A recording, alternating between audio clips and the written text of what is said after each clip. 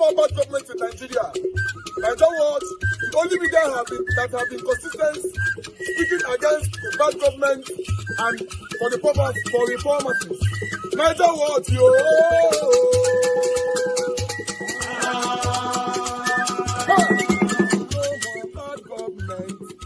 No more bad government. Niger what? No more bad government. Niger what? No more bad government. The only media that have been speaking. No more bad government. The voice of the voiceless. No more bad government. No more bad government.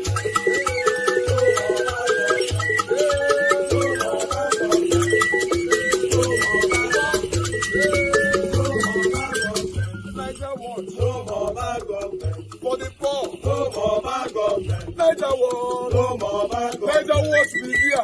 No more bad government. No more bad government. No more bad government. In Nigeria. No more bad government. No more bad government. No more bad government. The only media. No more bad government. The number one media in Nigeria. No more bad government. That have been speaking against government. No more bad government. For the voiceless. Voice for the voiceless. Umuwame. Voice for the voiceless. Umuwame. Voice for the voiceless. Voice for the voiceless. Voice for the voiceless. Voice for the voiceless. Voice for the voiceless. Voice for the voiceless. Niger what you? We have been seeing all you guys have been doing, and we recommending to everyone in Nigeria, saying that you guys are the number one. Niger what you?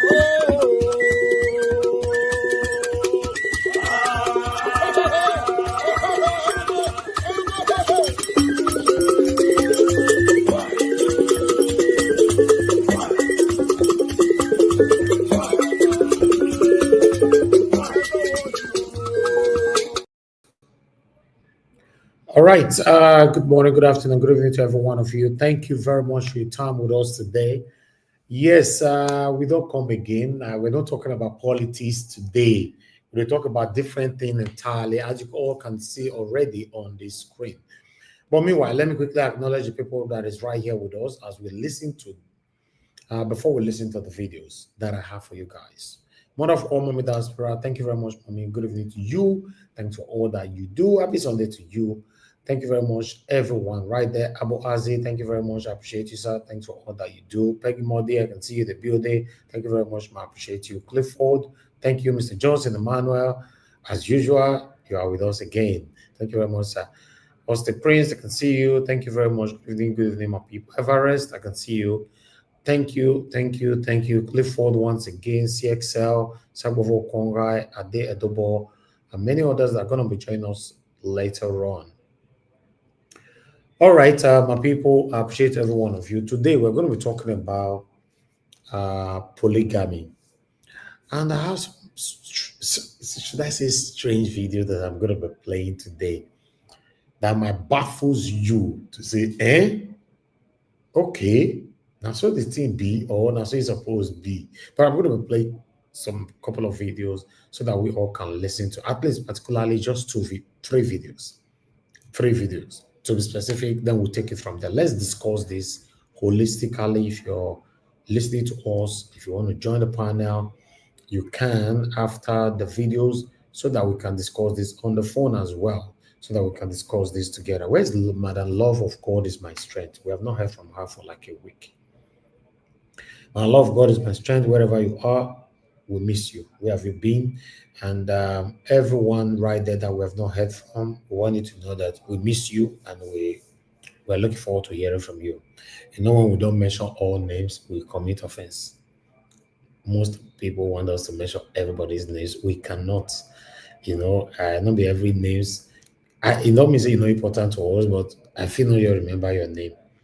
Or if you not come in at that time, or maybe my panelists now remind me, oh, this is so name before I now get to say, oh, because I'm a human being. Yes, my people, thank you. I bet we're gonna press on the like button. I have to quickly come in this time so that to acknowledge the few people right there before the comment section get. All right, we only have 25 likes. Although the visibility is quite low right now. So, but yes, we can take that out of that 25. We already have over 100 people listening to us. So press on the like button, my people, and take our voices far. You're listening to me right now, but you should press on the like button. Even though we know not everybody that likes us, that is watching, that want to. Most people watching us, they don't like us, and they don't want to press on the like. They are not interested. So if say you are one of the people that like what we are doing here, you can do your part by just pressing on the like and helping us to share so that our voices can go far.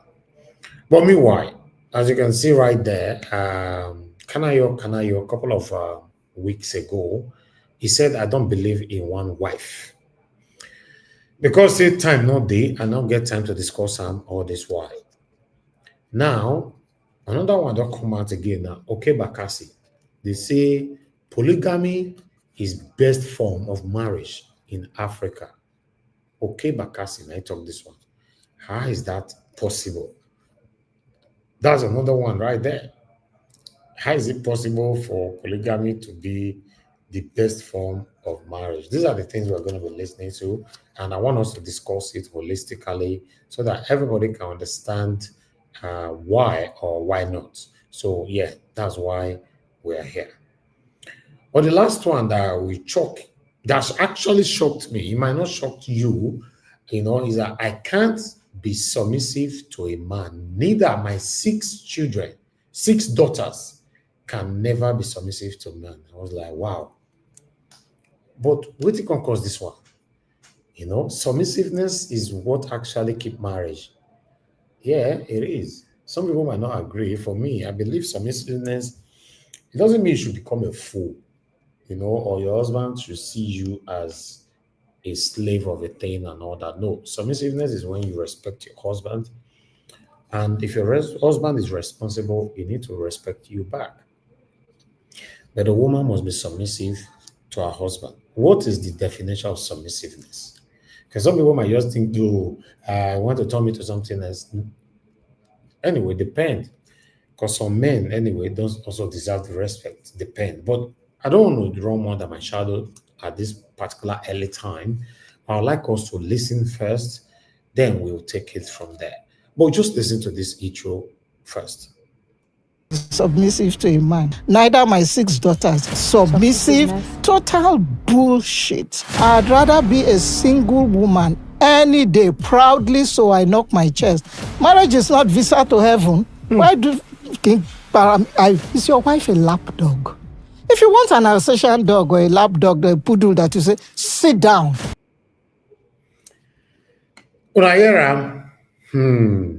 Now we hear more of that, right? Yes, it's crazy.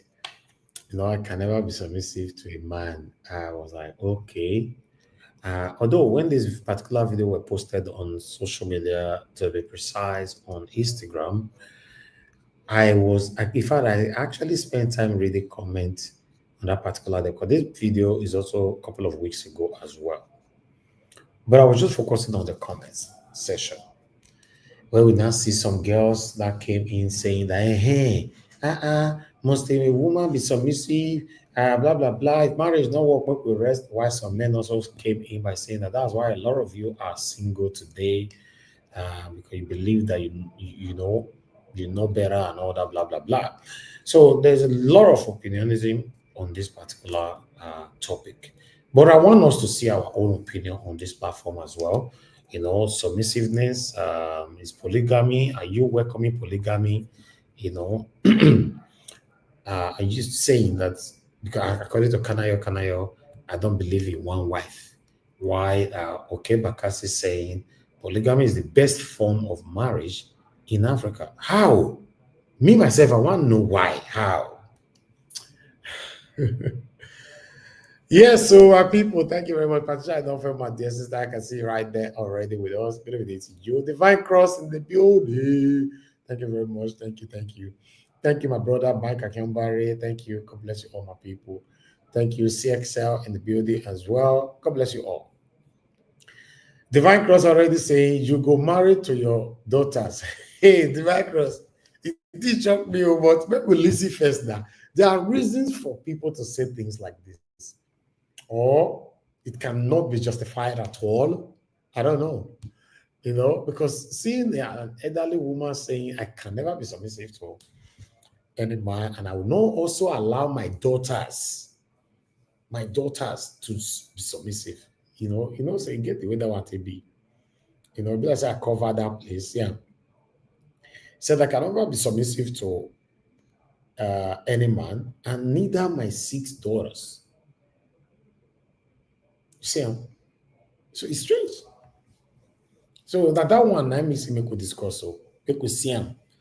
I go be. But meanwhile, let's listen to this quickly. Help us to share our videos and let our voices go far. Now God and God bless you. My papers is just coming in.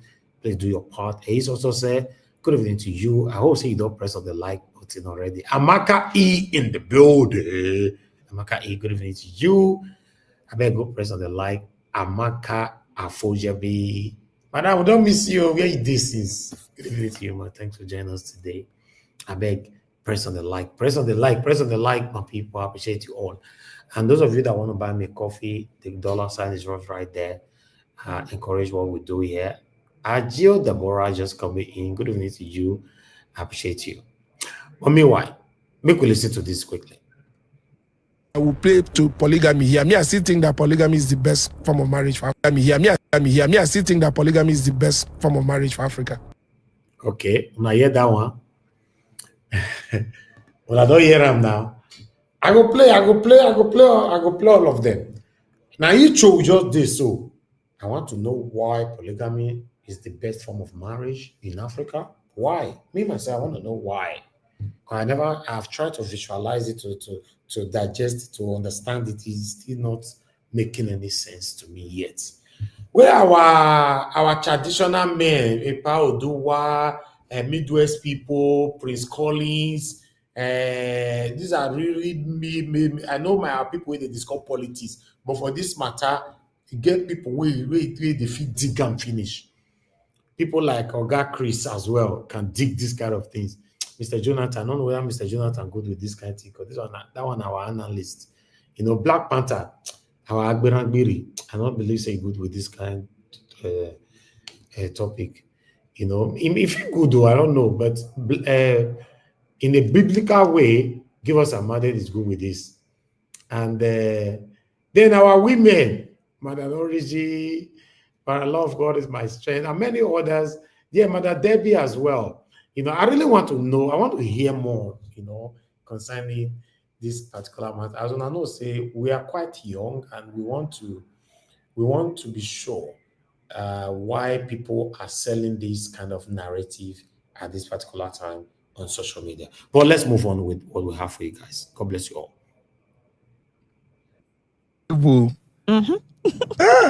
Grandma, Try to keep up. You try to keep up, Grandma. One warning: if you go to Unilag looking like this, you will cause problems there because you're too much. And but we are really very grateful that you are here. We are so honored to play host to you, and we are very convinced that at the end of this episode, as many people who go through life thinking about or worried about uncertainty because they don't know what tomorrow holds, they would be emboldened to take on challenges and live the very best life so that they'll be happy. Once again, thank you very much. God bless you, ma. God will keep you alive and well in sound health of mind and body, and would have people like you around. Mother Rita go with this kind of things. Thank God say she don't come. Yes, Mother Rita. When Mother Luke was with us, Mother Luke is also good with this kind of things as well. I don't know how people will go with this kind of topic, but I really want to learn today. Hey, I don't get super chat already from Amaka Fojebi. I'm very, very grateful, ma.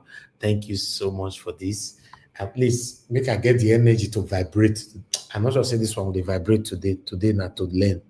No vibration, but let me have the energy, to and the time, the smile to listen.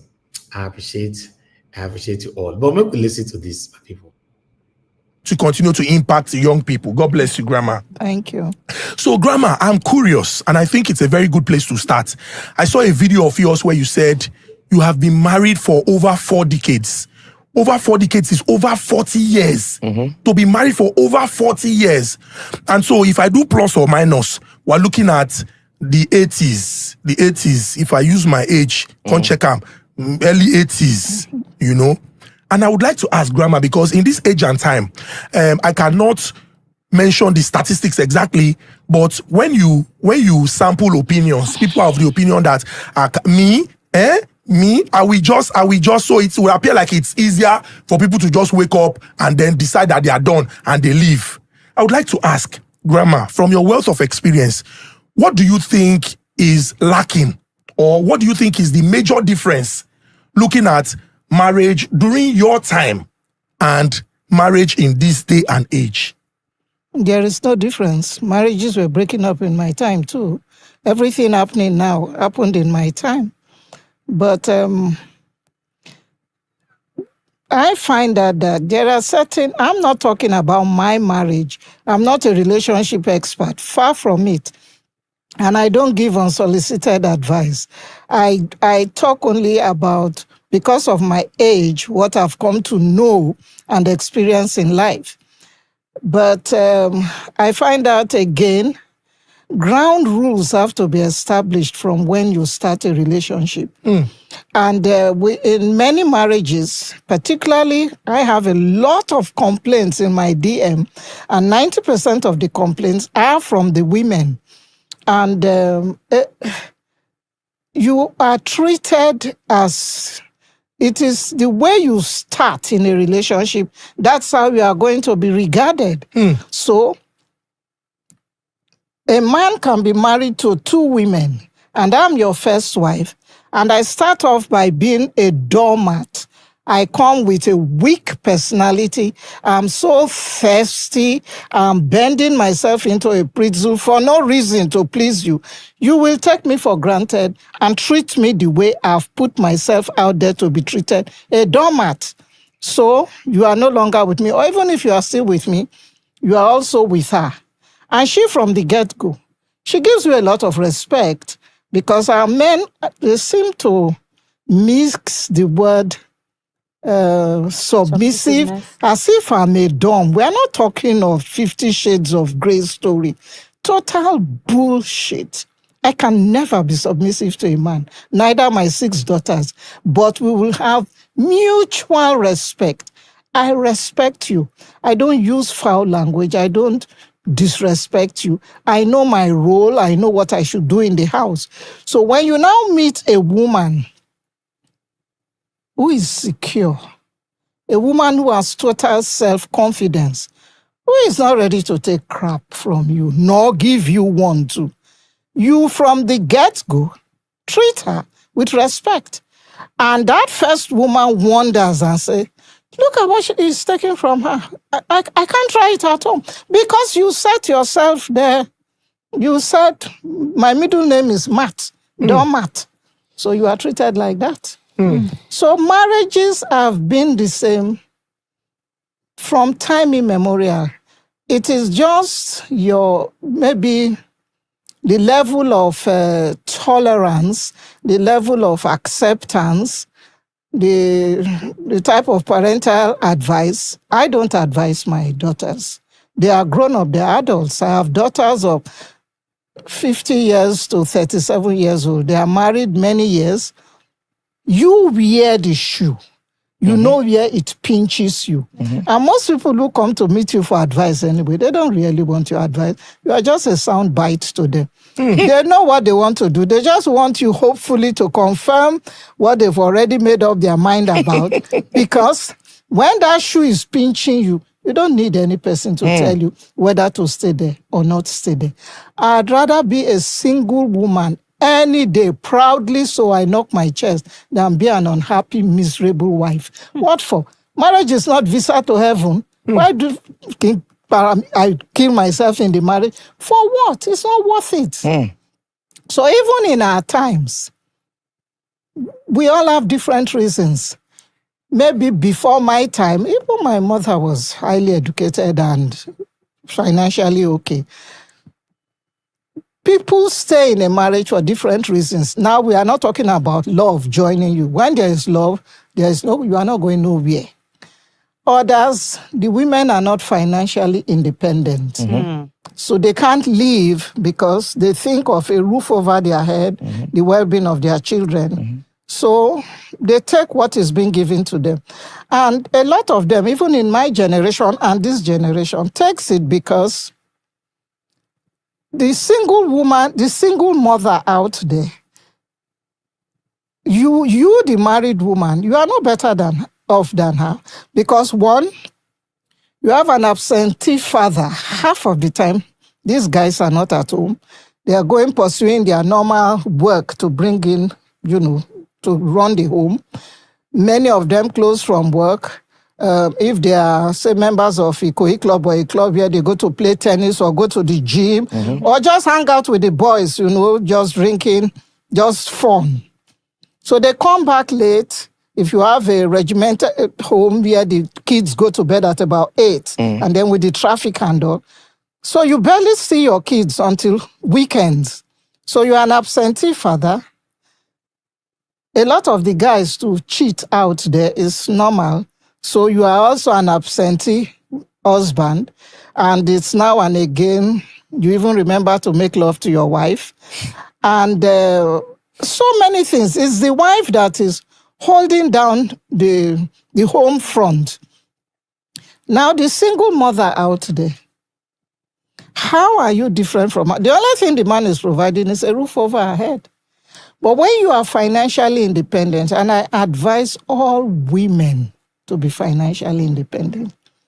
I advise all women to be financially independent, not because of you are thinking to check out, but because you would also be a backbone, the spinal cord to your husband. My last talk, I said, imagine marriage as a basin of water, and two people are carrying it. However strong you are, and you are putting the most weight, when somebody helps you to carry it, it's lighter. In this day and age, my grandchildren, I know the humongous school fees they are paying. Then they may be saying in homes where they are talking this nonsense about band A or no band A and B and C, electricity bills. They're maintaining cars, like coming to your place, the bad roads will spoil, knock your engines and the rest, your shock absorbers and all. Why should a man is not a beast of burden to carry all the weight. When you have a wife who is financially independent, she helps. A good wife should help you lift the burden.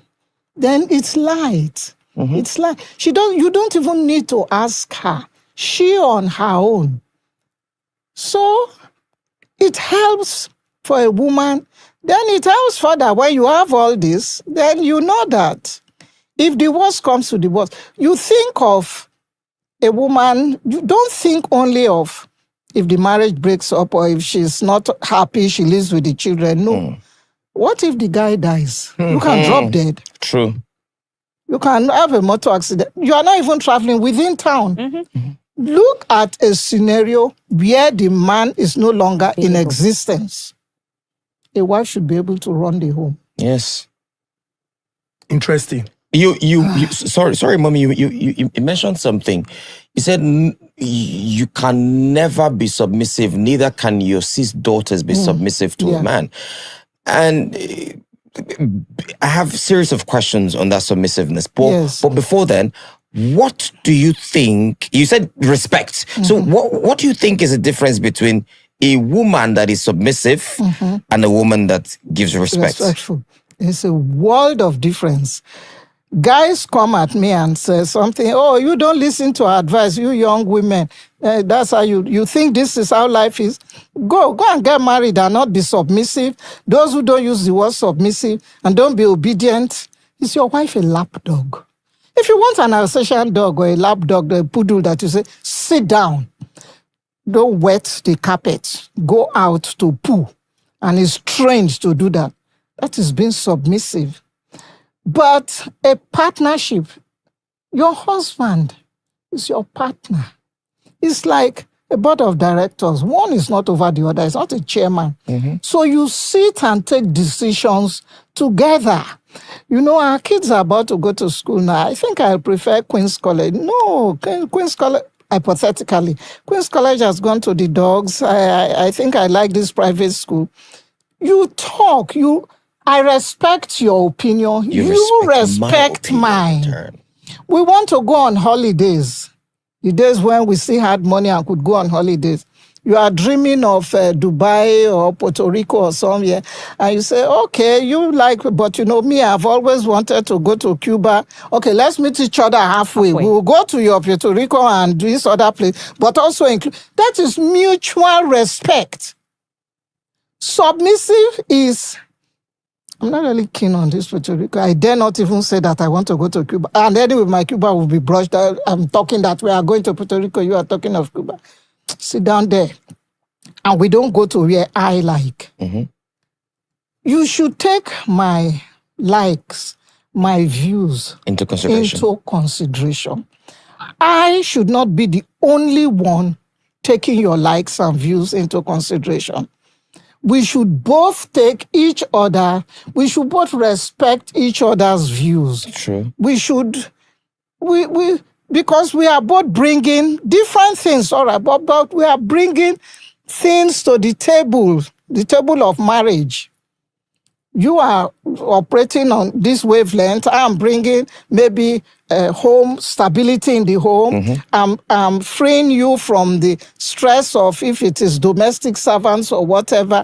You are freeing me from cars, or like me, I have no clue about a car. I don't know. Even when I drive the car and it's raining, I don't know where to put on the wiper. I can drive. My husband is the mechanic and engineer, anything to do with cars. You are saving me all that.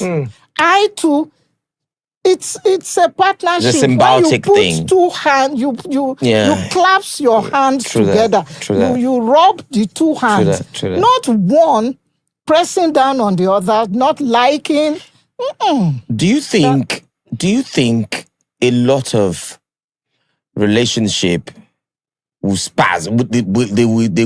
They are just managing, then go just reach points when they say they not feel whole and again, then go just do anything where they go just scatter. Because I turned on the mic the other day on the radio and I said, if your marriage expired yesterday and they say make you come today, come collect certificate. Another certificate you go collect, now you go make the marriage continue.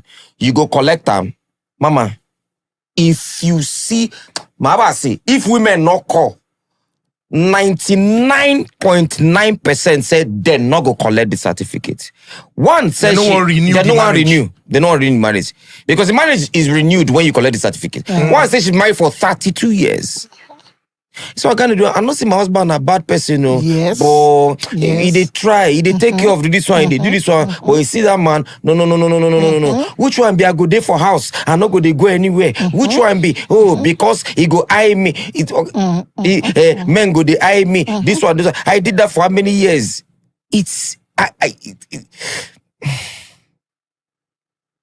Let me leave that to you.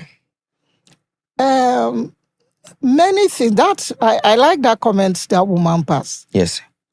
Two very good people can get married and the marriage won't work. There is something called being incompatible. Oil and water cannot mix. Never. So like I was say, you've lived abroad, you've schooled abroad, you're even working there. You come on holidays, you now meet a babe. Outwardly, she's very glamorous and sophisticated. You go to her apartment, it's all nice, and you see how she knows wine glasses. She dots her T's and crosses, dots her I's and crosses her T's. And you, to use the word, fall in love or infatuation or whatever, you are thinking of a wife that you say, oh, this is the type of wife I like. She will fit into, and I am so in my company, all those cocktails and corporate dinners that we have. She knows how to handle her cookeries, and then you start cutting her. She's putting on her best behavior because you are on holidays. You wine and dine her in all the best restaurants. She comes, you are based in London. So you do long distance. You are in 2 continents. You can do that for a year. But you don't really get to know each other.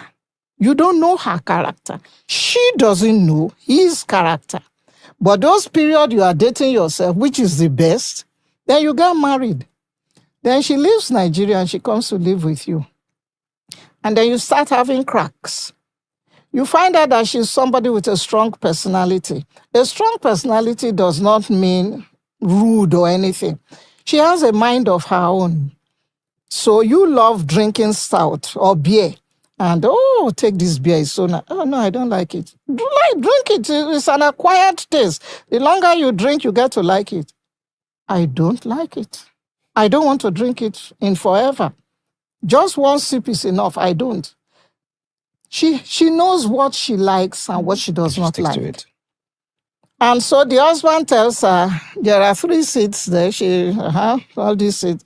Sit down there. And she said, why this seat? I think I like this position. I like that view. I said, you should sit there.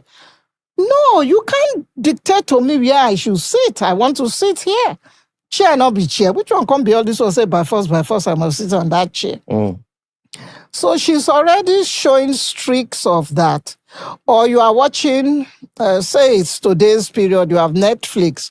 We all have different genre of movies that we like. You may like horror comedies. I may like action, thrillers. Some people would like horror, romance, and all. And then you sit and you want to. You are arguing over the remote control. No, I don't want all these motorcycle. Those people. All right, guys. Do you guys agree with her with a style definition for this submissiveness? Because if you listen to this woman, she started by saying, I can never be submissive to a man, neither my 6 children. Then she now started explaining what she means by her own submissiveness. Then, for me particularly, I can't confuse. Because do we still have men that will say, sit down there? You now say, no, this position is not good for me to watch the TV. I want to sit somewhere. The man will say, no, you must sit down there. This explanation for our submissiveness doesn't make no sense to me. Unfortunately, I'm sorry. Doesn't make no sense. Yes, that's why I was saying that. What is the proper definition of submissiveness? This woman doesn't know it. With all due respect. Look what she's saying now. Look at her explanation. I cannot be watching a TV and I told you I want to sit down in this chair. Then my husband has said, sit down there. Then you cannot tell me where to sit down. What's that? Then she's talking about going for holiday. In this postmodernism, we still have people that will say, it's a must. Your bundle, your wife put for luggage that we must go to this holiday. Obviously, it's something that you, your wife, your husband, your kids discuss. Even sometimes, yes, you and your husband might like it. Your kids might not say, they might say, no, I don't want to go there. There was a holiday that we wanted to go. My wife supported that holiday. Although she brought the holiday up, that particular location, then I supported. Then we brought it before the kids. The kids said, no, Nigeria, then they come. You see? They just change everything. My wife brought it to me. Then I supported. Oh, that's fine. Okay. When we tell the kids, at least, see. They changed the narrative. Say, no. They are going to Lagos. They are going to Nigeria. So this is what you put to the table. Everybody go talk. And say this woman, they talk, say, you sit down there, you carry remote. You not say, no, I want to watch this one. That's not the definition of submissiveness. If you are watching a movie, you like horror, you like action movie and all that, these are not the definition of submissiveness. For me, I don't want to talk about definition of submissiveness because that's why I said I don't want to run under my shadow. Maybe at the end of the broadcast, if nobody can get it how I am, to the best of my knowledge, then I'll bring it up. So for me, I disagree with her 100%. You cannot say I cannot be submissive to a man. 6 of my daughters can never be submissive to a man. Now, you're not telling us your reason. Your reason is remote control. Your reason is a share. Your reason is a movie we are watching. What's all that?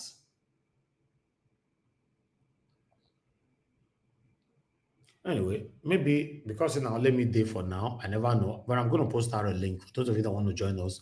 Because I want to learn today. But this woman's reason for submissiveness, me, I disagree. But particularly, me and you disagree. It don't make sense to me particularly.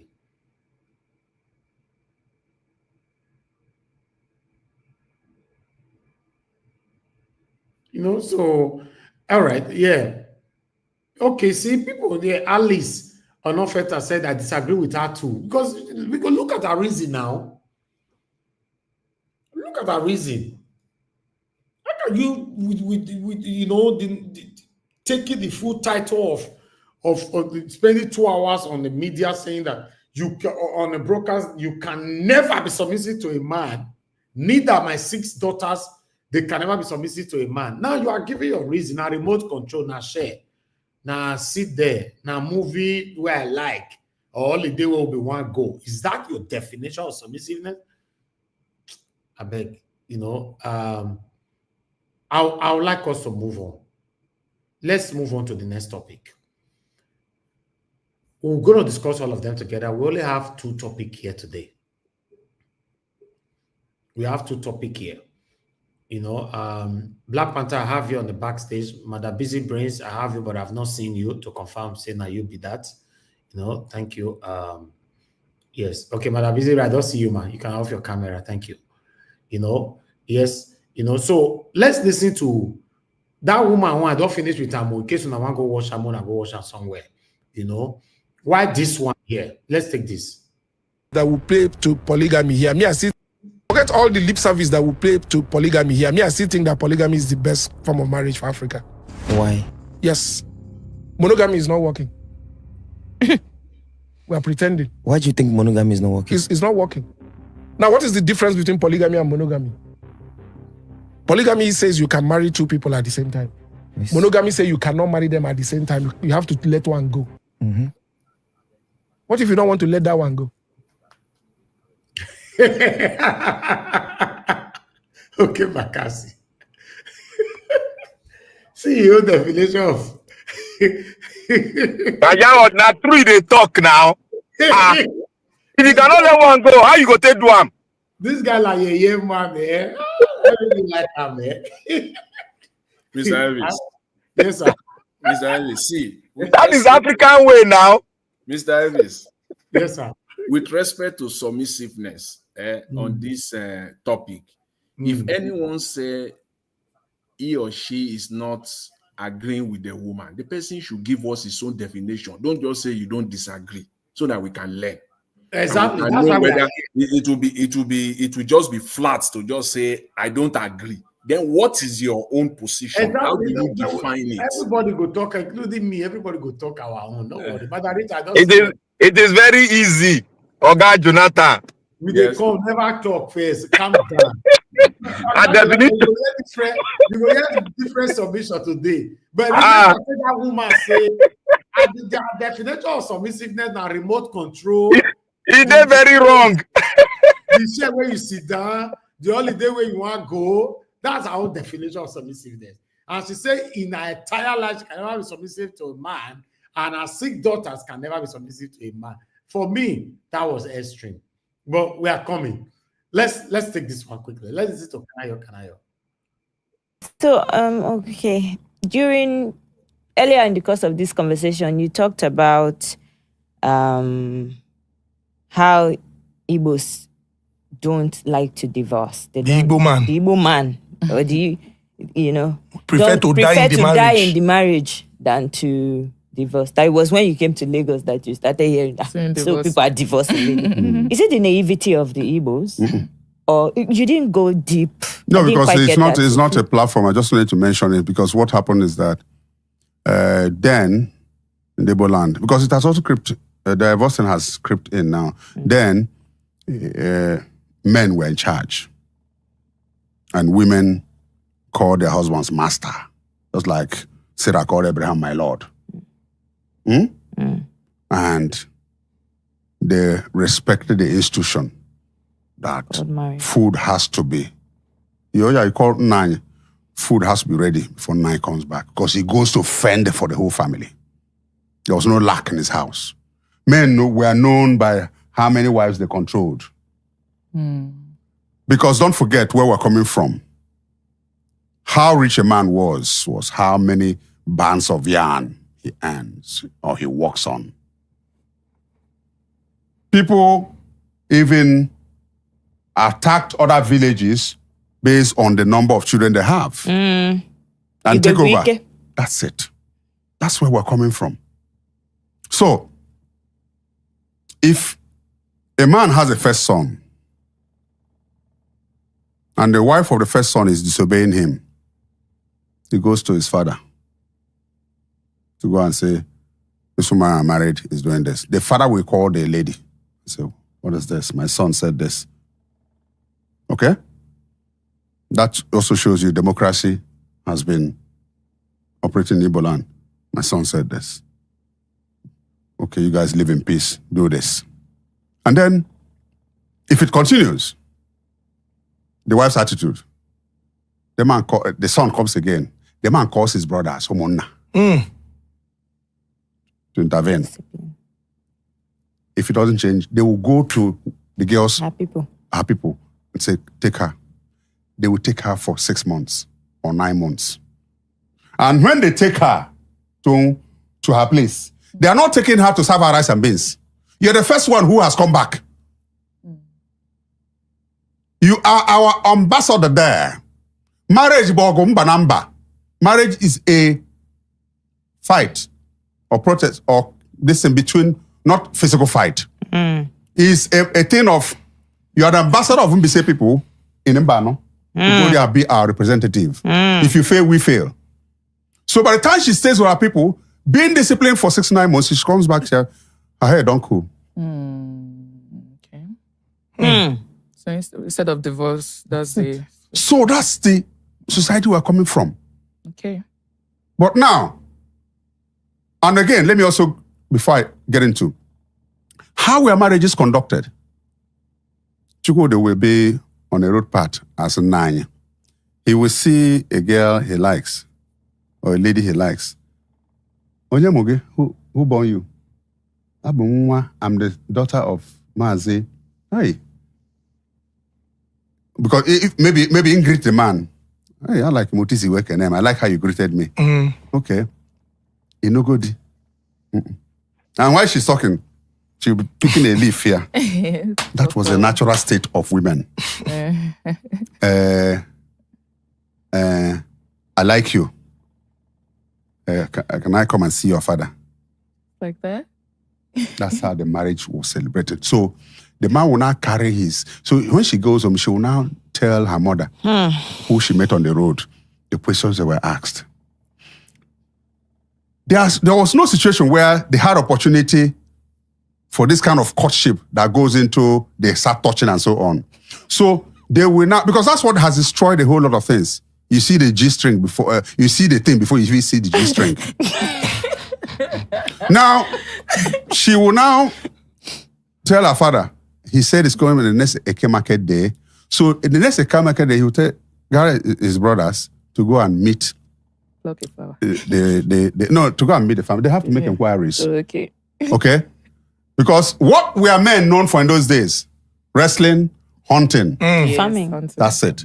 So you were not liking a girl based on boobs or this. Because it's all covered. So she brings, the thing is celebrated, brings her home. If there was a wife in the house, she would even join to go and bring this one because it's an extra hand in the farm. Senior wife. Secondly, that's one way marriages were celebrated. Another way was Mama Nuku. Mr. Destiny, I bet off your camera now. Off it, please. What you are showing, I don't want to be seeing it. Thank you. That's the first wife. Has a good friend. That's why all this sharing you people are not doing these days. It's not helping matters. It's leading to profligacy and so on. Now, Mama Nuku will call the husband after serving him food. My master, Chukwu Abiyama has blessed you. in my next world, I wouldn't dream of having any other husband aside you. But this farm work is getting too much for me and the children because I need an extra hand. Nah, anyway, do I read history? That's what is causing a lot of divisions and so on. So, Nanny will say, she will not say, I have a friend who will come and help me. So women brought in their friends to be wives. Troopers. Lol. Go and read. It's not what I'm saying on this program. Lol. And she will never. Just like Sarah brought Hagar now. Do you understand? So when she now brings that one, now they hear now. So women now you're this selfish, so they come out to share. Una know they share. Una they hear now. That's the talk. So don't be talking more. Will allocate room and she starts procreating. When it is another time, that one may see her friend or say, nah, I need an extra hand. That's how men had wives. Because the strength was in the farm. And the more hand you had, the more you were. So, but these days, what do you see? People who are pushed up here. That's what I'm saying. No character. No character. And character is everything. Whether you like it or not. Character. We're not saying we should go back to the dark ages. We're saying there are values we must bring from there. I don't believe in one wife. It's not our culture. It's not our tradition. It's not who we are. These are imported things into our environment. Our strength lied in, so Oyibo would support mistress, but they won't support polygamy. Are we not stupid to be still aligning with them? I don't want to mention names, but you know who I'm talking about in the world. Started a mistress here and then become something. I don't want to mention names. If you're a historian, you will know. Yes. So why wouldn't they support? I know. Oh yeah. And what is mistress in Igbo in our culture? Iko. Really? Napumia. That's what they call mistress. Now, Iko comes to cook. And Iko holds the child for the wife to go and cook. Iko would even feed the child. Okay? And what Iko is mistress. Iko Dia is even a name. Yes. When the man closes from work, he goes to the Iko's house. The wife knows that's where he is. Sorry, Side sir. chick. Sir. Did he marry? He married the wife properly, right? Of course. But Iko doesn't want to get married. In the culture where we're coming from, that's how it is. They may get married later. I heard a woman in my village who used to call me Kum. Yes. She liked me that much. I've never had an affair, but it was something whenever she calls me Kum, I would start laughing. And she knows I was shy. Do you understand? So what we're talking about here is what Oyibo are brought to us through their own culture and so on. There are certain things we must start saying, it's not working with us. Yeah, so that's what I was talking about, divorce. So there was no occasion for that. Because an abomination. It will not end. It will be that when the next girl is going to be married from that family, they'll say, Hana alapa alao. That's Hana notana. You want Hana, they say for husband house, so. Madness is because what they used to ask in those days is when you see a girl, the inquiry you make is this: does madness run in their lineage? Akoko. Do they die young? Does the mother always oppose the father? If these things are absent, you go and bring the girl in. Don't ask whether she's fine. No. Every woman was fine, and that's the original society we're coming from. How she is, you did find like that. But these days, you get money. I hope the guy they drive. We're not saying people should not be exposed to comfort. What we're saying is this. There are certain things you're asking for that is out of the question of how to build a thing. So I would take leverage from stability of how our fathers did it. Just like part of what I will have to tell you on this program, the Igbos have the best definition for election. Ndoro ndoro. Ndoro ndoro chichi. What does that mean? Power is not freely given. Drag. Oh, okay. You have to drag it. Do you understand? So it is with this marriage thing that there was more peace when men were in charge. Men are no longer in charge. And that's what is leading to all this. A woman is married. She has 3 kids for another man. And the kids are all fathered by somebody outside. 15, 20 years before you find out that your kids are not yours. Arrow, abomination. Okay, you talked about how men used to, men should take charge. Take, when they take charge, they earn the respect by being the head, or, Do you believe in, because this society right now, everyone is working. So some men believe that,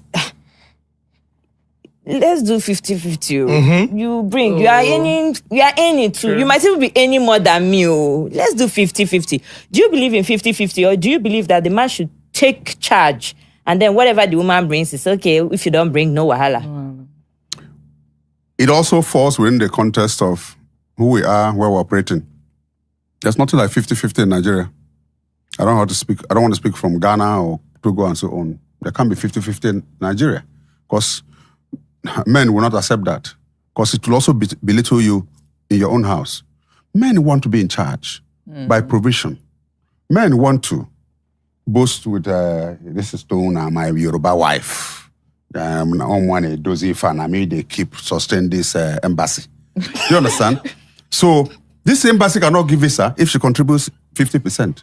So the man wants to be in charge by buying anything. But what we're saying in the present economic reality is, Onya Kadi, person will hold, make him bury him, Papa, not be the first son kill him. So having said that, it means women must be empowered, not to the extent of disrespecting their husbands, but be empowered to the extent that if anything happens to the man, they won't have to struggle too much to bring the children up. But must not be to the extent that you now oppose your husband because you earn more. It cannot be. This is Africa. We, as much as we support our women, we still come from that background where a man will finish eating and leave his plate. It doesn't make it right. Neither does it make it wrong.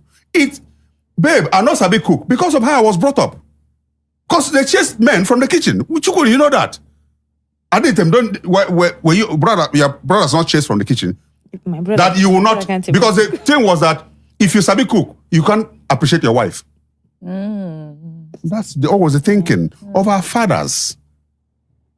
So they restrain the men from coming to. So a lot of us only know how to cook water, boil water. Do you understand? So this is the background we're coming from. And that background has restrained some of us from the things we do. And we still live with it. So there's nothing bad in helping your wife bring out the soup from the deep freezer before she comes back from work. But it must not be a situation where you come back and start making Indomie for the man. It won't work. We're Africans. And the way we live is communal. If you meet us out here and you start calling me Kanayo, I'll give you a knock on the head because this is true. As an Igbo man, you cannot call me Kanayo. Who born you? That's our culture. Why do you Yorubas lie on the floor? You see your binogo. Very good. That's what it is. So please, if you live in Africa, especially Nigeria, live within the bounds of your culture. I agree. If you want to do Oyibo, go abroad. Igbo people want to shake you. You put 2 hands. That's respect of the highest order. Can't be shaking someone who's your senior with 1 hand. It's not done, no matter how much you have. Even in your place, if somebody like the Abrebas, Items, and so on, if their son is governor and their old men are talking, the governor go there, you're not going to say that he be governor himself. He can't talk. That's where we're coming from. And we must maintain it. You don't Ndichi are talking. And because you're the governor of a state from that community. No, you won't come back there. That's the kind of culture we come. That's kind of background we relate because there's hierarchy in everything. Which are governor. You don't come back. Do you think there are some practices that are harmful, like especially to maybe women and the girl child? Of course. Like the cooking one is a survival skill. Of course. No, the cooking one cannot be amongst the one. That should be an understanding. The harmful ones I don't want to start quoting law here. The harmful ones like inheritance. Okay. A woman cannot inherit. Of course, the Supreme Court has ruled on it that the woman can inherit. Do you understand? It wasn't the case. Don't also forget that when election. Okay. I'll stop that right there. Make we for move on. But before that, we hear this one once again. Submissive to a man. Neither my 6 daughters. Submissive. Total bullshit. Okay. Now don't hear that part.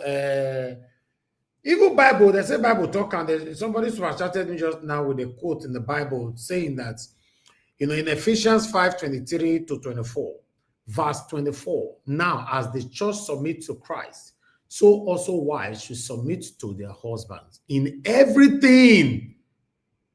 And I say, so postmodernity does change many things. So, but meanwhile, I'd like to hear from people. Everybody have a different view on this. Although the first view what we don't see, I disagree 100% with that woman.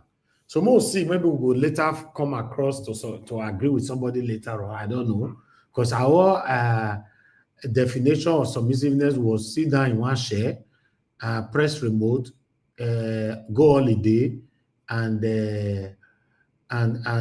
what again? One more thing. Movie, watch horror movie or action movie. So it doesn't make no sense to me. But meanwhile, I appreciate every one of you, my people. We are going to start talking right now. We have a full screen. So let me pick some calls quickly. For those of you that want to call in, because Mother Deborah and other, you guys were calling in already. Yes, quickly call in and let me take your call. Maybe I might just take 1 or 2 calls quickly. Move on to the panel. I really want to hear from people. Like as I talked about before, me come here, come learn for especially this particular topic today. Now learn. I mean, want you learn. I want to know why. A man should have 2 wives or marry more than 1 wife, or submissiveness, is a bad thing.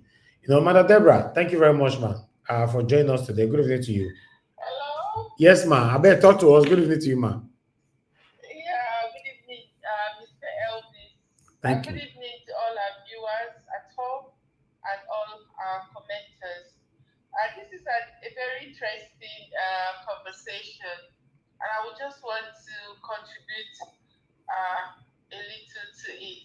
Okay, ma'am. First and foremost, I think, Mr. Elvis, if you listen to that woman's submission, because I think I pay attention to what she's saying, a lot of people just took a bit of what she just said and they ran with it without really understanding the context of what she's trying to say. And that's the problem with a lot of our people. They listen to something, but they don't really critically look at what that person is trying to say, and they take what the person is saying out of context. Like you were trying to say that she was making reference to holiday, to remote control. I think she's just using that as an example. She's not saying that is the main reason of what submissiveness means. If you listen to the earlier part of our conversation, she talked about mutual respect. Then she said both parties should respect each person mutually. And then she went on to talk about incompatibility, that's one of the reasons why there are problems in relationship or marriage. Is when she talked about incompatibility that she make example with maybe remote control, people not being compatible in their likes and dislikes. So I think if you really listen to her conversation critically, you understand where she's coming from, and not just think, oh, she's saying submissiveness is when somebody said, no, you can't go on holiday, or no, you can't. I don't think that's what she meant. Okay. So, But she mentioned what I remote really control. want, Now make me talk. And she mentioned share, Ojoko. She mentioned. no, she's just making an example. She's Oh, just saying, okay. she's saying people can be incompatible. That, for example, maybe both of them. So are you are working so in, you so you are saying now that a statement by saying I can never be submissive to a man, not neither my 6 children. You support that statement, right? It depends on you. You are not getting. I think if you listen to this is the issue I'm trying to say. People are not looking at the context. I think she. If I had to listen to her critically and analyze what she's trying to say, I think she's trying to say that you see, she even make example with like a dog, like telling a dog, you sit here, don't stand up. So try to understand the context that she's trying to say. I think she's trying to say she will not want a situation where somebody is about control. She's trying to say that Okay. she will not want to be in that situation where she can be controlled like a dog. That you will say, sit here and don't do this. And it's only the man that will always want what he wants to work, but he will never listen to what the woman wants. That she doesn't want either herself or her children to be in that situation. So to me, I feel her what she's trying to say, if you really listen critically without being biased, I think she's trying to say she wouldn't want to be treated like a dog, that you can that you will just say, sit down and don't go here.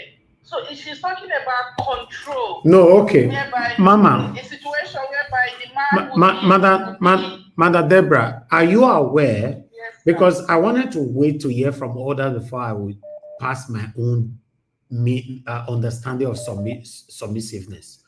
This woman, for me, I totally 100% disagree with her, because you cannot come in and be giving irrelevant reasons to that bogus statement. I can never, the word never, be submissive to a man, neither my children. Then your examples, according to how you are reinterpreting it now, is still not, according to our statement, still doesn't make no sense. Submissive, submissive to your husband is an act of honoring and respecting one's husband, while also trusting his leadership. Let's get that right. Trusting his leadership and feeling empowered to share one's opinions. It is not about living in fear. It's not about living in fear or being a dominant or dormant, but rather about being strong-willed, or rather, okay, let me put this in the different perspective. Humbly submissive to your husband means that you are humbly sharing your own opinion. I mean, humbly. Maybe your husband comes in the evening. Hold on, man. You will speak. Your husband come in the evening and you have something to discuss concerning the kids. He don't eat, he don't do everything. Honey, there's something I want us to discuss. Different from you passing it as you like, after all, at 50-50. So humbly sharing your opinion with him, it means not invalidating him, especially in front of others. Right? With that statement from that woman, that is a low. You can see how many girls or women are not treat their husband. Invalidating him, especially in front of others, it means trusting his decision as the leader of the home. Trusting his decision as the leader of the home, while feeling a power to give your own point of view. So, Oni, you are right on this. I agree with you. But don't you think we should also do it this way? That is submissiveness. Not that your husband is talking, you are saying, no. We can never do it like that. We can never do it like that. Then, excuse me, Mr. L. yes, ma'am. You are correct in your own context. I want to analyze this. Let's assume we are in a master's class, but you see, there's no right or wrong. It depends on the context that you're coming from. And I agree with you 100% in your own context. But you now try to look at the The reason why I'm not listening to her at all, using the word I can never, and I will not allow my 6 children to be submissive. A lot of children's life will be destroyed by that statement that you saw. Not every children that will have the patience like you, madam, to wait to the end of that video. Mr. Elvis, you see, this is why I said sometimes we need to how will I put it? We need to understand. You see, no one's glove fits everyone. That's the more reason why if discussions like these are held, you cannot just look at one particular contest and just say, okay, this is the contest that fits everyone. So you have to look at it holistically. Don't just, I can understand where you're coming from, and I'm still trying to understand the context that woman is talking about. That woman is talking about the context of where it becomes like control. Do you know that the contest she was trying to pass would have fly if she did not start by saying, I can never be submissive to a man, neither my 6 daughters. That word have devaluated her statement to me. But let's hear from others. Thank you, ma'am. Then secondly, let me just talk something briefly about what's his name? Kanayo was trying to say.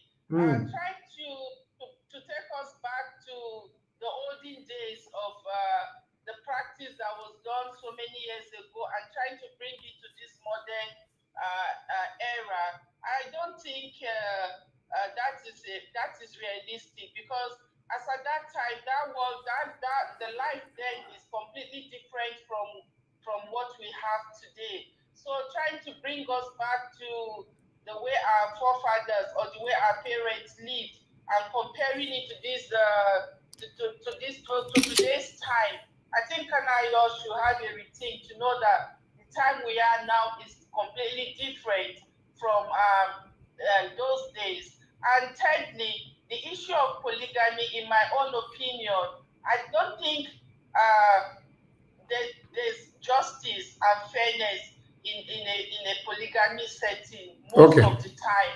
I remember when I was growing up in the north, even the northerners that we think they married 4 wives, I remember as a child when I was in the north, I saw some of my friends that married into polygamy, and I always see how unfair some of the women are being treated.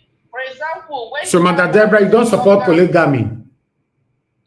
No, because I saw, like I was born in the northern parts of Nigeria, and I saw some of my friends that were married into polygamy, and I saw the gross injustice that was taking place. For example, now, I remember after our primary school, they marry quite early. I have a friend that the man married her as a fourth wife, and the man was treating her 100 times better. The other women, he won't give them money for food, but he will give her money. The other women who were there, maybe not that one, and they cook better food for her now.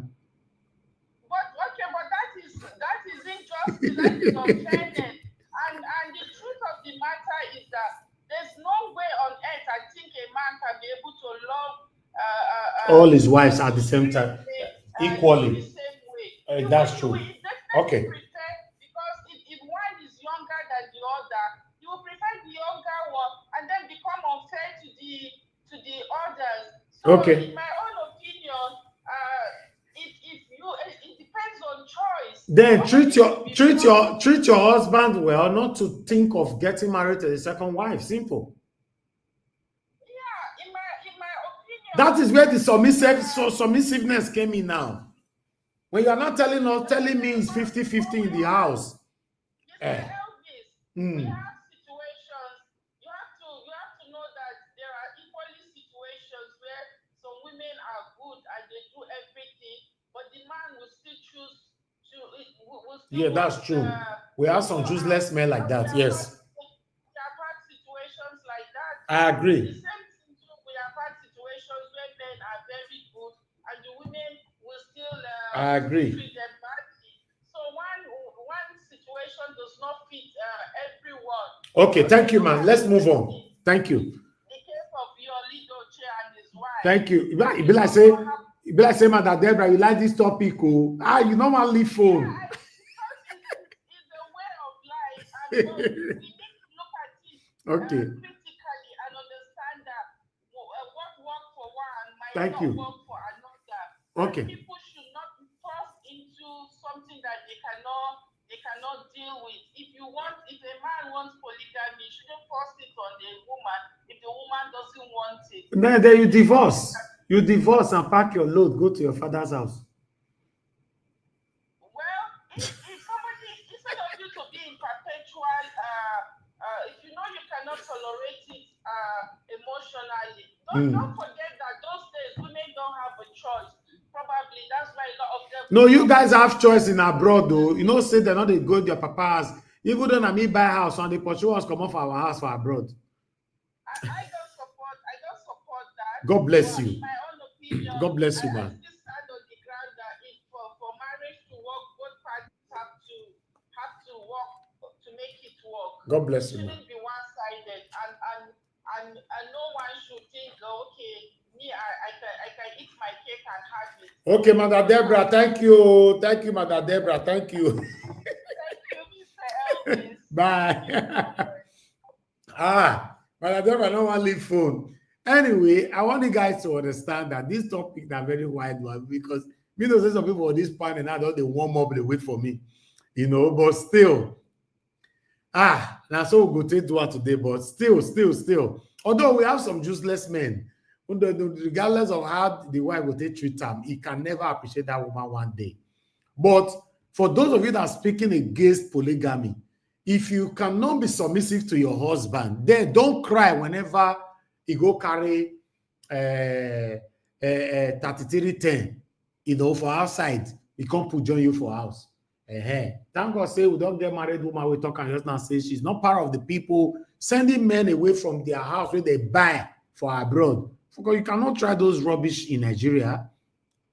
Say you did my house, you know, me and you, anything can happen, you constantly say, man, I say, come out from my house. No. Now only abroad they flex all these satanic muscles. That's why you see most marriages is crumbling every day in abroad because most women are taking charge. You know, submissiveness has become something else to them. Submissive to your husband doesn't mean that you are becoming a slave.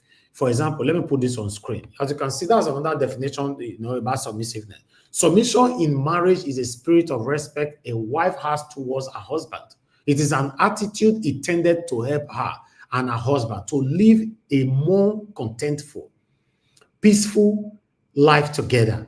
Problems and disagreement between a husband and wife in marriage are inevitable. Just be submissive. Know the right time to speak to your husband. Know how to approach your husband. You know how to calm him down when things are. That is part of the submissiveness. You don't need to be submissive and say, go and wash my car. Go and do this. Go and clear all the bush in the area. I don't understand. You know, pressing remote. See that dead. Nobody is doing that, my friend. Now only village men, they treat their wife like that. Just be submissive means that you know the right time, even though your husband is passing an opinion that is against your wish. Let him speak, finish. When he now finish, approach your husband with so much respect. Okay, honey, I've been listening to you. You know, I really understand. Just like the way Madam Deborah they talk just now. I really understand where you are coming from. You know, but don't you also think we should look it in this area? The husband will say, not true. I don't say it like that. But not be saying you'll be saying, oh, before you come from work, your wife don't go paint living city room purple. Say, why? No, I just saw it. I think the living room should be purple. Without not seeking permission from you, nothing at all. Is that submissiveness? So there are a lot of things that is going on in marriages that are not making marriages to work today. That many of us are not seeing. Many of us cannot digest it. Argument or egoism and all that will not allow us to understand that no, it shouldn't be like that. Although, like I said before, there are so many useless men. No matter how you compose yourself, restructure and re-augment yourself to approach them with a vital discussion, they will still not understand. They were created those kind of men, they were created to be useless forever and ever. So we know them. Yes, but let's talk about the realistic view, understanding, perception of submissiveness. You know, because if you cannot be submissive, that's where the other topic will come in. Polygamy will come in. You know, if you don't want to give me divorce, I'll marry another woman. Now you yourself will give yourself divorce.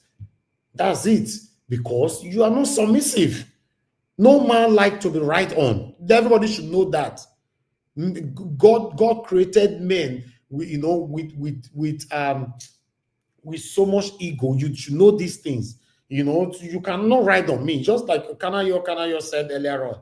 You are any more than me, for example. You don't respect me anymore. You don't want to listen to me anymore just because you believe you earn more than me. Marriage cannot work like that. That's it. Any respectful, responsible wife, no matter the amount you are earning, even though you are earning 90%, you know, or over 10% that your husband is earning, you know, you're still supposed to be respectful. Respect your husband. You know, even though I know that respect should be reciprocated, but we know what they talk about. Let me hear from others. Thank you very much, my people. I appreciate you all. Good morning, good afternoon, good evening to every one of you. Help us to press on the like button, help us to share. And let's take it from here. Maybe we might hear a different opinion that will take us there. But meanwhile, more and others, make I play this particular video again. Now, just 30 seconds. We'll play to polygamy here. Me, I still think that polygamy is the best form of marriage for Africa. Why? Yes. Monogamy is not working. We are pretending. Why do you think monogamy is not working? It's not working. Now, what is the difference between polygamy and monogamy? Polygamy says you can marry two people at the same time. Yes. Monogamy says you cannot marry them at the same time. You have to let one go. Mm-hmm. All right, okay. All right, guys. Let me call on the first person on the panel today, which is Black Panther. Black Panther, a bit like saying that the women for life will hear from first too, you know. Let me talk for that. Get my while I come for road. First of all, you can't jam me for head. Okay, talk to us, my brother. Go ahead. 8 minutes. Thank you, Mr. Najawash. God bless you. Today's topic is a topic that those of us that are in it has a lot of experience and has a lot to say. But before I go further, I will say thank you to all the panelists. Thank you. May God bless every one of us. I will say also thank you to our great mother. You are mommy in diaspora. You are a diamond to me. I treasure you. And one thing I ask from God is for God to continue to give you divine health. Very, very important, so that you can reap everything. You can harvest what you have planted. In Jesus' mighty name. And I have to thank those in the comment section. Top notch to you guys. Today is like in the front of a lot of people's eyes, like we have built a wall between the male and the female. It's not like that. But there's one thing I want to say here, first and foremost. Here, the first video I watched, a lot of people say contest. She's speaking from the contest. You see, when you are trying to pass an information that will affect the life of people, that will change the doctrine that you did not put in place, but you are trying to change it, you must be very mindful of your word you use, because your word can make and it can break. People come and they say contest. Nobody's, see, critical thinkers are few, while the regular thinkers are in billions. So what you're saying in respect is that you need critical thinkers. Then therefore, you need critical thinkers to hear this before they go and marry. How many women is ready to be a critical thinker? That's the problem we have in our society. And one thing about this marriage issue itself, it's an institution whereby you cannot be outside and be dictating it. You cannot be standing in your palace and be saying you are telling somebody on how to go on a marriage. Marriage is a school. Everybody got to be in it, to know it, and design your own way that it will work for you. But you don't go against the norms. the ethics, they lay down rules of it all. If you go against it, it starts affecting you directly or indirectly. One, Mr. Niger was made mention of submissive, and he gave a very strong definition which everybody should agree with. But when from the part where that woman was talking about, that woman was talking from the point of she has gotten a very bad experience. You see, people that talks like this, they have bad experience. And that is why I say marriage is two ways. But if she has bad experience, she shouldn't drag her children into it now. That is what, before she will say, I can never, that means she has bad experience. You cannot experience good and start saying evil. Yeah, but she should follow that bad experience on her own and leave her 6 daughters alone. That is it. That is one thing. If you have encountered bad experience, you have to sit down and look at it from your point of view, where you went wrong, where the other person went wrong. And when you want to advise, you advise the ones that are going in, how to process it, how to go about it. And these are the norms. Don't break this. If you break this, you get this. These are what are we expecting from our mothers. It's not, you know what is going on now. Eh? You know, like what is happening in when some men want to become women. And I would take it like this: you cannot change the norms, the rules laid down on marriages by just pronouncing or try to change it that, oh, women I cannot allow my daughter to be submissive. If you are not submissive, therefore, don't get married. It's even in the Bible. If you don't want to be involved, don't abstain from it. If you want to be involved, follow the rules and regulation of it all. That's it. And you got to be committed. When you are committed, everything goes well for you. But in the aspect of you coming out to say you will not allow your children, 6 of them, that is not good, and that does not go well with your kids, because your kids might experience different things which you have not experienced. So on that context, you cannot say you will not allow your children, because their children, if they are themselves, why you are yourself. You can only win some, while some will not agree with you because of their own experience, because the way they see the person they are going to get involved with. Those are the kind of things. And one thing about it is that marriage is patience, endurance. It's not meant to be violent. But when the violence comes into it, then you can either opt out of it or you seek for something that will amend it. But not when you just come, if you are not involved in marriage, you just come and say, oh, if you don't do anything, just divorce. You see what our actor, the great actor, just said here. I understand and I totally agree with him. You see, you know I agree with him. We are trying to use another tradition to ride on our own tradition and change the totality of our own tradition. What are we getting? You see people having breakdown of marriages and breakdown of institution. Now, if you look at the Jews, what our elder brother said about marriages in Africa, in Nigeria especially, the Jews still follow the same process. Before you get married, you go and meet the parents, you meet your parents, for your parents to go and meet the other parent. The Jews still practice it up to date. Humility, humbleness, submissiveness, they still practice it. That is why you see, if you go and check the breakage of marriage with the Jews, it's very, very low. Come and check it in the Western world. It has broken the roof. And that is what we are practicing. We want to go and emulate. That is why I say tradition, don't throw away your tradition. Try as much as possible to amend it.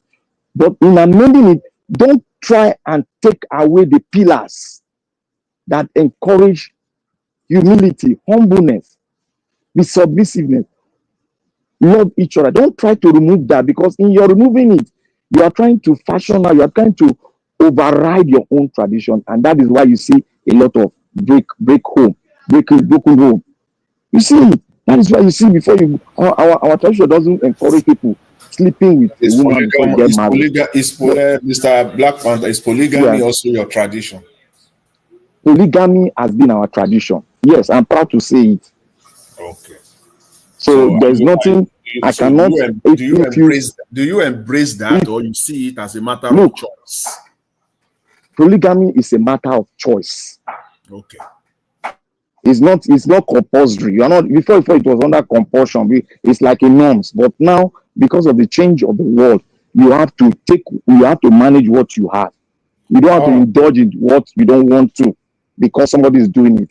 So in this case, please, everybody should talk on his own experience and bring your experience to encourage and advise the people coming in. You don't need to come and change the norms of marriage. If you change it, you are going to have a catastrophe. And that is what we are having here, where you override your own tradition, override it with Western world. That is what you can amend your own tradition and make it suitable for you. But don't take away the pillars that hold marriage, because marriages all over the world is being attacked.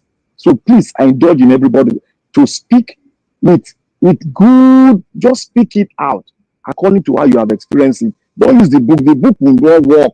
If you use the book, it's not going to work. It's experience that makes it to work, so that people will look at it and amend their own way when they get inside. That's the only thing I want to say. Thank you, Mr. Najawatch. Thank you, Black Panther, my brother. Thank you. Maybe other people's submission later on might trigger you to come back again. But meanwhile, let's just move on to others quickly and hear what they have to say on this. Midwest people, thank you very much, sir. I'd like you to talk to us. Good evening to you, sir. Okay, you are not there. I'll just move on to Madam Busy Brains. Madam Busy Brains, thank you very much, ma. You were here first, but at least you logged out and came back again. If you are there to speak right now, let us know. Good evening to you. Hello, Guy Elvis. Good evening. Thank you, ma'am. Good to my hear from connection you. was playing up, so I had to change my device. Oh, wonderful. Yeah. Thank Happy you, ma'am. Sunday. Good evening, Sunday. my fellow panelists. Good evening, Mommy D. I hail you, Mommy. Honestly, really, really appreciate your consistency. I now know where Mr. Elvis got it from. This level of consistency is by the grace of God. It can only be God. Thank you, ma'am. You've brought a topic here today that is very there's no one fixed, no everybody's opinion would differ, but it doesn't necessarily mean it is wrong. Most people will bring their own experiences, what they've observed, what they've seen, their own learned experience to it, but I think the scripture is the main place that we go to, except if you do not prescribe by the word. You are not a Christian. That is different. Your angle you approach marriage would be different from any. So your ideology and the doctrine that would guide you in the decisions that you make while in marriage will definitely differ from somebody who is a Christian. And unfortunately, a lot of people, now I'll narrow it down to my fellow Christians, a lot of people who prescribe that they are practicing Christians, most at times it is lip service, or when they want something, when they want to get out of a situation, or when they want to use the gospel to manipulate you to see them as holier than thou, then they come to you in the guise that I am a Christian, so that whatever, that is the first point of manipulation, so that you just assume this person is Jesus Christ's younger brother. I will start by what this lady said about submission, and I think you gave a concise definition of what submission is in marriage. But what is submission according to the English dictionary? So it says submission, right, is the action of accepting or yielding to a superior force or to the will or authority of another person. So for example, they were forced into submission. So being submissive is subjecting your own will under another person's authority. Yeah? As a Christian, the Bible says that wives submit to your husbands. But it also goes on to say husbands, love your wives. Now, which husband can you love two women at the same time? Even God knows that you cannot love him and love money at the same time. You will have to choose one, and one will definitely have to suffer. Even in the Islamic religion that advocates for polygamy, you can marry as much as 4 wives. It also puts a caveat, as long as you can treat each one of them equally. So, as a Christian, for me, submission, if I'm going into a Christian marriage, it is expected that I will submit to my husband. Hey, but now this is where it goes haywire. It means that as a woman, the onus is on me, seriously on me, that I do not get a fool, a stupid man, a nincompoop, a sit down, go do, a 50-50 man, and expect me to submit my will.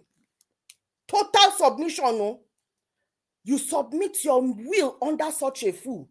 It is only by God's grace. It is only by God's grace. And I'm busy brain does scatter everywhere. Brain, I love you so much. Carry go. Why you don't go love her before, Madarita? No, Why? but now the truth now. I have loved her before. The love has increased. Oh, bless you. Mother busy brain, they come for you. Finish first. Okay. So for you to be able to submit to such a person, which is the action of accepting or yielding to a superior force, that man has to be superior to you as a woman. That man has to show leadership qualities. That man has to be able to provide for you. That man has to be able to make good, sound decisions for you, your children, and for his wider general family. That man should be able to lead you and to ultimately to love you, so that when he says, sit down here, give me your first child, let me go and sacrifice, you will sit down and allow him to take the first child to go and sacrifice, because you ultimately know whatever he does, it is for you and him. When two people become one. So this submission, that it is easy for men to say, I agree, I will submit. In fact, show me a woman who has been loved, treated well and fairly, that has not yielded to the man, that has not submitted, except that woman is the devil's first daughter. In fact, she will be senior devil. She will be over, even the devil will be copying her. If a man will show a woman love, treat her with respect, honor her, provide for her, make sure that her children are his priority, their safety is paramount, then you tell me that a woman will not be submissive? I would not side with that nonsense. That would be demonic and evil woman from the pit of hell. So for a man that expects submission from a woman, are you ready to lead her? Are you ready to have that wisdom, God's own wisdom, that you are able to do things right, make decisions right by you, by her children, by the wider community that you live in? Are you able to lead, show by example? A lot of people, we have been indoctrinated to say that our African culture will tell you that the success of a marriage depends on the woman. I stand here to disagree. The success of a marriage depends on the man. If the man is said to be the head of the home, the leader of that home, he is supposed to lead by example. And what is leadership? For those who are in management position, they will be able to tell me what is leadership. Even Christ was a leader, but he served. So that man is supposed to serve his family, and that woman has no choice but to follow his leadership. But Madam Busy Brain, Madam Busy Brain, just quick one so that you can deal with it. Then, do you believe in the saying that the success of a man, that no man succeed without behind yeah, a successful man. Something like that. You believe in that? I agree with that as well. You I agree with that? But it's not in totality. There are some men that succeed with useless women behind them that are a burden. So it is, those kind of words cannot be generically used for all situations. But in the majority, but your word is contradicting now. No, it's not. Let me finish. Even the Bible says it. He who finds a wife finds a good thing, and it does not stop there, and obtains favor from the Lord. So you have found a wife. If you see that wife as a good thing, you will find favor from God. And how do you see the wife as a good thing? A lot of things, but I'll just mention a few. You see her as a good thing when she says, my darling, I don't think this is the right thing for you to do.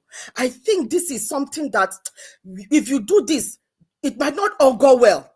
If he sits down and reason with you and say, I see your point, but you know what? Let us try it. If it doesn't work, we'll come back another way. At least he is acknowledging her presence. A man that is listening to the wife, even when he does not take it, he is listening to it. Because believe it or not, women are more in tune with their spiritual side than the men. So when we say a man, out of the success of a man, behind every successful man is a woman. To a large extent, yes. But there are also very dumb diddly women that sit there that do not even know what is remote control. So for me, that is where, I have a lot to say about this submission thing, but it is not clear-cut that woman should just submit. The woman, for any single girl out there, it is a Herculean task. You need to be in a relationship, in a marriage that will last, and you need to submit. But be careful who you submit your crown to, who you submit your head to. Be very careful, because when you are in it, you've got to submit, because you are going in it as a Christian marriage. And I will say to the men, you want a woman to submit to you. This is just what you need to do. Show leadership. Show her that you love her. I'm telling you, you will go far in this life. In order to talk, so I think I've even addressed the Kanayo and Kanayo was talking about in our tradition, our culture, that women will bring wives for their husband to say, oh, they need to. He was coming from it from an economic point of view, where it is even the woman that is now seeking for a helpmate for her husband. But how did that even all go with it for Abraham? When Sarah went and brought him another wife, how did that end for him? Did Abraham have peace? Let me tell you, a man that will successfully do polygamy is a man that is able to give his all equally. I have been around polygamous families. Mine escaped it. We were in it for a period of time, but God brought us out, brought my father and my mother out of it. My father found Christ, yeah? And I can tell you, there is nothing like 50-50. From what I have seen, what I have experienced, there is nothing that the man can say he will love 50-50. There is something that will endear him to one wife more than the other. And that in itself, God does not want. God hates. Did you think that God was happy with Adam when he was treating Sarah, the love of his life, better than he was treating the one that was the mistress? No. So polygamy, sorry, I'm going to round up now. Polygamy, as far as I'm concerned, in the age of our forefathers, he made an argument for economic reasons. But now, what is the economic reason? When a man is there asking to do 50-50 with a woman, in this current Nigeria, our Nigerian men, They are asking for, in fact, I have heard of one. The man is seeking divorce as we speak because the woman was doing more than 50-50. Now she's saying, I'm going to do 40-60. At least you to do the 50-50 in the house. The man is now saying, Madam, can I just give you 10 seconds, please? Can you give me 10 seconds? I don't have time anymore, please. Man, I've rang the bell already. Thank you, sir. I will ask you a question. You will answer next time. I beg. What is the? Why did the man show love to the woman? Is it by giving money? So you answer next time. Okay. It is easy to answer. You too. You know how you give love. It's not by money. It's not by money. Thank you. A lot of people are waiting. I wanted to get to everybody on time. Thank you very much, Madam Busy Brace, for your submission. But before I will move on to the next person, I would like to also give another definition again about submissiveness. You know, even though you've mentioned some men that doesn't deserve to be given a submission and all that, but above that, you will still need to be submissive to your husband. It's very, very important. You know, okay, let's take this one. Like you can see on the screen. How do I practice submission in my marriage? Somebody were asking this, and the answer was, communicate openly and honestly with your spouse. Listen to your spouse's needs and desires. Serve your spouse and help meet their needs. Respect your spouse's opinions and decisions. That affect talk since. Not be sit down there, give me that remote, watch television. No, that is slavery. That is slavery. Any man that is telling his wife, don't sit on this chair, don't do this, that's slavery. That is not submission anymore. You know, you are enslaving that woman. But how many women can actually discuss, have a conversation with their husband in this description that I put on the screen now? Without without no argument, and the ego is who's speaking? You know, so let's move on. Let's move on. Let me call on the next person to speak to us, which is Midwest people. Midwest people, I called you before, sir. I don't know if you are back now. Good evening, Najawash. I greet the house. I greet everybody. Good evening to you, sir. I beg you have 8 minutes closer. Okay. I greet listeners and viewers across the globe. You know, this topic is a very sensitive topic. The only thing I will say is this. Like that woman, I agree with her to some certain level based on explanation. But that word that she made directly that she can never be submissive, that one is very wrong. If we are talking about marriage, there must be a foundation to it.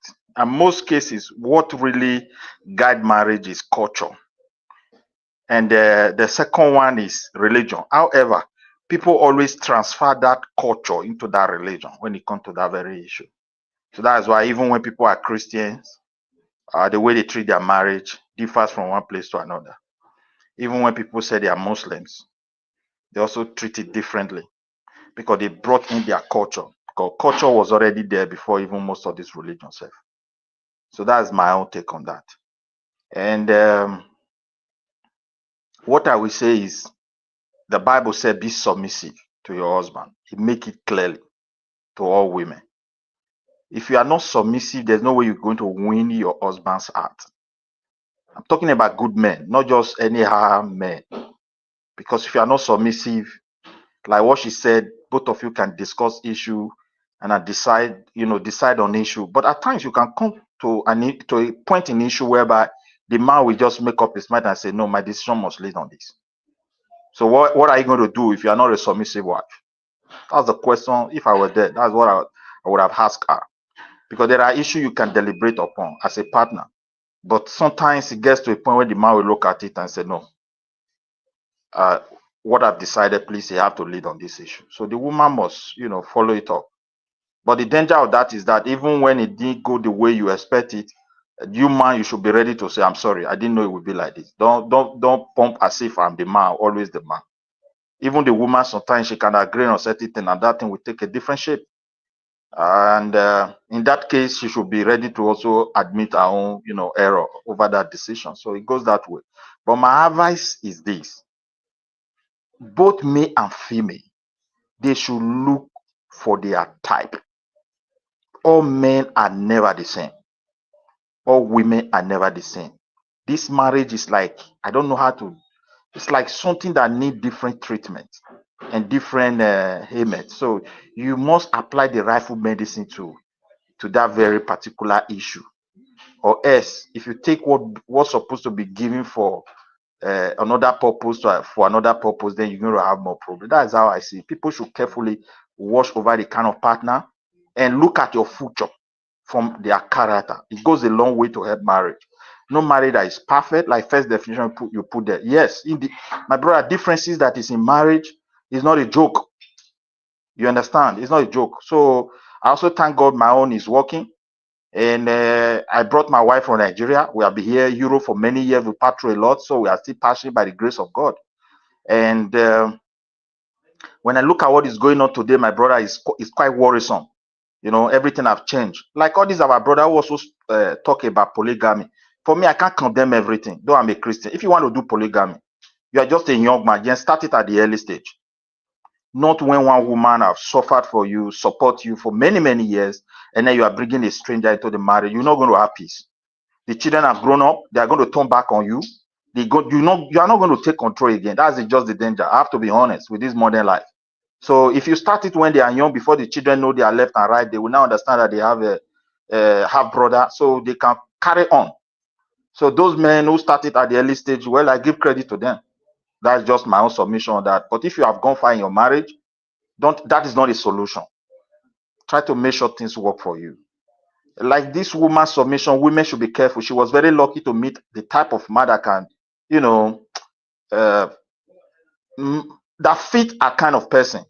So for that, she want to be proud about it. Most of the things she mentioned there, man, if you try it, forget it. It's not going to work. I have to be honest to you. You will push a man to a point where he cannot even sit down with you and discuss with you. That's why some women will tell you there's no communication. Sometimes the error you have made can just make this man to make decisions like that.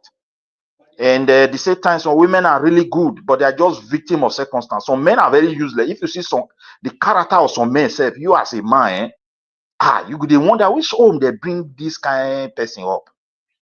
I'm telling you, now so it still be for women. So look for your type and be very vigilant from the beginning. Don't be carried away with this emotion and all those kind of things.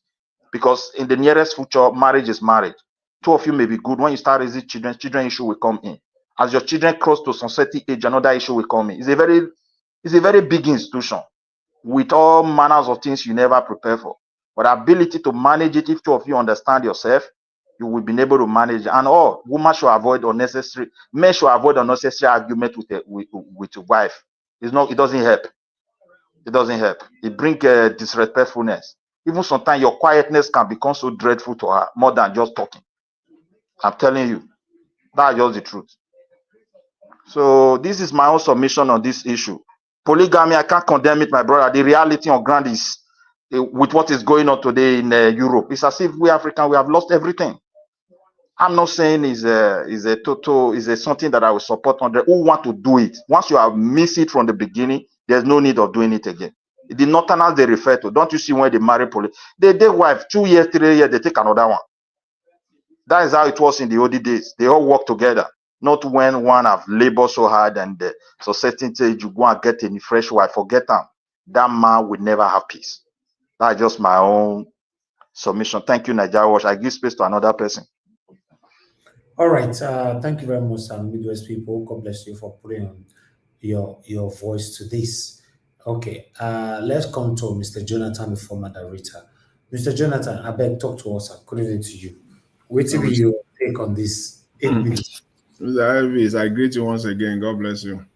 Thank you, sir. I greet all the fellow panelists. I greet you all. Welcome. I hope you guys are having a blessed, a wonderful weekend. Great Mommy Diaspora. God bless you abundantly. And all those in the comment sections, all the callers. I greet everyone. Welcome. Yeah, on this topic, I would prefer to speak from my own situation, from my own experience. And I think that's what it should be for when people are talking, because you cannot generalize. There's no way that your submission or your opinion could be 100% accurate. When you the moment you move into the territory of generalization, at some point you will end up being faulty, and that's where I will fault the lady that on that interview. I do not disagree with her.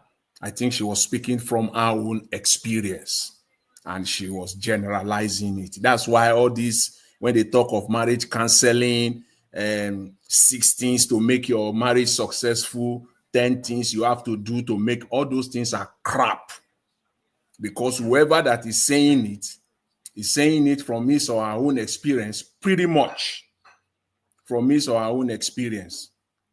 And even some of them are not even in a relationship that you can admire, that you can say is you can take as a model, as a role model, and they will come out. So it can be very, very dangerous when you just listen to people that are pretty much prescribing general prescription. It doesn't happen, as it is in every other area of life.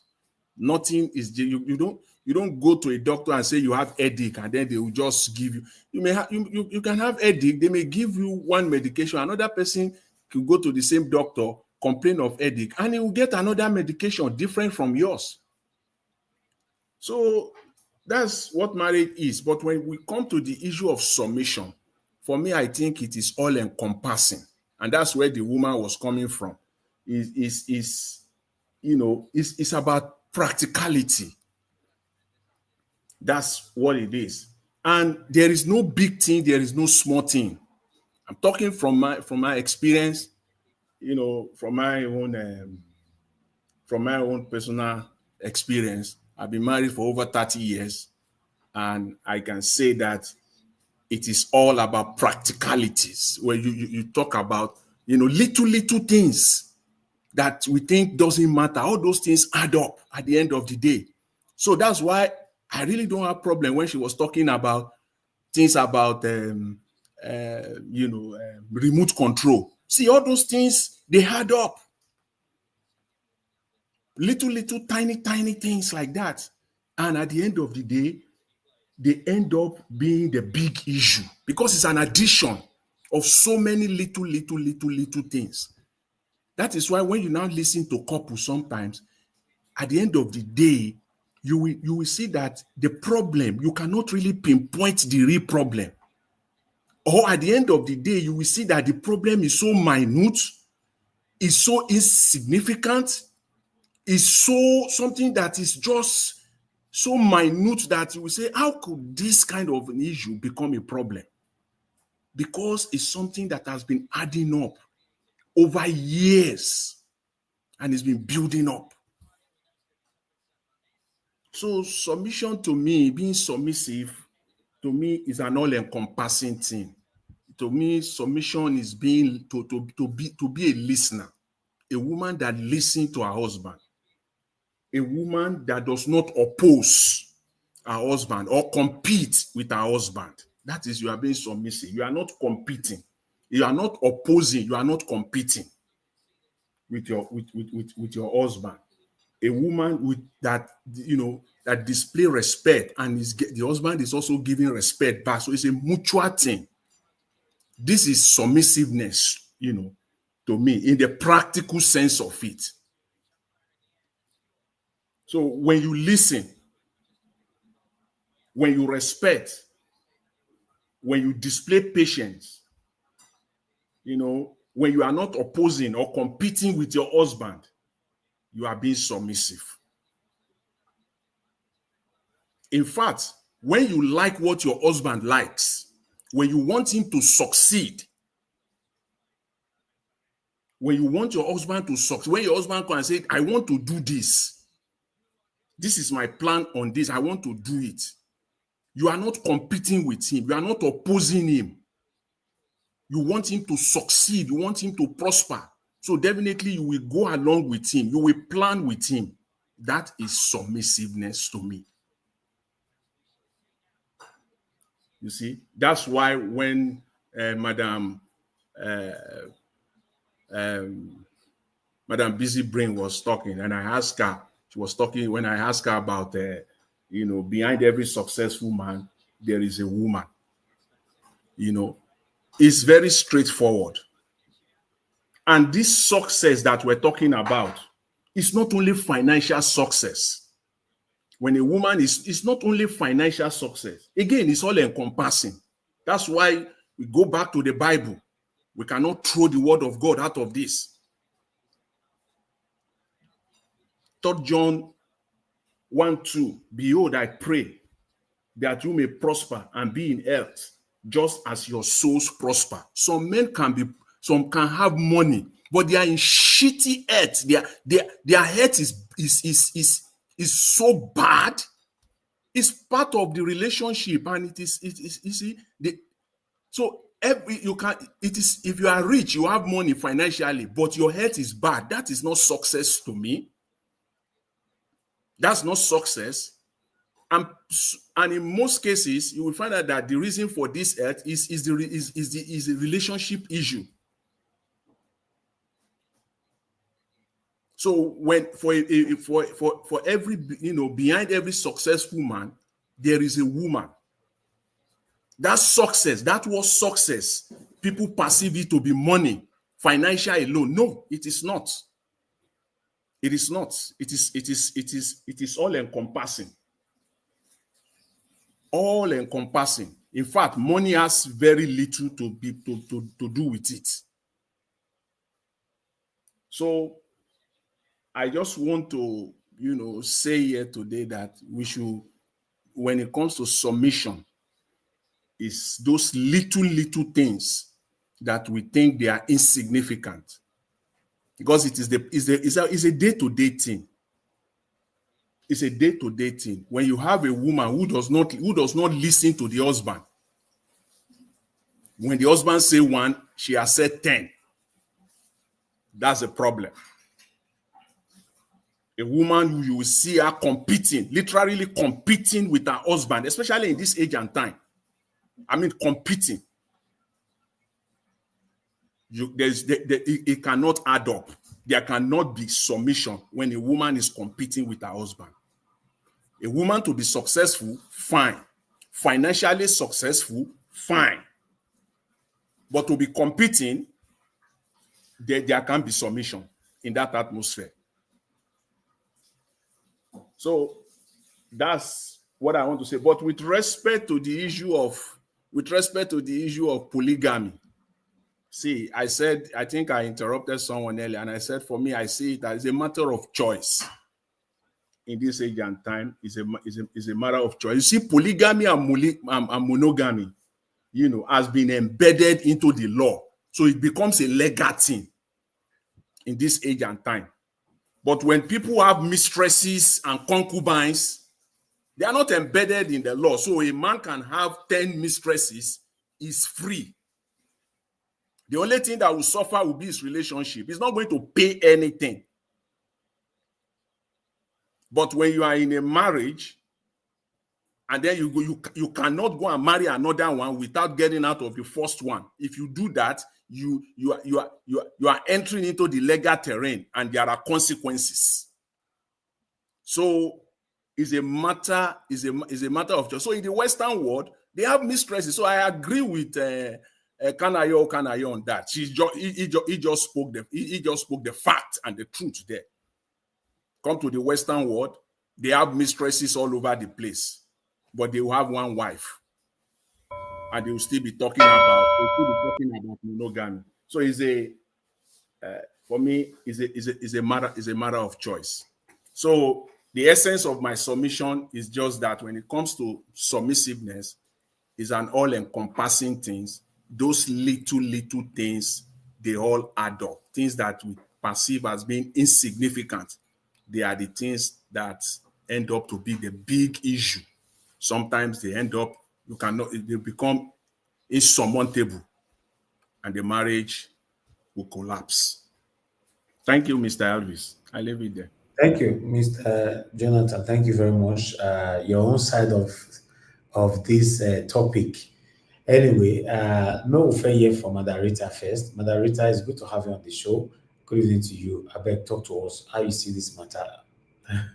Mr. Elvis, you just deliberately decided to drop an earthquake, and it's okay. Good evening, Mr. Elvis. My lovely mama, my lovely mommy diaspora. You know I'm the only one that loves you in the whole wide world. And I'm saying it, I love you very much. And good evening to Mr. Black Panther, Midwest people, Domo sir. Mr. Jonathan Kinsey, good evening, sir. Mr. Odua, Domo. My lady Busy Brain, you know I love you. The love I have for this lady, I can't explain it. And Mr. Omashola, good evening, sir. Good evening to everybody in the comment section and those watching from home. Madam Deborah, God bless you, ma. And I was waiting for our cheerleader. She didn't call today. I hope you're okay. And yes, today's a great day. Today's a great day. And you see, they say marriage is for matured people. So far, I have heard matured men and a very, very intelligent woman speak. All matured people. Yes, marriage is for matured people. And there's no one answer that is the perfect one. Everybody is unique in their own way. It so applies that every marriage is unique in their own way. There are some marriages that are open marriages. There are some marriages that are polygamous. There's some marriages that are monogamous. There's also some marriages where you have people on the down low. And there's an understanding. Please Google what down low means. And it's an understanding from the spouses why they're in their relationship. People get into marriages for different reasons, economic reasons, personal reasons, or reasons best known to the two people making the decision. Based on your topic, I would like to ask all the men, and please be honest with yourself.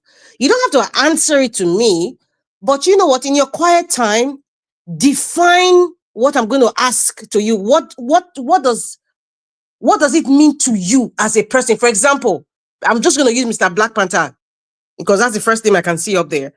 What does this mean to you personally? If every man can answer that to themselves personally, they don't know how to pick their spec. Now the question is, and Mr. Elvis, including you, because you've been pondering about this submission thing, and I think there's some kind of confusion, and because we have not really been asking ourselves, what exactly does this thing mean to us? Please, the question is to all the men listening to me. Please share this program, by the way, because a lot of people need to listen to this very educative and inspiring program. What is your definition of submission? Mr. Elvis, what is your definition of submission? Forget dictionary submission, forget your religious submission, how they describe it. What does you, Elvis, as a man, how do you define submission that it will apply to you as a don't answer it all. No, I'm just using you because you're the anchor of this program. As when you guys go home tomorrow, next year, or this night, ask yourself these questions. What is your own definition? I'm using Elvis because if I use another person's name, they'll say I am being selective. So let me leave Black Panther now. Let me use Mr. Elvis. What is your definition? Madam Rita, I think you will exclude me because I answered your question. No, Mr. Jonathan, I am asking everybody. You can also ask every other man that you know. In fact, from the comment section, I'm going to pick Mr. Johnson Emmanuel too. I believe that's a man because people answer different names and they're not. It doesn't match the agenda. But Mr. Johnson Emmanuel, I know that you are a guy. Well, I'm assuming I don't know you're a guy because I never met you before. And Mr. Elvis is in the real program. Please, what is your own definition of submission? And what is your own definition of being respectful in the context of you being in a relationship with a woman? If you can answer that to yourself and you are being honest with yourself, be honest, forget about how you have been, you trained or what your father saw as submission or what your uncle saw as submission or what your grandfather saw as submission. Today, 2024 now, or Mr. Jonathan, Because you say 30 years, so I'm not assuming you're an old man. No, I've seen you're not an old man, but all the other pass here. Please. I'm not an old man Yeah, now. no, you're very young. I only married early. It's good. That's perfect. But please, if you can answer those questions yourself as a man in your own quiet time, not what you think was how you were raised or how your father treated your mother or your other wives or how your father treated women. Don't use that as because your father has lived his life. What is your own definition? Moving along, I just put that out there for every man. If you are being honest with yourself, because in most cases, human beings do not like to be honest because they don't want to be judged. But I'm saying it because as a woman, I understand what submission is in my own definition. I understand what it is to be respectful in my own definition that suits me and what you want. And then you know this woman that spoke, this grandma that spoke, beautiful woman. She said something before she started. She said, I am not a marriage counselor. But one thing Mr. Jonathan said, which I agree, is like, you don't use your experience to generalize and say this is how it should be. Because the people on the receiving end would assume that that is what it should be. That's people who don't have experience or people who are looking up to you will assume that is what it should be, forgetting that everybody's experiences in different relationships, it differs. And that is a fact of life. But however, I understood exactly what she meant.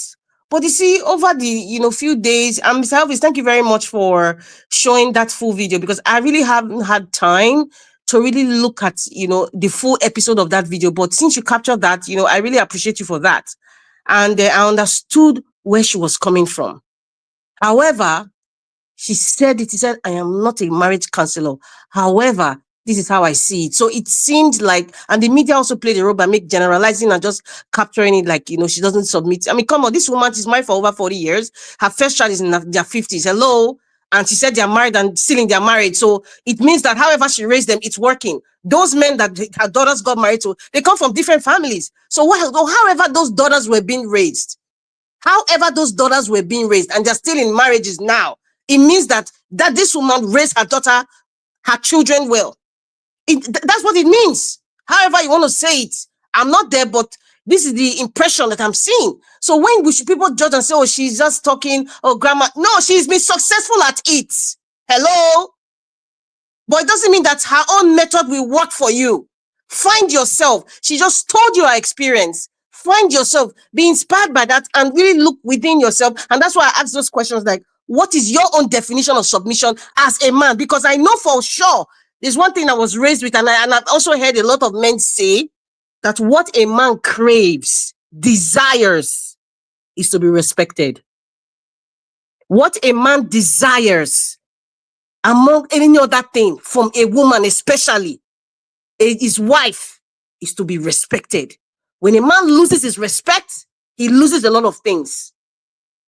Men hold on to that so well. So sometimes some men confuse submission and respect. So that's why I'm asking that same question again. What is your definition of submission? How would you say your wife is being submissive to you that it pleases you? Or how does your wife respect you that it pleases you? Some men, they don't even like a woman that is soft.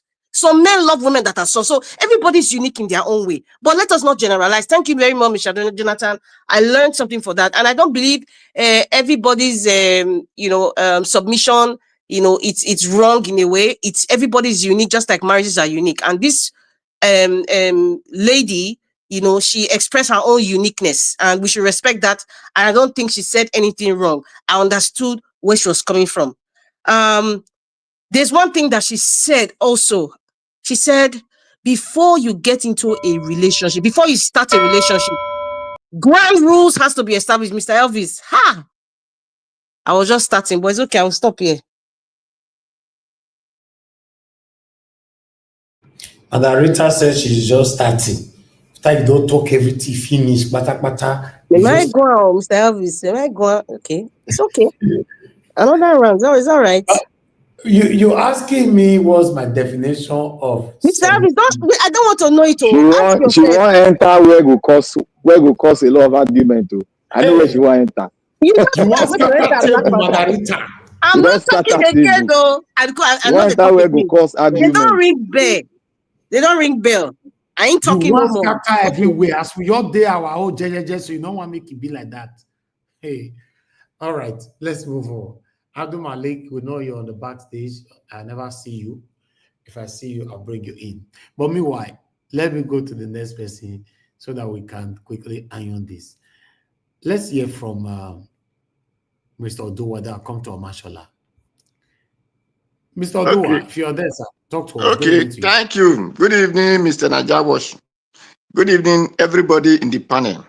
Good evening, the commenters, the listeners, and the viewers. Good evening, mommy in diaspora. Happy Eduzola. Thank you very much for all you're doing. We are grateful. We appreciate. Thank you. Well, the listeners, the viewers, and the commenters, please help us to spread this good news. And it will be helpful to everyone who heard it or who will hear. Thank you very much. Thank you. Thank you. Yes, anyway, I hear that people are talking of submission, or marriage or not. Please, so the woman talk about marriage or I will not be submissive to man or men. My 6 children will not be submissive to men because the topic I saw there did not say marriage. It said men. So that is where when people are talking of marriage or the woman say about marriage or submit to men. Because if he says submit to men, they might be the woman is the head of her office. So man is not the head of her office. And the children will not work under people. So they cannot submit to a man who will lead them in the office. Because if you say men or man, whoever that lead them in any positions, because submission is not our language, neither will anybody want to shift it to the direction he feel. This English language is totally explained that submit to the authority. And even submission must not, it doesn't really come from willingly. Submissions come because you are under command. So you submit to it, whether you like or you did not like, because it's under command. You have to accept.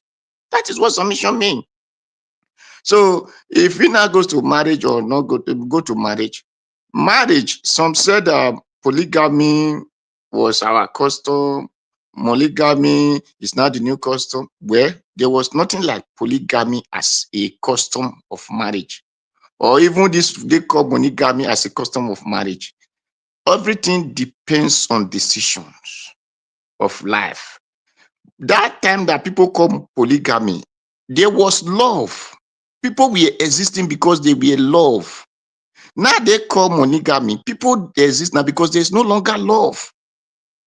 That is why today the mother will be against the father will be against the mother, the daughter-in-law against the. If you go to the book of Matthew, for the people who even bring this religion that they call monogamy now, that marry one man, one woman, he said in book of Matthew, I think Matthew,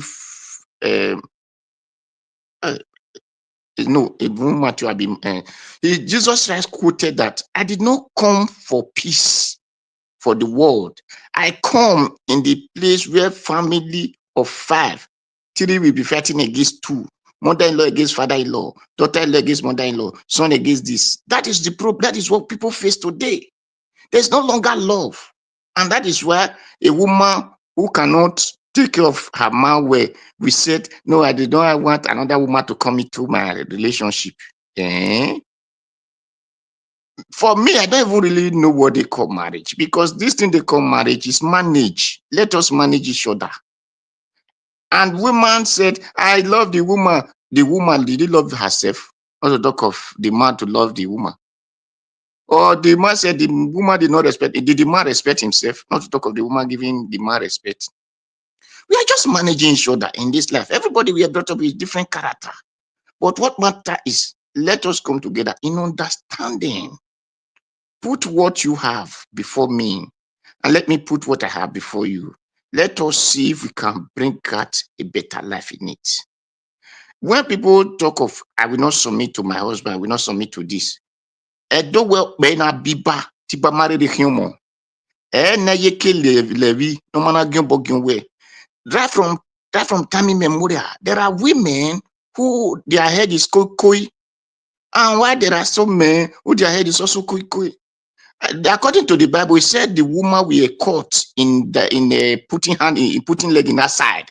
Why the people wanted to stone the woman to death? But why do they not ask of the man also to stone the man to death? So people have different children today. In this time, they say they are Christian marriage or one man, one woman. The woman will be in the marriage. The children is raising is out of another man children. Even some can be from one man, some can be from different men. But the man will be raising another man children in this house. Do they really marriage? Do they really love? All these things that people are talking. Do they really submission? Life has just go the way we feel. The life is controlled by money. Then the love of money is the root of evil. So people doesn't have love to exist anymore. They just exist because evil is in charge of everything. So when people say they don't submit, leave them. That is their lifestyle. And that is what they put in their children. But with the children, if they have the fear of themselves and have the love to themselves and love others, they might not do what their mother says. Don't you know that there are family that father will be OG, the mother will be Azem, but the children will not be part of their father and mother. If we say, no, I hate what my mother is doing, the other will say, I hate what my father is doing. So life is just a decision of yourself. The woman, you don't know if it is the man that, she is the one that bought her husband at home. So she's the one that pay her husband dowry. Or even if the husband paid dowry, the woman have another dowry that she pay in one corner, that the man now become remote control. So people have their lifestyle. Nobody will come and tell you this is how I live in my house. I don't know why I am again. So when people doesn't, it can just come out and dress. People can come out in a different way of life. You say it's well educated, it's where this, is where that, but you don't know the other is secret in this other the cupboard. So my life and my submission is the word polygamy is a choice, monogamy is a choice. Whatever people feel to have life with, submit to a man is a choice. Not submit to a man is a choice. It depends on how you want your life to go. That is how it will go. And it's not the one to take decision for children. Life, even today, women doesn't even need marriage. It is men that need marriage because they say marriage is a bondage. So they cannot be in that bondage not to have chuku everywhere they want to. So women doesn't really need marriage. They only just need who will survive them. That's what they are looking for now. This is our children era. They're just looking for who will survive them, not just because they really want to be there. So my people, let everybody take it easy, because polygamy time was good. Monogamy time is good because we are not living in the era of money. We are not legally living in the era of using your power to make farm. Even if you want to make farm now, you go there, you buy tractor, you do everything, you make money out of it. You make crops and whatever you want. So we are no longer living in the life of love. That is only what we have to say. Thank you, Mr. Nanyawa. Thank you, everybody.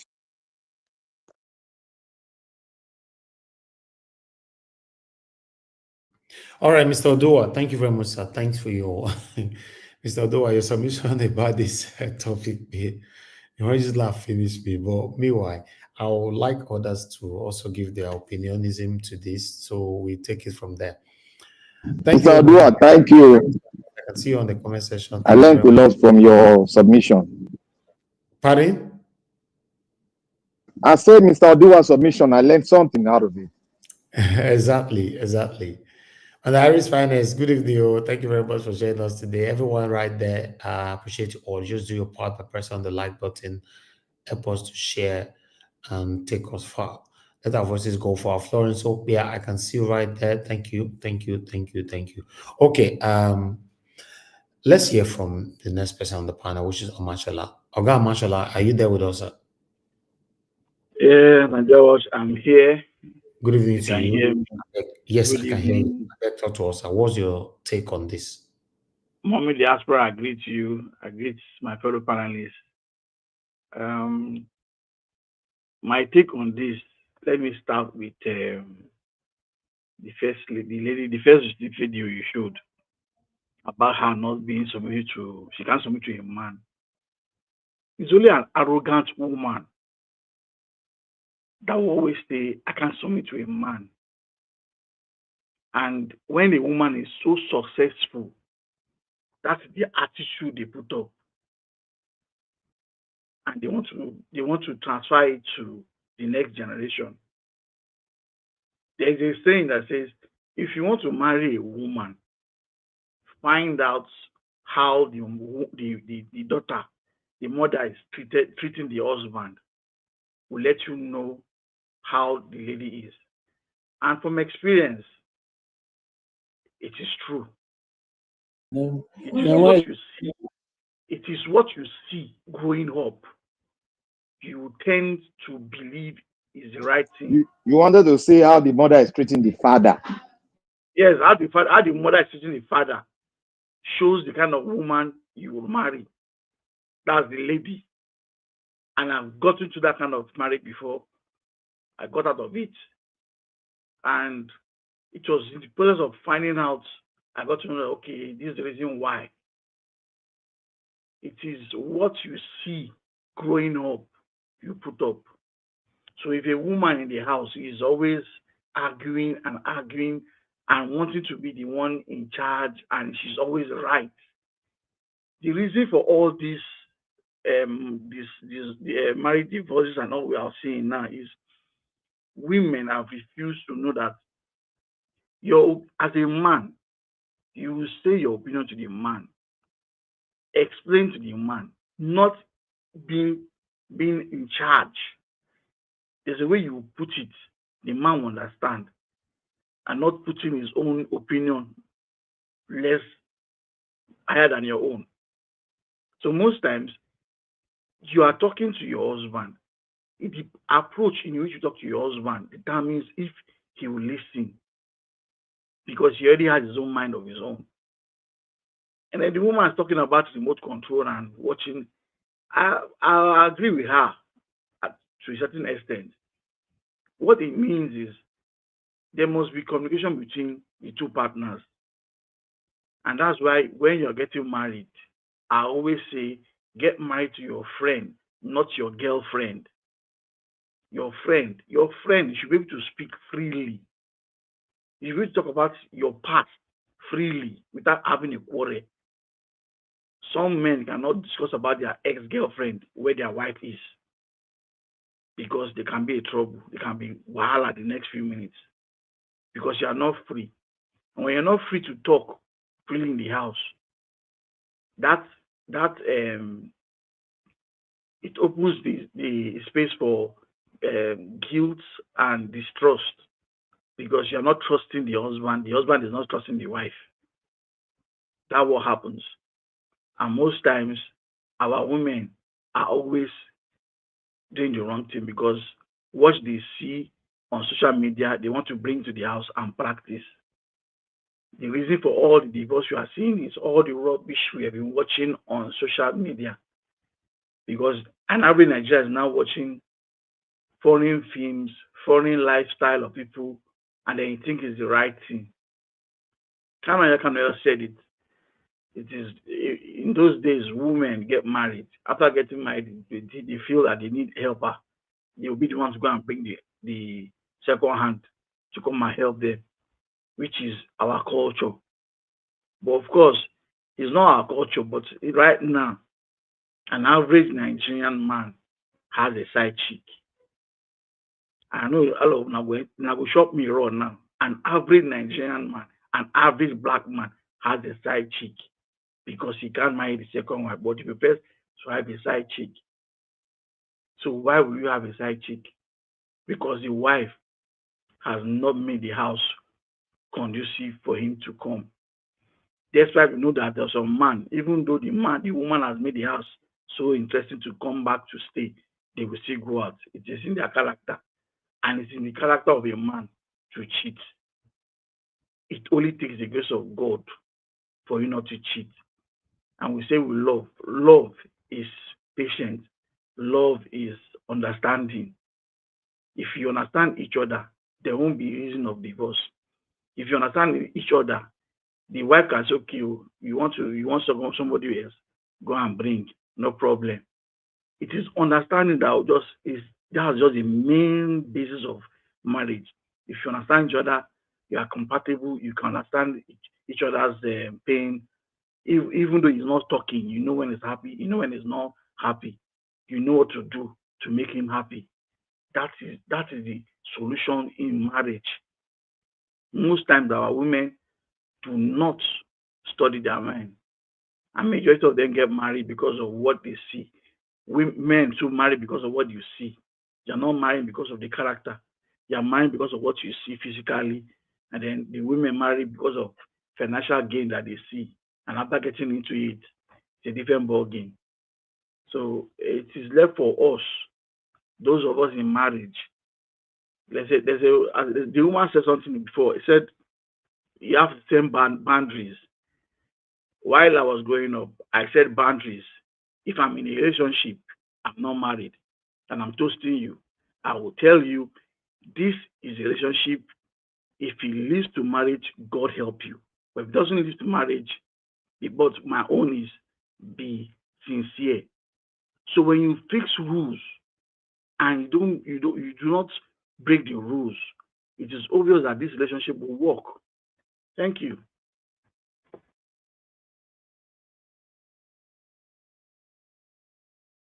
I'm done. All right. Amashola, thank you very much, my brother, for your submission. I appreciate you. Thank you. I would like us to hear from Abdul Malik. Abdul Malik, thank you very much, sir, for joining us. Good evening to you. I beg, talk to us on this topic. Yeah, good evening, Mr. Nigeria Watch. Thank you, sir. And good evening, everybody in the panel. Good evening, Nigeria. You see, women, they mostly submit to a man because, you know why? In a relationship, no matter how, man is the head of the family. Yeah, that is the reason why women, mostly they submit to their husband. If really you want the marriage to be last, because marriage is not just girlfriend and boyfriend. Marriage is forever. Unless one of you guys depart from the world, that is how the marriage will be divided, right? Okay. That is the reason why before you marry, that's why they tell you watch very well. And don't just marry, because marriage is just like forever something. Nobody pray to marry and divorce, understand? Mostly women, it's not even mostly, women need to submit to their husband. Yes, because if you take a look, when woman married, probably you will bear that your husband family's name, or you will bear your husband's name. Yeah, you can never bear your father's name when you are in your husband's house. No. Immediately you marry, you bear that your husband's name or your husband's family name. Yeah, that one is submission too. Yeah, that one is another submission, but people don't know. Because no woman marry, bear his father's name from her whole family. No. You must bear your husband's name. Yeah, you see, that is the reason why women they mostly submit to their husband. If you really want the marriage to be last. Yeah, and the other hand, as a man, when you marry, even though you are not responsible, you must be responsible then, because you have many responsibility to counter. It's just like challenge to you. Yeah, you must be responsible, even though you are not responsible before. You must be responsible. According to what Kanayo say, in Africa, men, it's not even 50-50, it's like 80-20. Yeah, men, they are the one that counter for the family, not woman. In Africa, in our culture in Africa, because as a man, you are the one that we take care of everything in the family. What really matters is this: you make sure your wife is doing something too big, but just to support the family, but you are the one. Every responsibility is for you. Yeah, it's for you as a man. Yeah, but your wife must be doing something, but that one is just for support in case, yeah, just like that, it's like 80-20. That man, he must be the responsibility of that family. Yeah, something like that. But in the Western world, that is the reason why they are doing those kind of things, because women too, they are working, and men, they are working. It's like 50-50. They are counted for the family like women 50, men 50. That's why they have the right. Even women have the right more than man in Western world. Just the way they are their culture, it's like their culture. Yeah, but in Africa, we don't have that culture because but mostly nowadays, those women in Africa nowadays, they are imitating Western world. That's why they don't respect their husband anymore. Even though their husband counter for the family, but they have egos, understand? They feel like they are pompous, they have egos, understand? They don't respect their husband. Even though the man is counter for the family, it's responsibility for the family, but they don't have that respect for the man. That is the reason why you see most of the marriage nowadays is not last.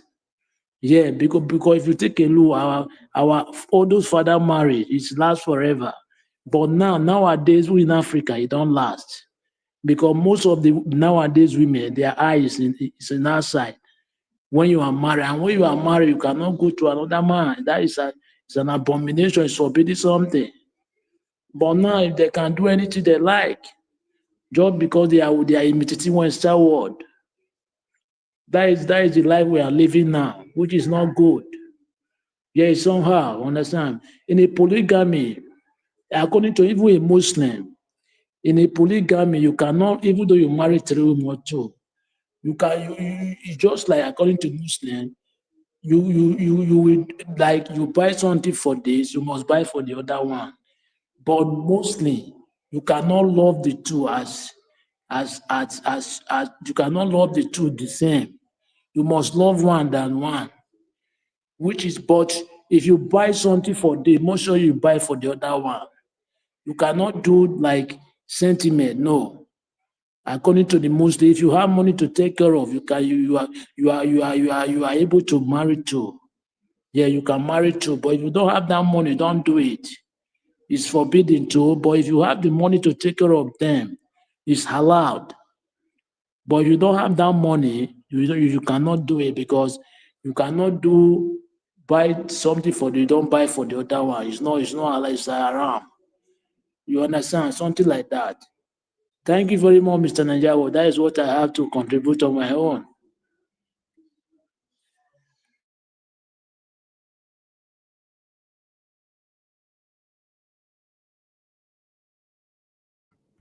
Thank you, Abdul Malik. I appreciate you, sir. Thanks very much for your submission. And God bless you.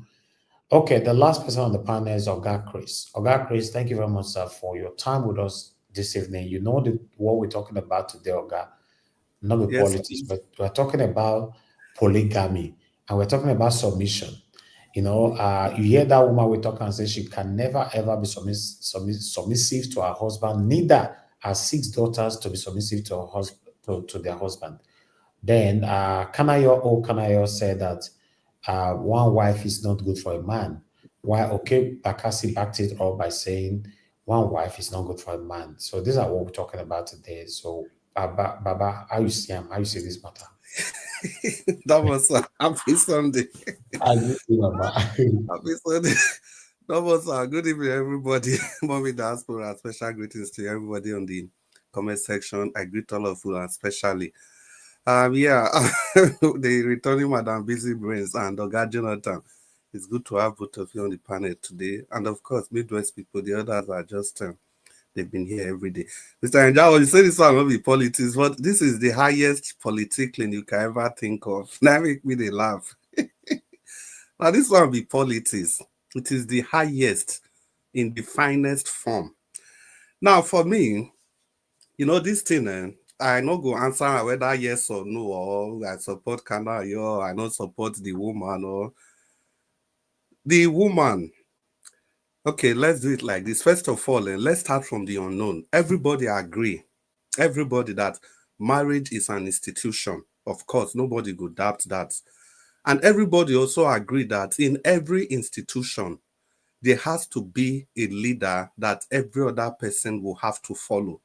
Everybody also agrees to that, even in a country.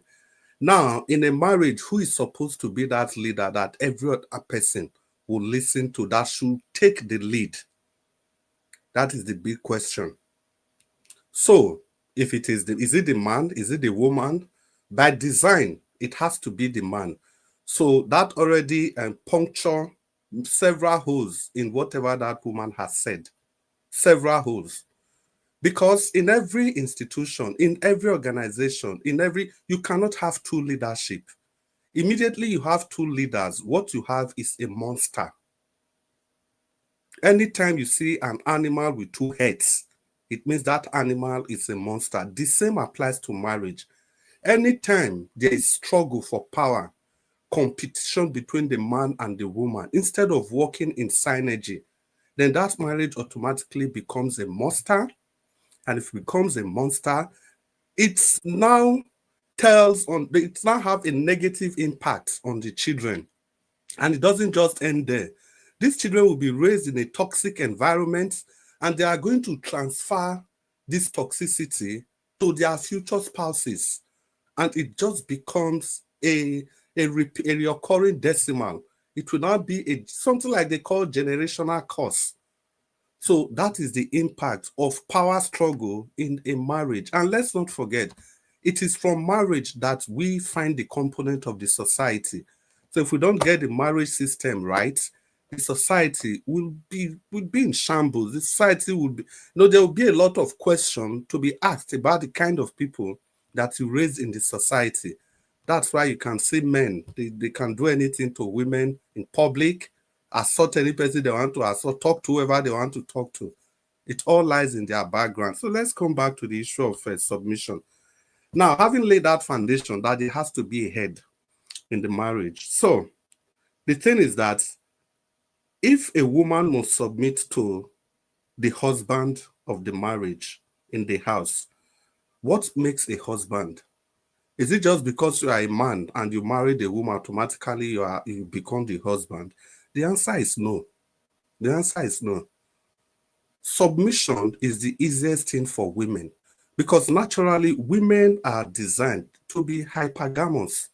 What it means is that a woman always look up and above and respect that person that is higher than her. So if you are a husband, you have not shown that, yes, you are a husband, that title is befitting to you. No woman is going to submit to you. No woman. No woman. I didn't make the rule. I'm just playing the games. I'm telling you what the rule says. Respect, submission naturally are things that they are natural instincts of women when the right environment is created. So as a man, if you must be the leader, you must have, how do I put it? As a man, if you want to be the leader, if you want to be that person that your woman must submit to, you must have to show her. You have to demonstrate that. You don't just wake up and demand it. It's not an automatic right. It is not an automatic right. So the responsibility for you as a man, the onus is for you as a man. The onus is for you to look for that woman in your own category or prop yourself up, develop yourself to that extent that you become that kind of a man that a woman can easily submit to. And also, we must understand that as men should dwell in the manosphere. Just like you have the atmosphere, there is supposed to be an atmosphere for men. There are things that men should do that qualifies you as a man, not just male. Male is quite different from man, being a man. That is why you hear in the common parlance, they will say, "Now man you be." Now, man you be has so many things that goes along with that name. It means you have demonstrated courage, character, leadership, everything put together that actually makes you a man. You need to have your frame. Immediately you do that, every other thing will fall in place. And again, we just talk about wife. Wife is not synonymous to female. Say man, see woman, marry and for us, automatically that woman becomes a wife. No. There is a concept of wife as defined by the Bible. He that findeth a wife, findeth a good thing and obtaineth favor in the sight of the Lord. That wife in that context don't mean say any woman at all. No. Have you found a wife?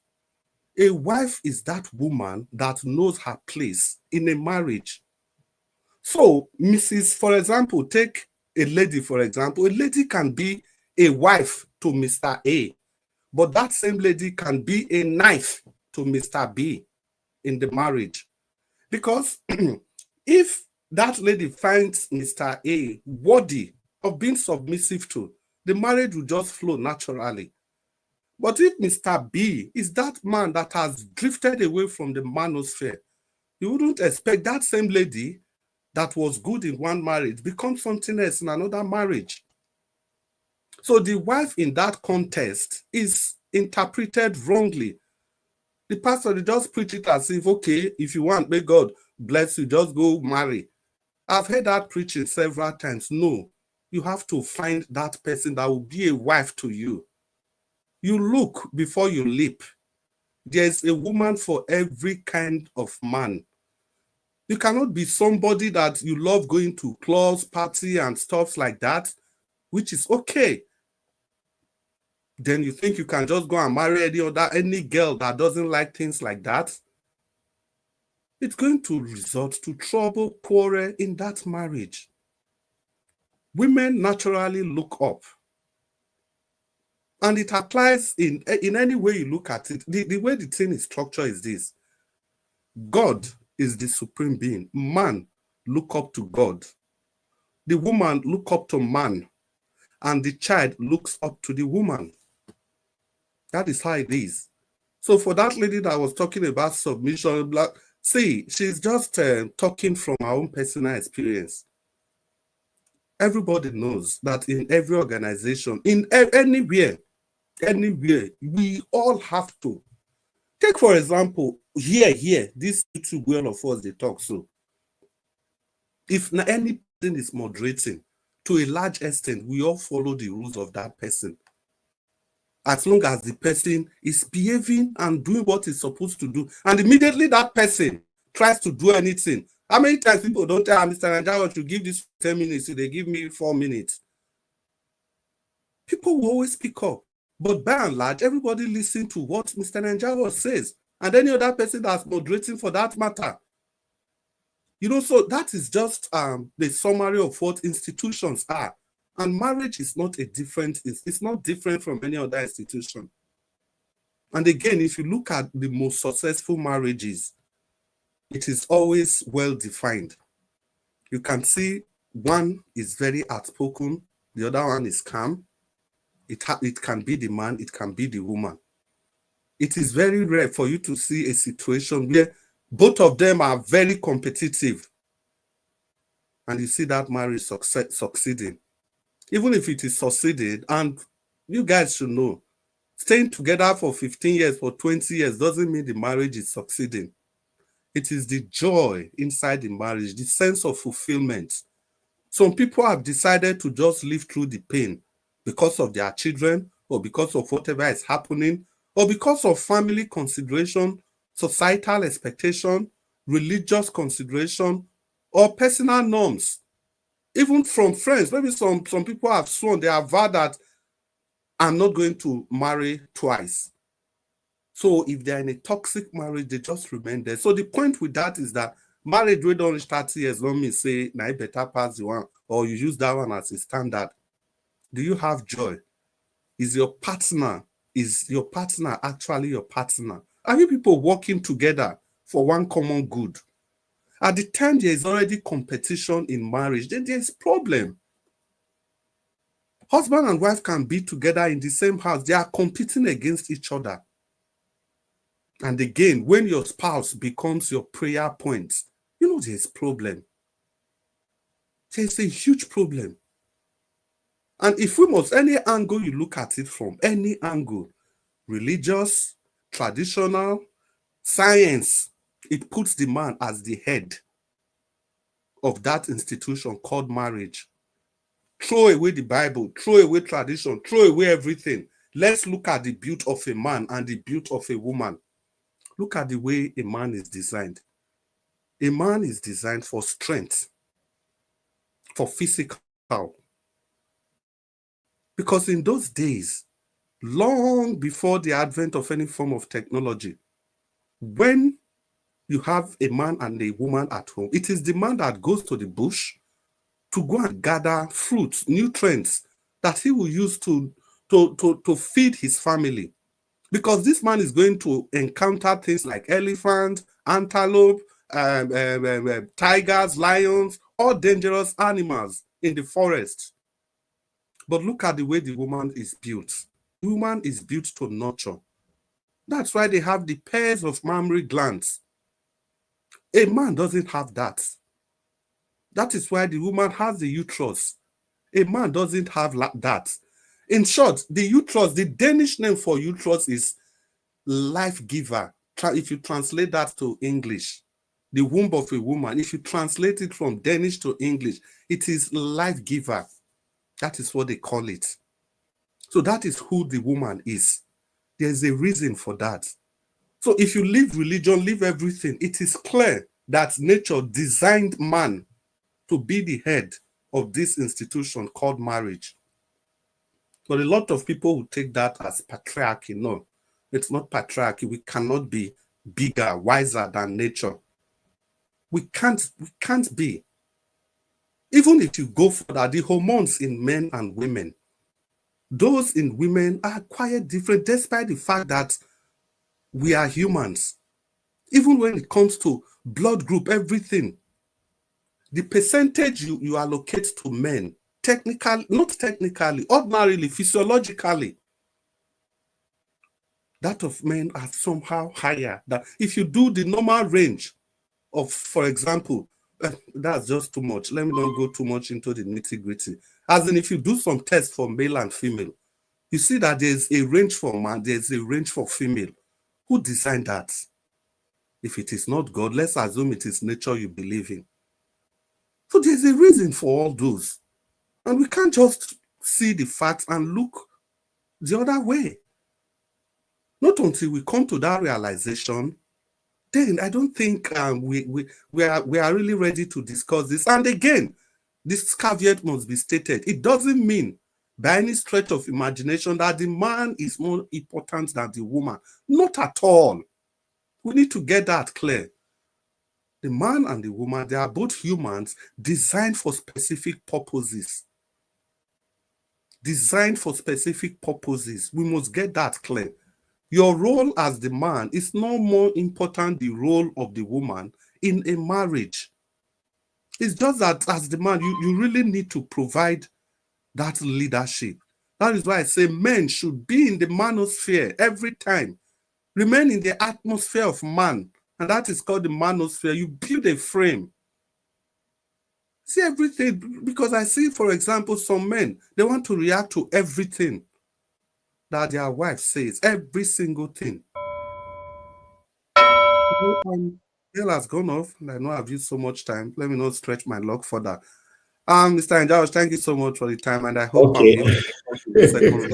Thank you so much, sir. I feel like Mr. Chris spoke more than every other person. Because the rate at which you press bell for me.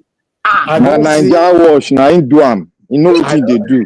I don't say Mother Iris fineless with the just in the man. All of them don't scatter me for comment section. Say, I don't forget Chris. Yes, Chris, they talk like say that they go classroom for the marriage. They shoot for your mouth, Abi. Make I talk. In a chop fried rice, just they continue like Na Mahmoud Yakubu style. No, Mr. You said it all. You don't bring classroom, come here. Classroom, come here. Wetin make me laugh? Wetin make me laugh? By Mr. Johnson, man, we say I don't go Lekki, go buy suya. Oga Chris, I just say I dey enjoy the submission of Oga Chris now. That's why. See, who's one be Mahmoud Yakubu again for here, Oga? No, Naija what the submission is sweet. If it is sweet, but the question is it practicable? We are not talking about practicality here. We are It listening. is Black Panther. Just say maybe it doesn't work for you, but it is practicable. It's not practicable, my sister. Okay, let's do our final submission. Now the same Oga Chris go help us take the final submission now. You know, move or close. This one not be politics. Before when I go, let people like Mr. Jonathan turn out to politics today. Muna hold am or beg. If you want that vibe, muna your hold am there. You know, this matter when I will still day. Anyway, thank you very much, my people. I appreciate every one of you. We're going to start from the first person on the panel, Oga Chris. You know, we are having our final submission. Our final submission, they say you don't talk, so you are not talking anymore today. Oga Chris, are you there? Yeah, I did. Yeah, okay. I want to say you want me to talk. Well, thank you, Mr. Naija. I hear. I could just keep quiet, make them talk the matter. Exactly. They say you don't. Finish. They say you don't talk everything finish, so you are not saying anything anymore. But just allow them give their final submission while I'm here. But Madam Rita, no, they call my name again. Leave me alone. I have to, Mr. Elvis. Why are you calling my name? I have to because you don't allow me to speak for more than 3 minutes. I just heard bell. I've not even started. You just pressed Mr. Elvis. That was deliberate. I'm beginning to think because you knew I wanted to say some things that you might not agree with. Your time was strictly adhered to. I know that. Madam Rita, you have to say the thing you wanted to now. It is time to say the thing you wanted to. Okay. No, what she wanted to say, she have opportunity to say it now. No wahala. You know, Mo could give her final. I should talk now. Okay, maybe your kukuma, your talk. No, see, we have to go by the rules, Mr. Elvis. You cannot break the rules because of a woman today. So let's just go by, you know, how you've been calling. I mean, my sister Busy Brain was before me, Mr. Jonathan and Midwest. This one is shuffle around. Me shuffle around like that. Okay, Chris, you have the floor. Okay, well, Mr. Naija, once again, thank you so much, everybody. Once again, special apology for the time I used. So just go on to the meat of the matter. Let's begin to flesh it out from the bone. Let me call on Midwest people. Midwest people, you need to open your microphone and talk to your audience. Let's have your thoughts on this issue. 4 minutes, Midwest people. Are you there? Yeah, I'm here, Midwest, my brother. Good evening. Midwest people, happy Sunday to you. Welcome to the show. Mr. Chris, my brother. You know, I've listened to you carefully. You know, this one is a very big topic. The thing is this. What I agree with you about is that people should look for their spec. All men are not the same. Look for your match. So it will go a long way to help the marriage to work. And when I'm talking about match, I'm not talking about how wealthy you are, how rich the woman is, and those kind of things. But I believe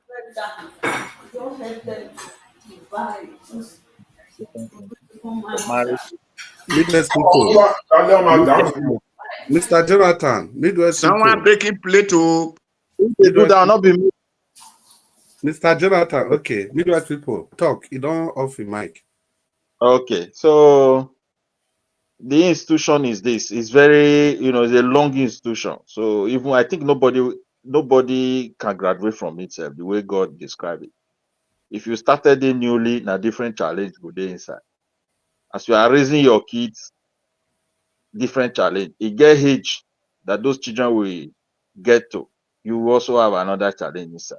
But if both of you have understanding, those differences, you can easily, you know, iron it and marriage will continue to go. But the major issue is submission. You know, we are not English people, but we understand English. Maybe opposite of submission, I can say arrogancy. So I don't think anybody can practice arrogancy in their marriage and expect that marriage to work. So that is the truth, the way I'm saying it. That's my own submission there. Somebody want to really practice man as a woman, be submissive. And if you are opportunity to have a well-disciplined man, then it's going to double that submission and return it to you, and you're going to enjoy it. Why do you think some men, before they take decision, they go and meet their wife and say, honey, come and help me to check this issue? It's because of the way you presented yourself. and other women will see it as a charm. So the real charm is submissiveness. It's very important. If you are opportunity to have a man that is well disciplined as a woman, so you're hearing my voice, be ready to be submissive. And that submissive means respect. It's natural for a man to have it from their wife. And once the man like that sense of, feelings that this woman no longer see him worthy to be a man, the head of the family, the man will be very, very uncomfortable with that. And it can easily lead to problems. Submissiveness is very important. And that woman said, oh, our daughters. Well, for me, any man that marry a woman, if you are a married person and your mother-in-law is the one that will now be telling her daughter to marry, that means you have two wives. So already, that polygamy is already, although you cannot take her to bed, but now two wives now you get to. Decision making is going to, that woman, that wife is going to be in a very big confusion, state of confusion, because the influence of her mother is going to determine some certain things and not for the good of the marriage, based on her experience or her behavior. So that's it. One have to be very careful. So submissiveness is the root. If you want to enjoy your marriage, be submissive. Submissiveness to a very well-disciplined man, there's a reward for it. I keep repeating it. So, but if you want to do arrogancy and competition in your house, well, there's going to be problem. And again, look at our culture as well, because the way marriage are, the way people are losing their marriage these days is very worrisome, particularly in this abroad. After all, those we are imitating their culture, it didn't even work for them. It's not even their culture. I've asked somebody even here from Scandinavia. There was a time, olden days, they have history of polygamy as well. It is when the Roma culture came in, everything started changing. So, and when they changed it, they gave many power to their women. Suddenly, they discovered that today, as we speak, I think marriage is already like something of the past. Who want to do that now? Apart from to go and sign document, we are living together. That's what they do now. 90% here is like that. So nobody want to sign that. Those something where their ancestors agree upon where they call marriage. So it's very unfortunate that we in Africa we copied everything, and there's no balance. So it's leading to serious problems. That's why the marriage are crumbling here in Europe suddenly, and too much stress too. Some people are just a beginner. Some people want to put themselves in things that are not realistic. Just everything that is in imagination, they want to enjoy them in the process. Their marriage will be the first to suffer from. Midwest people, 10 seconds. Yeah. Okay, that's why I said the best option is women should be submissive.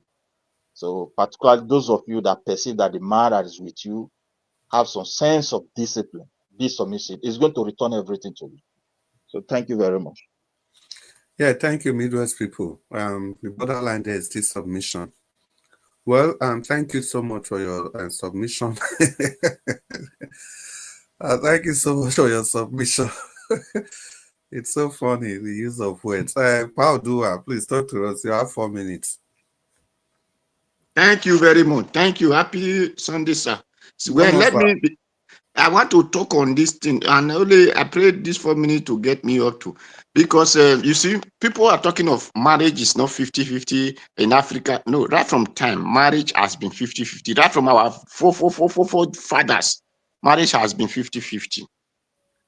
Brother Kanayo, our Baba Kanayo said he don't know how to cook. Why did he not know how to cook? Because it is 50-50. Men married as many women they married that time. Doesn't matter. Then they were no value for money. They were value for strength. Your riches were the children's and the number of land you are, the environment you are able to help, you are able to take control, you are able to feed. That was riches. And the main farm, clear the bush, put fire.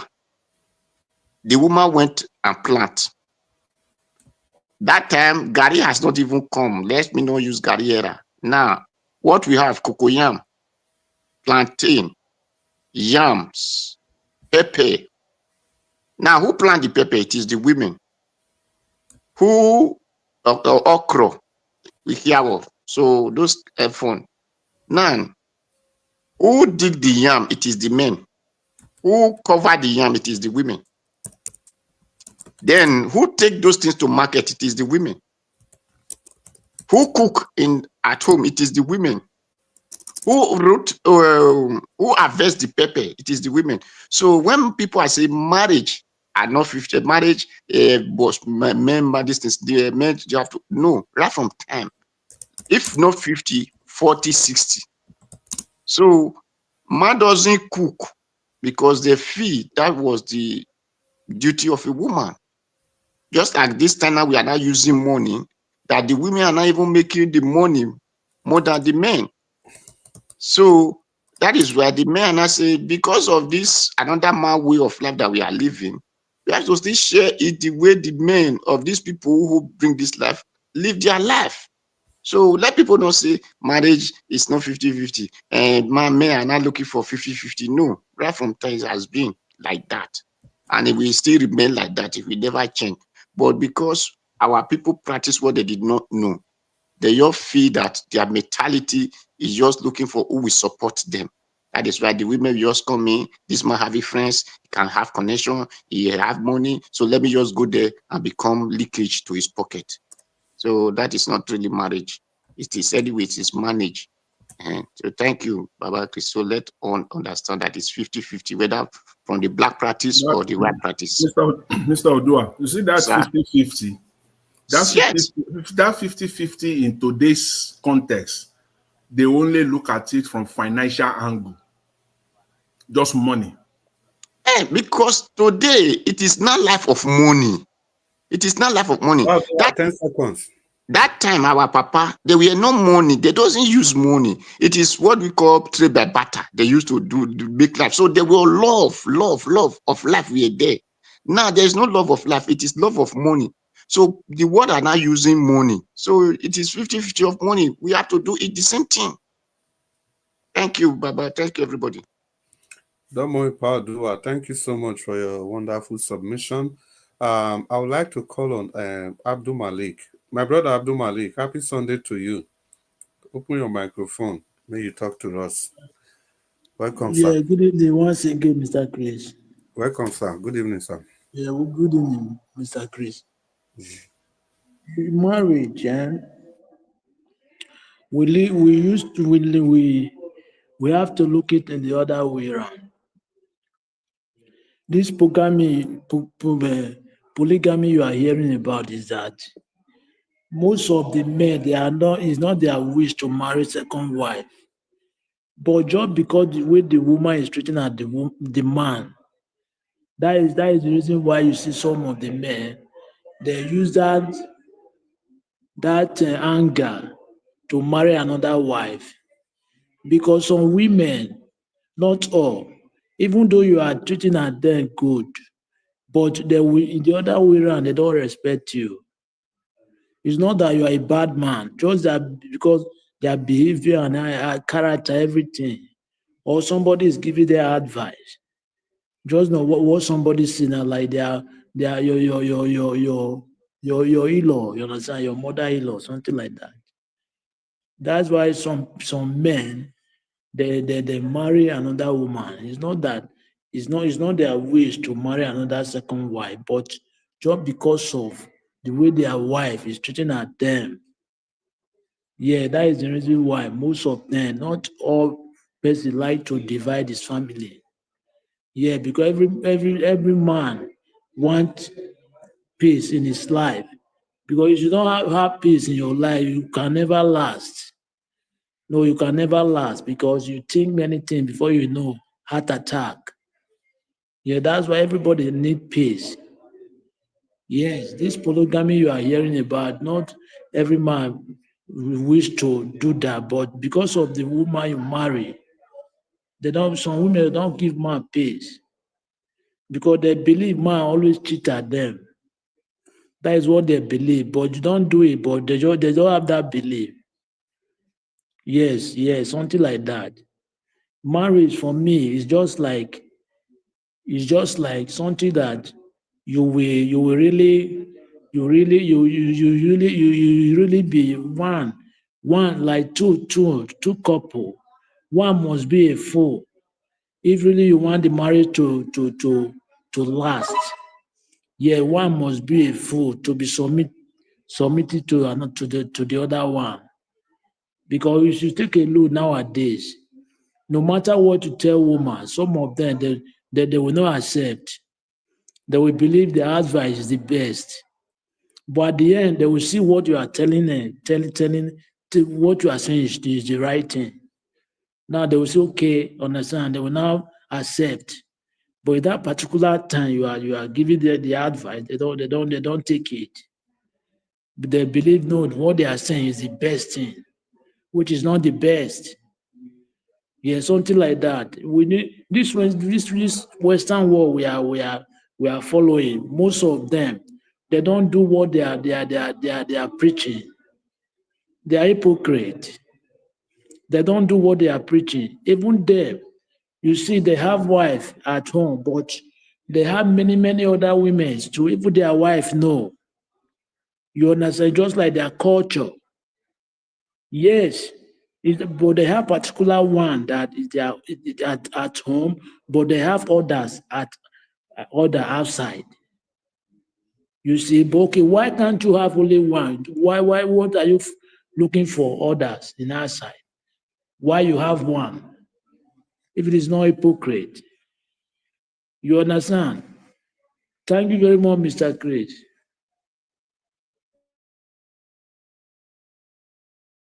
Because what you have said, I think you captured everything essential. But when you say one has to be a fool, yeah, I understand the angle you are coming from, and that is simply what I also said in my submission. There has to be a leader, not fool per se.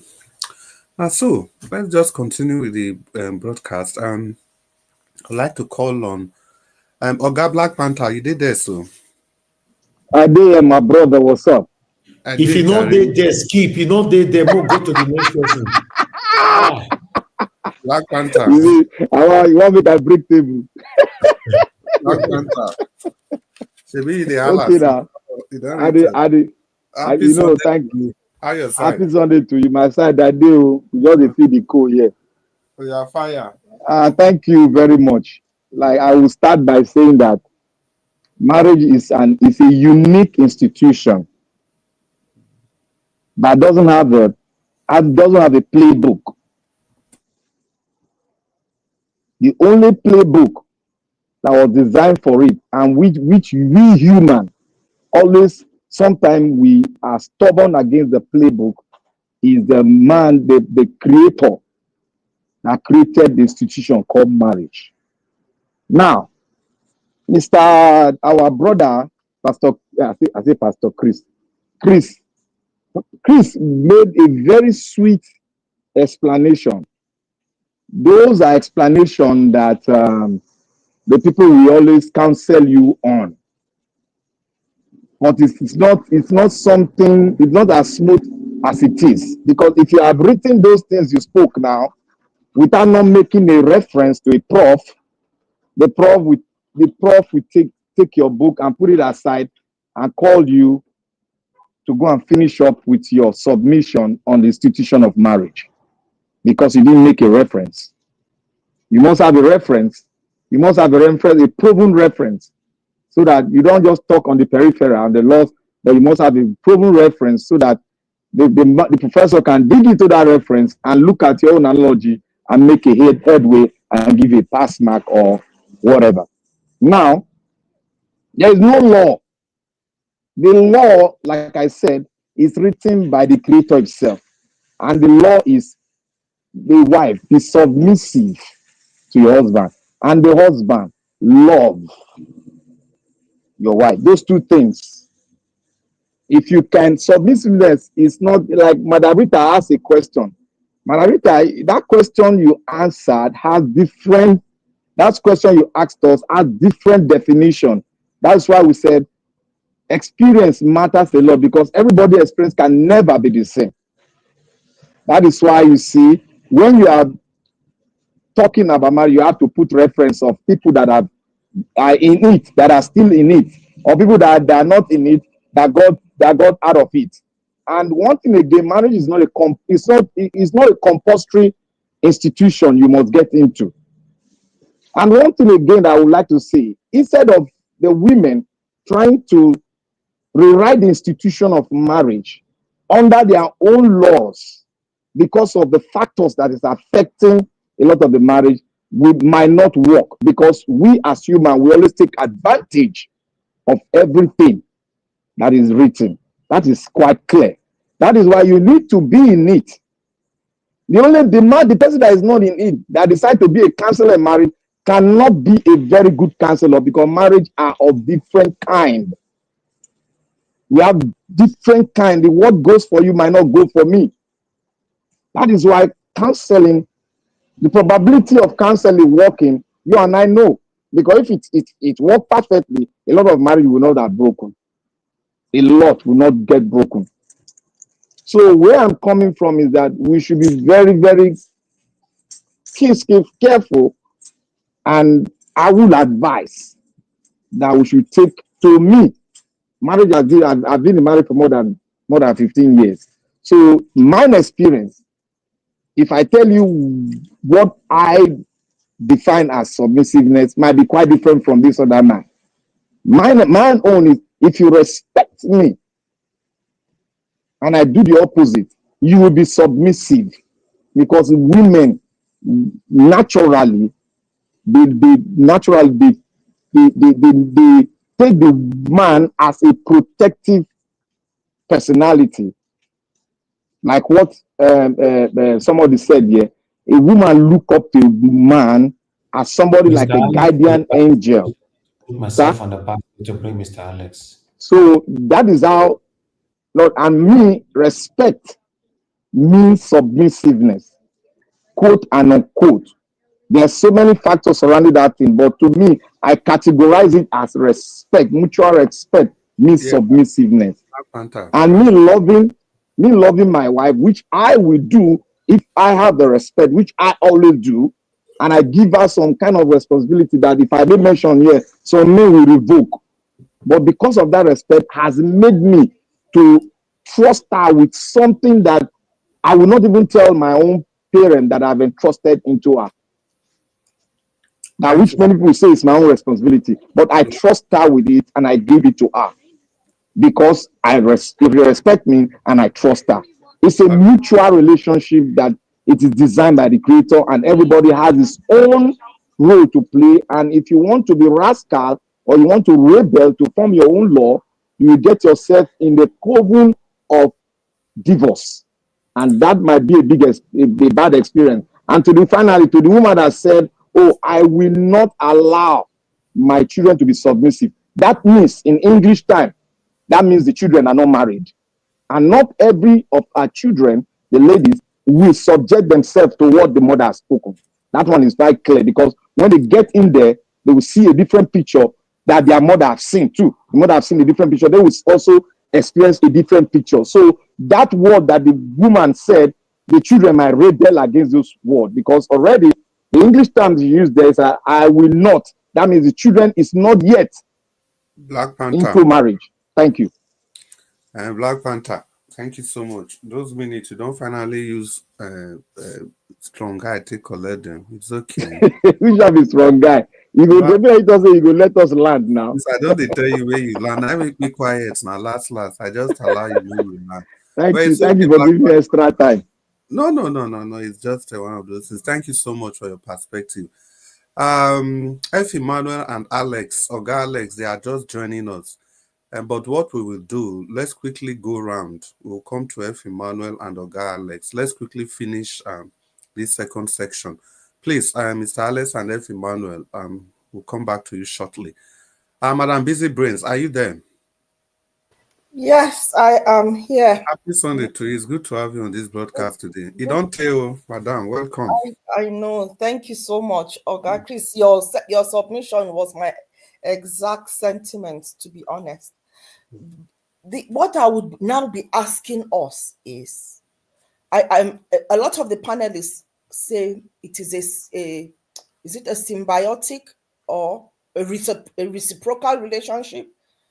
Oga Black Panther said it, used the word. I'm trying to remember now. It is a give and take. I don't know how. I can't Yeah, remember. it's just like you can say give and take. That's give. Both must be give and give. Like that. Give and take. Like that is the same thing. Yeah. So my question would be, if the man is demanding submission, then the woman is demanding love. So which one should be conditional? Which one should go first? Which should go first? Because from what Oga Black Panther, you said something. It sounded like if the woman respects you first, then you can give her the love.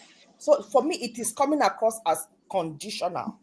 No, the love goes first. Okay. Because you are the one that find the woman. Yes. Thank you so much. And that is it.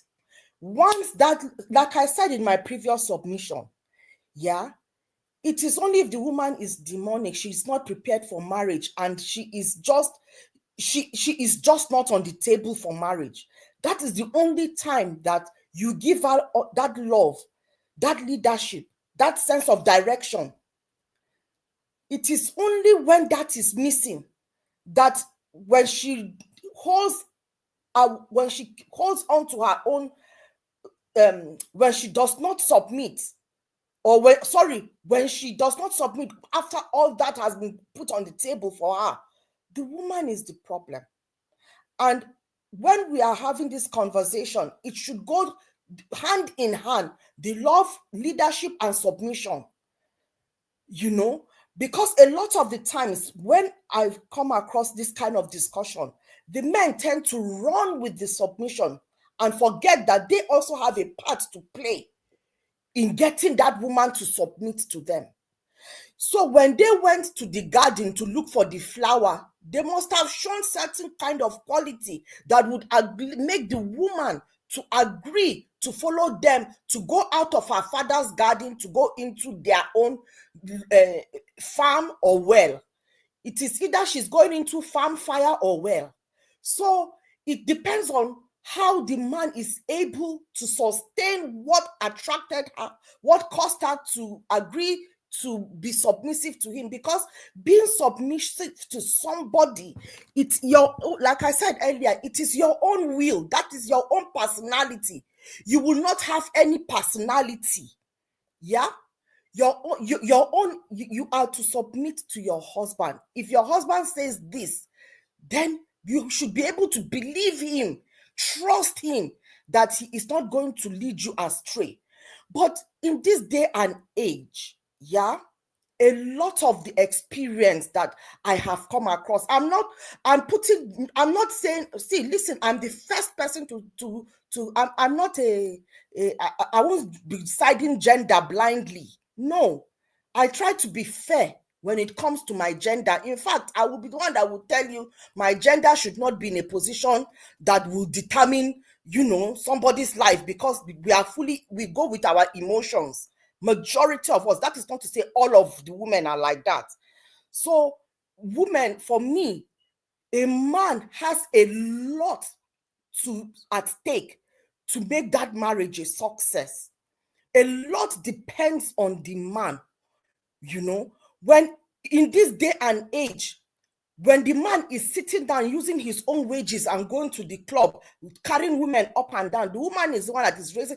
That is a lot of women's experiences. Don't get me wrong. I'm not saying it is above board. I mean, men, there are no good men out there. Of course, there are lots of them. But the ones that we tend to hear a lot are the ones that we hear the bad news. And then we see them on social media throwing the man out. But I'm not one that would throw. I hate that kind of scenario where a woman will be chucking the man's property out.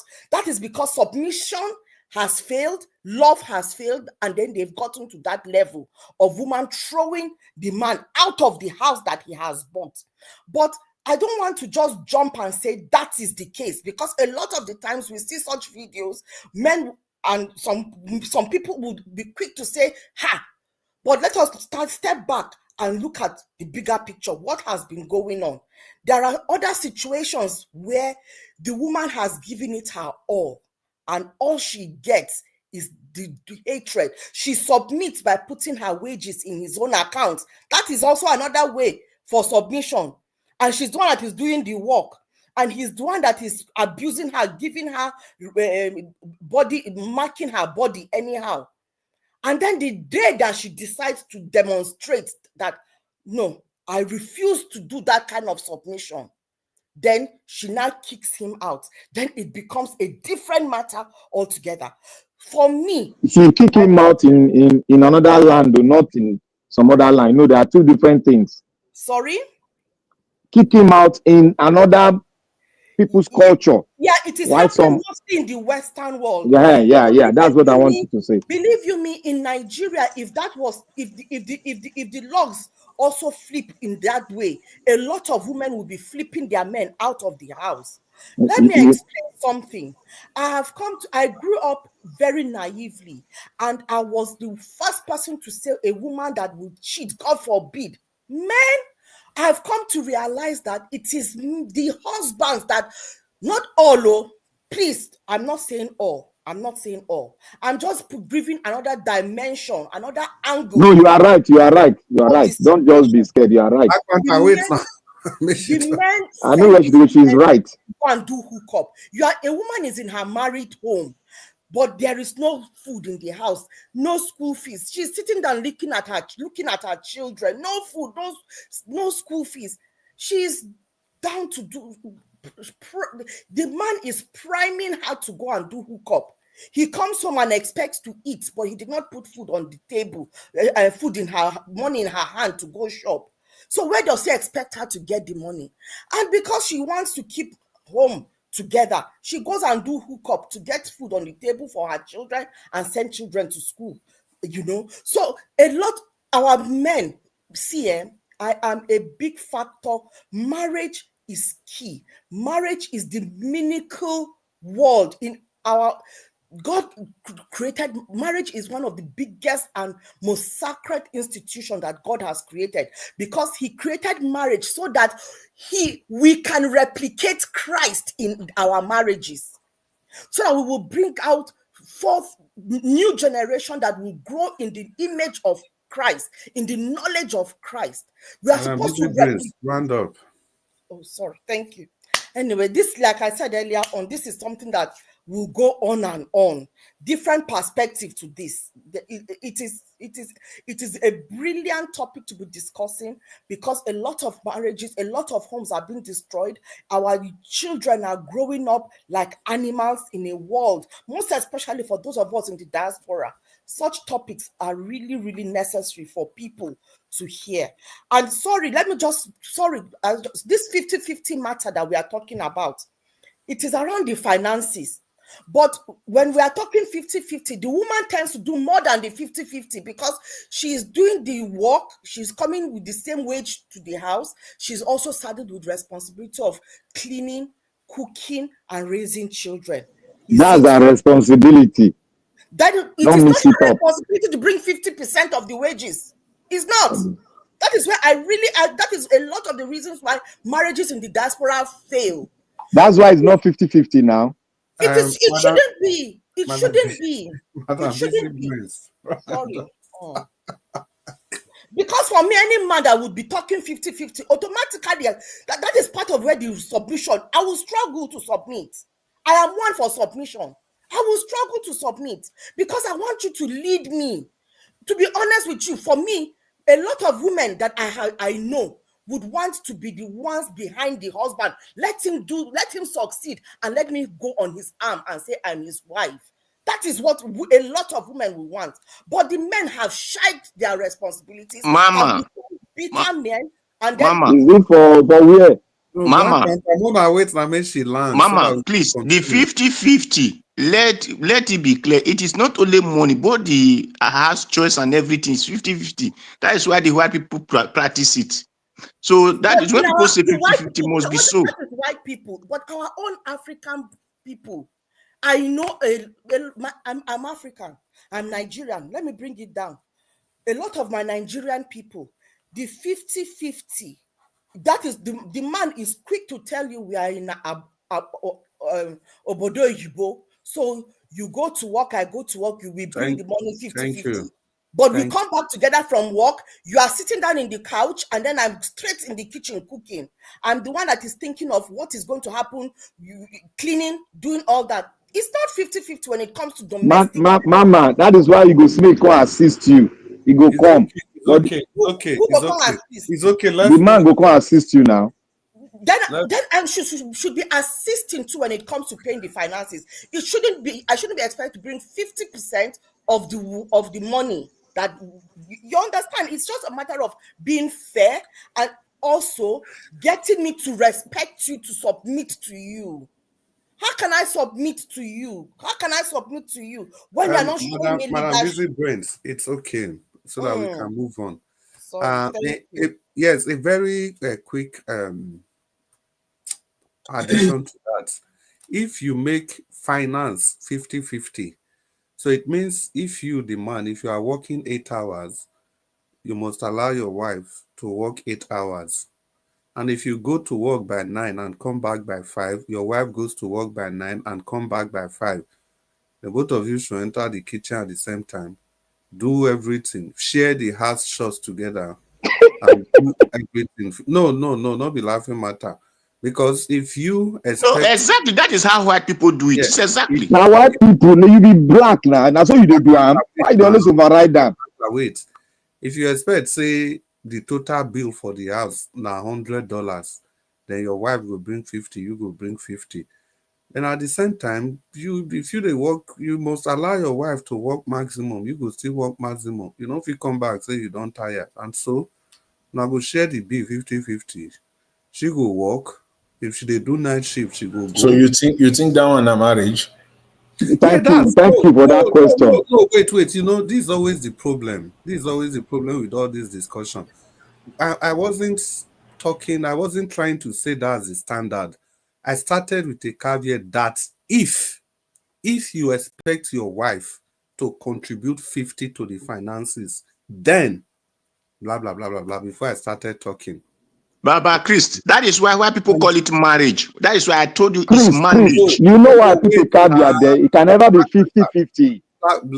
Now. Yeah, that's what I'm saying now. This, what I just said, it wasn't a support for 50-50. I'm saying you as a man, if you want 50-50, that is what you will get. And for God's sake, that was not how marriage was designed. I've said earlier that there are specific rules for the male and specific rules for the female. I'm not even using the husband and the wife now. But as a male, you're already designed for specific rules. And as a female, you're already designed for specific rules. And those roles each of you are designed for, you must occupy that role at least maybe 70-80%. It's as simple as that. And that is sorry for cutting you short, because I am designed to be the nurturer. Yeah. I'm designed to be the one that does the cooking. I'm designed to be the one that look after the home. So automatically, I'm already doing 100% to 80% of that. And then you top it up. You are expecting me to go and work. No, it's not going to. It's not going to say.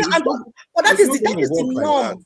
Oga Chris, that is the norm. That is what I'm trying to say to you. Maybe the men on this panel is not true, but by the nature of what I do for a living, I have access to a lot of people's experiences, and that is the norm. That is the norm. Even with the Oyubo, when they talk 50-50. What's the demographic of those people you are talking about that practice that? What's the demographic of the people that practice that as a norm? As a norm, majority of them are Black, African, and within the ages of from around 25, nearer 30 and above, female. Well, to me, that's quite strange that amongst the African community, man and woman, they contribute the same amount financially. That is what I'm telling you. Wow. That is what I'm telling you. In fact, in my first submission, I said that somebody is in the process of leaving the wife because the wife was trying to put her feet down and reduce the 50-50 to at least 40-60 because she is doing more of the house. This man is throwing the towel that he cannot. It's okay. Let's just continue. I know these issues See like this. this 50-50 thing, Yeah, sir. They don't Mr. even, Jonathan. Mr. yes. Jonathan, it's your turn. Just yeah, Okay. it's your All turn. I right. was going to call you. Okay. Welcome to the show, Yeah. Mr. Jonathan. Yeah. For 2 days, we not see you. We really miss No. you. Yeah. Welcome. Thank you. Thank you very much. You see, let me quickly jump in here. Just let me make my last submission for the day. See, this 50-50 thing is even here in the Western world, they don't even call it marriage. I know different countries have different names for it. Where I live here in North America, they will call it common partner. And it's in the law. That's where 50-50, when you talk of 50-50, real one, Exactly. the way you've described it, where everything is actually, shared between the man and the woman, they don't even describe it as marriage. Because marriage, when you get into marriage, yeah, you have to make some compromises. There has to be sacrifices and all the rest of it in marriage. Any marriage that is based on say strictly 50-50, I stand to be corrected. That marriage won't last. Marriages like that. That's cohabiting. Yeah, they call it. It's not last. That's why even the white people, have structured this 50-50 thing. Call it common partner. And they are on the way they do their taxes. They can file their taxes together. They can do things together, but they are not married. So they do, when they buy their property, the man contribute 50%, the wife contribute 50%. When they are paying their mortgage, they share it. So it is this, the law accommodates them, and that is what we're trying to bring into our own, where we do not have laws when it comes to the African setting, Nigeria to be specific now. We don't even have laws that support all these Western practices that we are bringing in. So that is why it's all commotion everywhere. You have somebody, you want to say 50-50 in Nigeria. It's not going to work. It's going to end up in chaos. So, but that's just what I want to say with respect to this 50-50 thing. In the Western world, it can work, but when it comes to us, blacks, or specifically in Africa or now in Nigeria, it cannot work. It just can't work. But this submission of a thing, I think one of the problems that we're having with it, that most people are having with it, is the meaning that we give to it. And I believe it was Madam Busy Bray. She gave us the definition of submission. That is the dictionary definition of it. And I think we tend to use that, all of us, either consciously or I think subconsciously. We arrogate that English definition, and that is not what it is, because this submission of a thing, we derive it from the scripture. It's from the Bible. It is not outside the Bible. If the Bible had not said it, you and I will not be here talking about it today. The reason why you and we are not talking about common partners is because the Bible did not say it, but it's existing though. It's everywhere. I know in the Scandinavia, they have something like that. I know here, at least in North America, the same thing. The reason why we're not talking about it is because it is not in the scripture. Why we're talking about this submission of a thing is like, when it comes to men, some men will want to use the Bible, even though when they know it is not fitting. A man that is not even supposed to use because when it suits the man, he uses submission and it goes to the Bible. Even all his attitude, his character does not even show that he's a man of respect or a man that even earn it. And he will be using the scripture because the scripture is there to go there and say, woman, So I think it is the meaning. And the meaning is not the English meaning. And that is especially men that does not know what the Bible is saying. Let's get it straight. We derive this from the Bible. Nowhere else. There is nowhere else on earth. It is from the scripture that this word submission, wives, be submissive to your husband. And so we must go back there and know what is it that the Bible is saying here. Submission to me is in the marriage context is a voluntary virtue. It's voluntary. When a woman submits, I see it as I've grown in my marriage for 3 decades, counting, that it is voluntary. It is not, because when I look at it, thank you, Madam Busy Brain, because you got me thinking when you give the English meaning, the dictionary meaning, use the word force. Force is something that is involved, force is whether you like it or not, you have to do it. Whether you like it or not, you must do it. That is the submission of the English definition. But it is not the definition of the Bible. That is why, again, I come to the example given by Madam Busy Brain just now, that a woman will agree to having the same bank account with a man. That is a classical, the scriptural definition of submission, because the woman can also decide if the man is not, the behavior, the attitude of the man is not what it should be. The woman can also decide that this must stop, and she will do it, and she can do it. So that means that it is voluntary. The submission in the first place to agree to having the same bank account, with her husband, was voluntary. So the Bible was talking in the context of a voluntary act. So the mutual respect that we men, we must not take it for granted.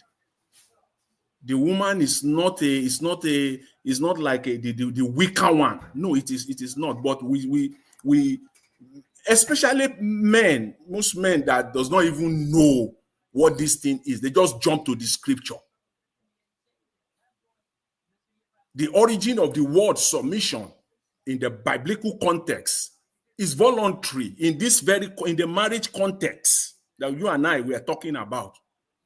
So we must look. So when we understand this, we will not bandy this word around. It's not like when we come to it's the same submission when we come to Niger Wash, give your submission. It is not that definition of submission. It is not the same submission like Mr. Jonathan. Yes. Thank you for that thing, because I made mention of that. Submission might mean different things to different people. In fact, in the Greek, this is, I know it's very broad. I think panelists have agreed. I think it was Madam Busy was saying it's very broad. It's something that is very broad, but we just have to say what we have to say here, given the time permitted. But even the Greek word, the origin of that word, it has several meanings. Several meanings. If I'm not mistaken, it has at least nothing more than 4 or 5. If it is even not more than that, 4 or 5. So which one in this context, in this Ephesians 5:22 that we always talk about, wives, be submissive to your husband. Which one is the Bible? Which of the meanings? Which of these meanings is the Bible referring to? Is the one I've just explained. It is the voluntary submission. It is not the English one in the dictionary that describe it as a superior, yielding to a superior force. Far from it. It is not yielding to a superior force. So we must not jump to the dictionary. We will miss it completely, which I believe is what most people always looked when it's submission. That is, is an English word and it has an English meaning, and then we give it that meaning. It is not what the scripture is saying, because that's where we derive this submission. That's where we derive it from. And we must give it the correct meaning. At least we must work to get that correct meaning of it, so that we will not just be, brandishing this word all over the place and in an incorrect manner. So marital submission Oga Jonathan, thank you Yes. so much. The way you broke it down, even to palatable, for easy digestion. You see the way you said it, right? It just it will make men think in a way that it will reorientate the men, the way they think, because that is the problem. If they think that submission is a must, is a total, No, then it is not. they will act in a way and in a manner that they must get it. But if they understand that it is a voluntary thing, Madam Busy Brain. You know one thing I want you to be doing? Always be speaking to the women, because we have a lot of things bad out there. And a lot of our children, a lot of our kids, female kids are falling into it. I speak like I always tell you. Me, in fact, I will bash. They will come and say maybe I'm a woman hater. I'm not a feminist. I respect the order of a man and a woman, but that fairness. If a man loves me, there is nothing. There will be no hierarchy. Do you know what? You know that on the part of women too, even though the biblical meaning here is a voluntary submission, it does not give women the room.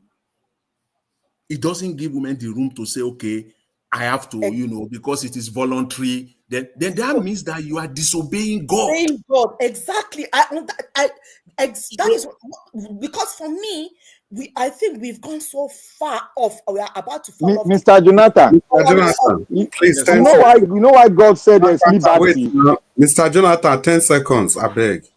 Yeah, I'm just done. We're just having an interactive one here, but I'm done. But the message I just want to pass here is that we need to get. I think the reason why this word is being brandishing all over, even people that knows the Bible and those that does not know the Bible, when it is fitting for them, especially men now, and women too. When it comes to the area of women. When it comes to, men too, when you say men love the women will quote that one too against men. That the Bible also say, men love your wife. That love, the Greek word of that love there also has at least 5 meanings, probably more. Which one of it is it talking about? So it is for both men and women. So the message I'm just trying to put out there is that we need to know the meaning. Thank you. And that Mr. Jonathan, before you leave, let me drop this one to you. We should have also stated here that, look, the marriage institution is not under compulsion. The scripture also say it. So that our women will learn a lot of things there. It's not compulsory. Don't get yourself into something you cannot submit yourself to. Simple. Likewise, the men too. Yeah, I think the distinction is made. But yeah, I don't even think it's rocket science as per the context of and the submission. But it's not just you have a woman in your house, and the next thing you expect the woman to be worshiping you or whatever you call that. I don't know how that works in the first place. I think, Mr. Jonathan, I think the Bible, is it Ephesians 22, 5:22 to 24, 20, something around there? It is 5:22, 23. I think the kind of submission was also explained there, because it says like 5, but I think the Bible went ahead to talk about, if I remember the quotes like the way it is, I might not get it very right. It said, wives, submit yourself unto your husband as unto the Lord, as unto the Lord Jesus Christ now. And they went further to explain what this kind of submission. He said, for the husband is the head of the wife, or the head of the home, even as Christ is the head of the church. So it's like the relationship we have with Christ, that ought to be the kind of relationship the wife has with the husband.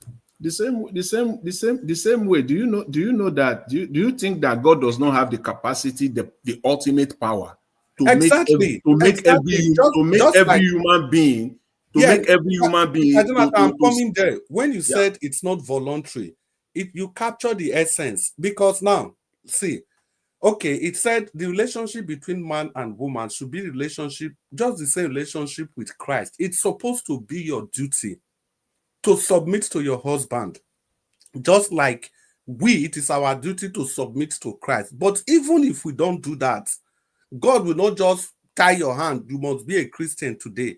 In short, somewhere in the scripture, it is clearly written that I have given you the opportunity to choose between life and death. That is to either choose to submit yourself to Christ or not. And he went for that to say, but if I were you, I would have chosen life. You see, it is completely voluntary. You have, it's a choice thing. Exactly. But, can I say? But if you don't do it, there will be consequences. Consequences, yes. And that is why God said he's giving, he is in control of everything. But the only thing he's not in control of is our will. He has given us free will. Yeah. Free will to do what we want. But if you don't do the proper thing, there will be consequences. Christ, he made it very clear that what Christ will want is for the wife to submit to the man voluntarily. If you don't do it, it's fine, but there will be consequences. If you don't do it, it's not the man's responsibility to tie your leg and your hands to submit. Just like it is not Christ will not force any person to become born again, to submit to Christ. I think the Bible further went on to say that, therefore, as the church is subject unto Christ, so let the wife or Mr. Chris, you see, you said something good now, but the world is not subjecting themselves to Christ. That is why you see there is an attack on marriages. Yeah, you see, that's the point. No, the point here, I understand the black man. The point here is just to buttress what Mr. Jonathan has said, that this thing we are talking about ought to be voluntary. But be that as it may, there's a consequences for not doing it. And it's not just submission. There's a consequence for not loving your wife. No, of course, when we say this, it's both ways. Not submitting. It's and both there's a consequence for the children not obeying their parents. It's both ways. Yeah, it's an institution. In fact, for me, the one that I consider most dangerous out of them all, they are all equal, but when I want to put them in order, the one that I consider most is a man not loving his wife. It is the most dangerous one. It is like a man. Exactly, Oga Jonathan, exactly. Like a man literally taking a GUN and shooting himself every day all his life over and over again. Mr. Jonathan, in order for we to progress, you see this thing you just said, it's not your words.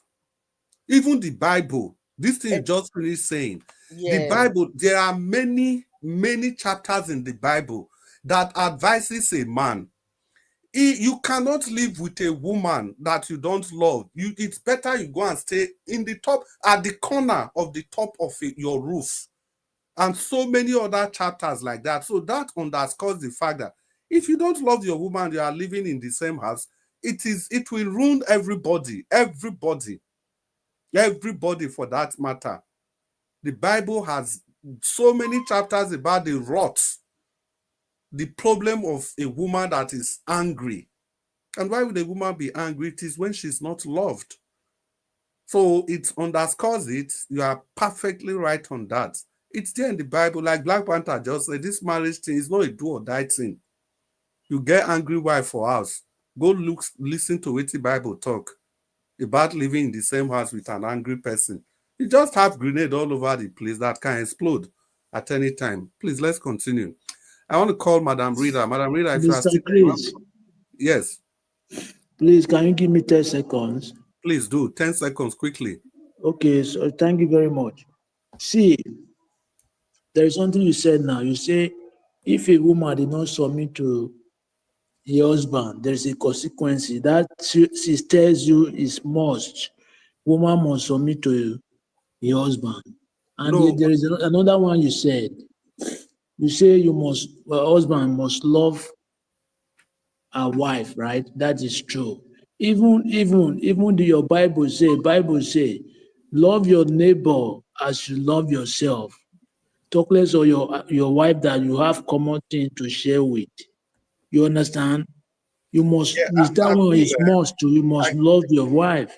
Yeah, the point you are making, you see, it's very, very well taken, and in a very large extent, I will also have to agree with you in the sense that even if it is voluntary, as long as there's a consequences for not doing it, or there are consequences for not doing it, then technically it's also compulsory. In another way, you look at it. If we have to be retrospect and tell ourselves the truth, from what Abdul Malik has just the point he has raised, that is it. That's so it be. Yeah, Abdul Malik, point well Yes, taken. now it is Yeah. very clear now. Something Yeah, that I like have, that the angle you came from. I like it completely. yeah, I can something that agree have that there will be consequences consequences. when you are not doing it. It's Yeah, must. You must do it. yeah, we agree that well, in that case, Abdul Malik, the this thing, whether it is compulsory, it's not. It will not look like if somebody is engaged in one habit, for example, smoking, and you know that it will cause cancer. If you want to keep smoking, no problem, because you are an adult, nobody will force you to stop. But cancer dey front, they wait for you. You understand? So somehow, aha. So they no fit just come tie your two hands, say make you not smoke again. If you want smoke, now your money go, but cancer dey front. So if you look at in pari passu, the most important thing is that we all understand what we are talking about. I think that's the most important thing in this discussion. Like I said before, please let's move forward. We have Efimano and Alex still waiting. Madam Rita, are you there? So I give you your 4 minutes talk to this. Yeah, I'm Marita, here. I must say thank you so much for being very patient and yeah, talk to us. Yeah, Welcome thank to you the very much, Mr. Chris. Mr. Alex and Abdul Malik, welcome. Sometimes I just wonder if we were in this, you if mean some F. of us, F. F. Emmanuel. Emmanuel, yes, my brother F. Emmanuel, yeah, good evening, sir. Evening, my beautiful sister and my Black gorgeous, soup in queen. fact, the number one black soup woman in the OF. Bless you, Yes, so I claim it. Thank you, sir. Anyway, I just wonder sometimes, if we were in the 17th century, how some of us would be like. I'm just thinking, and if we were living in that era, perhaps many of our choices might be influenced by what was happening as at that time, the culture as at that time, the kind of advice or influences we got as at that time, and we will see it as it as a norm. Now back to this 21st. Well, I guess we're in the 21st century now. Things have obviously changed, but there are some things that haven't changed. There's a man and there's a woman. Man's purpose on earth is kind of defined, from the story of Adam and Eve.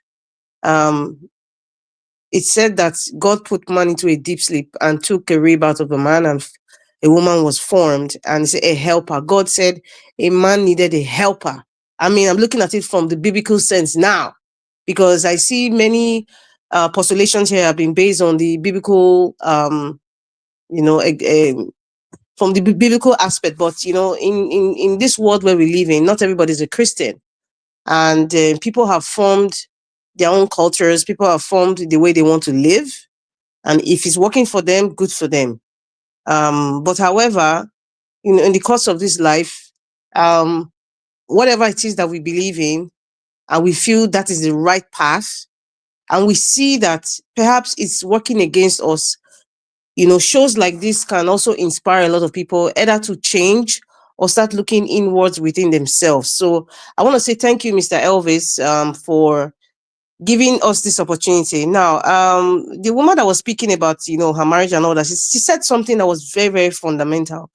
She said ground rules needs to be established when you start a relationship.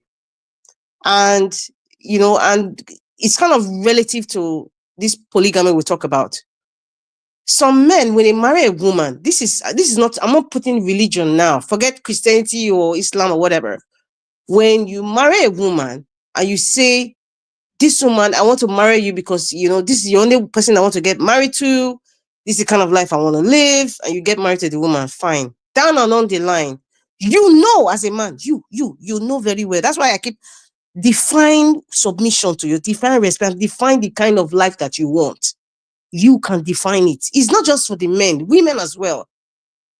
Down along the line, the man suddenly wants to practice polygamy. What happens there? So you see, marriage is like what the woman said. I'm sure, many people here would agree with me that I don't believe there's a difference between how marriages were. I'm talking about the act of marriage, how it was in the olden days and how it is now. It's still the same. It's just that tolerance level might be different. Like the woman said, acceptance level might be different. And the parental advice also, and also economic, dynamics. Those are different influences. There's a plethora of them that can influence how you live, how you want to live your marital life. Now, if a man chooses now, all of a sudden, 10 years down the line, he wants to get married to another, he wants to practice polygamy, not just marriage.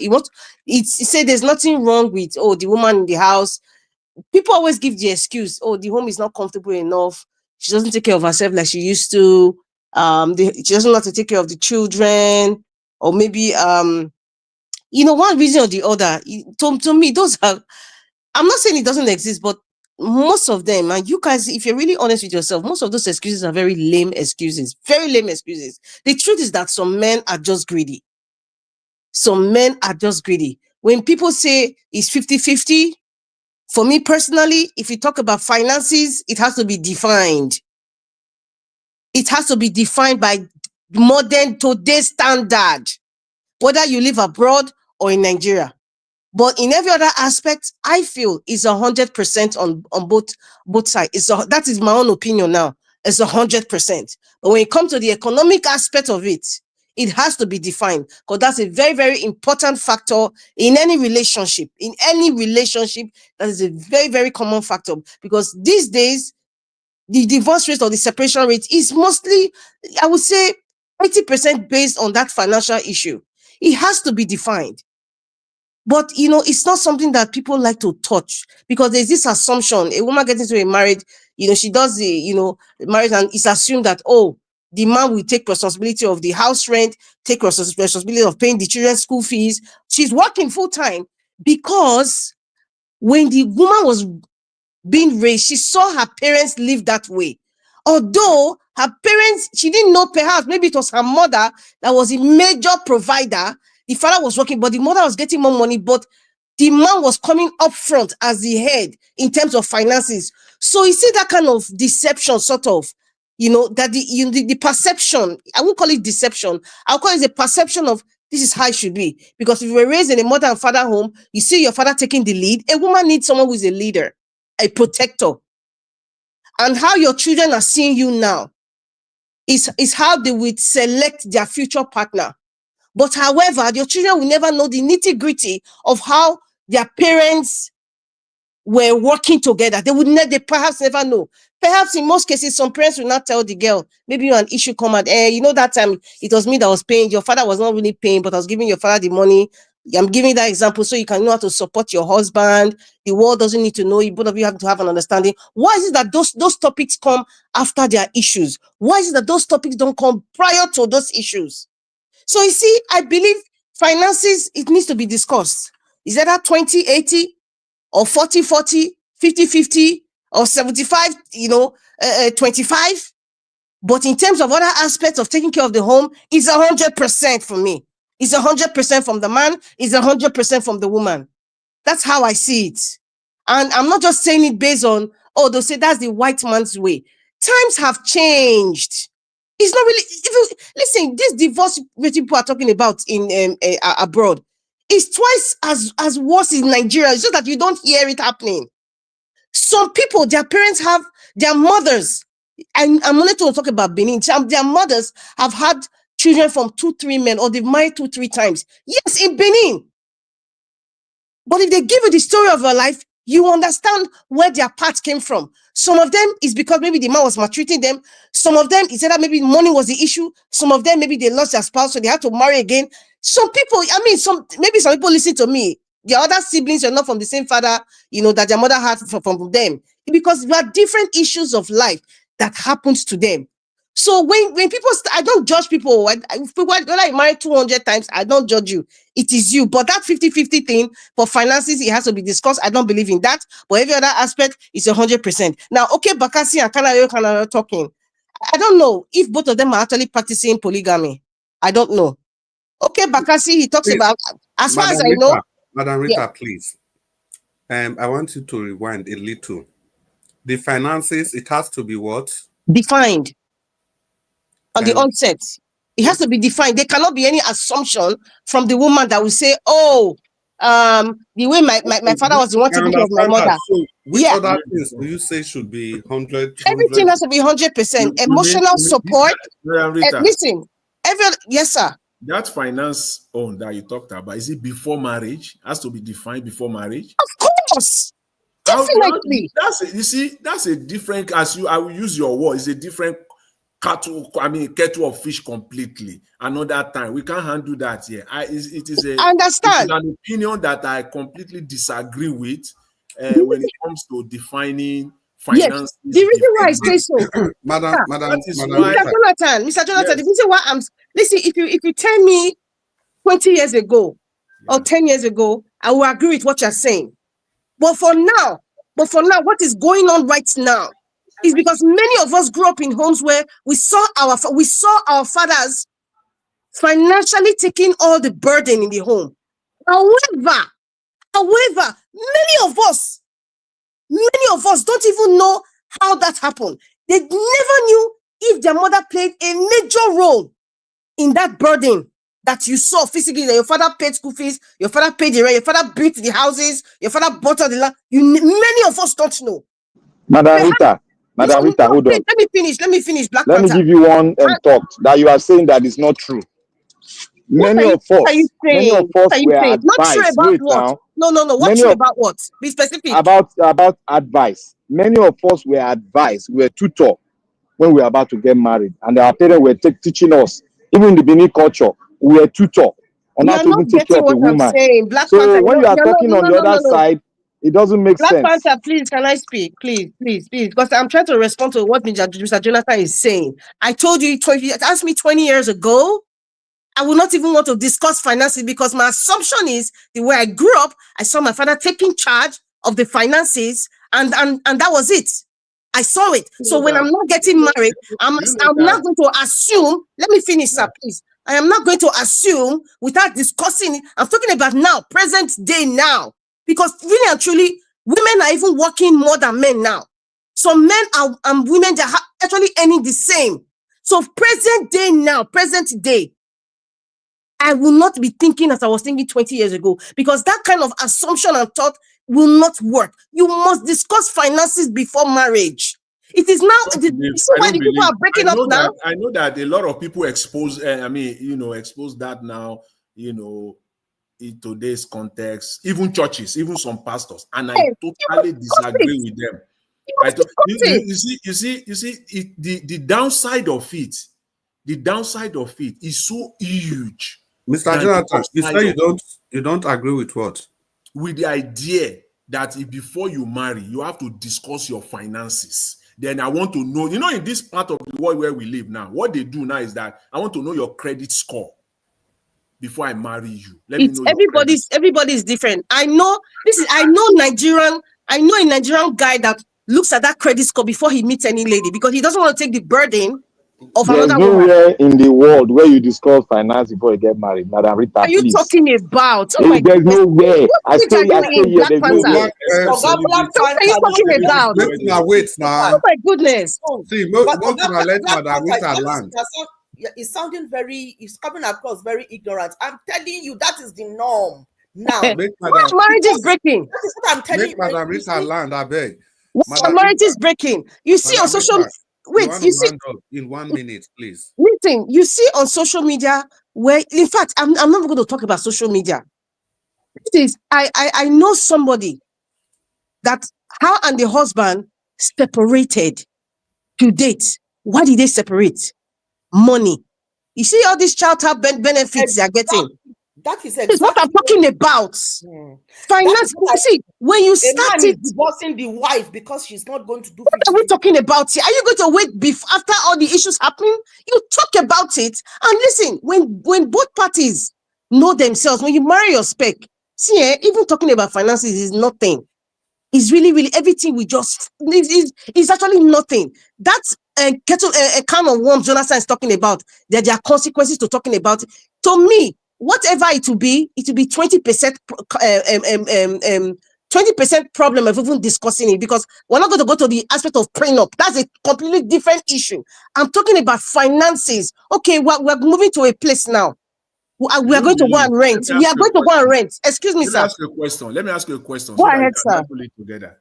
Do you then believe that submission can be achieved where finances has been discussed before marriage, and the marriage is based on finances, pretty much on finances? It is not on love. Love is now playing the lesser role. Finances is playing the higher role. Mr. Jonathan, that's a very simple question. How do you think submission that we're talking about, which is the core to this? Can I just okay, go ahead, busy brain. It's okay, please. It's okay. Let's do it like this, please. Wait. The question has been asked. Madam Rita, you ordinarily have 1 minute. Now, Madam Busy Brains, in 10 seconds, say what you want to say so that Madam Rita can round up. You see, what Madam Rita is just trying to say is setting boundaries at the very beginning, identifying where the hiccups will be, and manage your expectations before you enter the marriage. That is just it. So manage expectations around finances, because I will be thinking I'm going in, my husband is going to pay all the bills, and I'm going to take on my own woman role. But when I go in there, the script has changed. The goalpost is changed. My husband is now saying you need to go out and go and fend. Go and bring 50% of the money in. And then when I bring it in, he's still expecting me to do 100% of the household. So it is just managing those expectations before you enter those discussions. Yeah. Thank you. Madam Rita, please round Yes, up. Mr. Jonathan, you see, in the beginning of this discussion, I said, what does being submissive mean to you as an individual? I'm not saying you should answer the question, but really and truly, I know where that question is coming from. Does providing your financial status affect how you be submissive to your partner? The answer is no. See, that's why I said, there are two things, respect and submission. I said, what is the definition that suits you as a person? Forget religion or how your parents, what does it mean to you? So whatever it means to you, finances. Whatever it means. Sorry, you said something. Black Panther is out. He's putting a message. Yeah, okay. We'll come to that. Madam Rita, please, 10 seconds, please. Yeah, so see, I have a lot to say, but it on me, that question, it doesn't match the kind of answer that you expect, because I said, what does submission mean to you?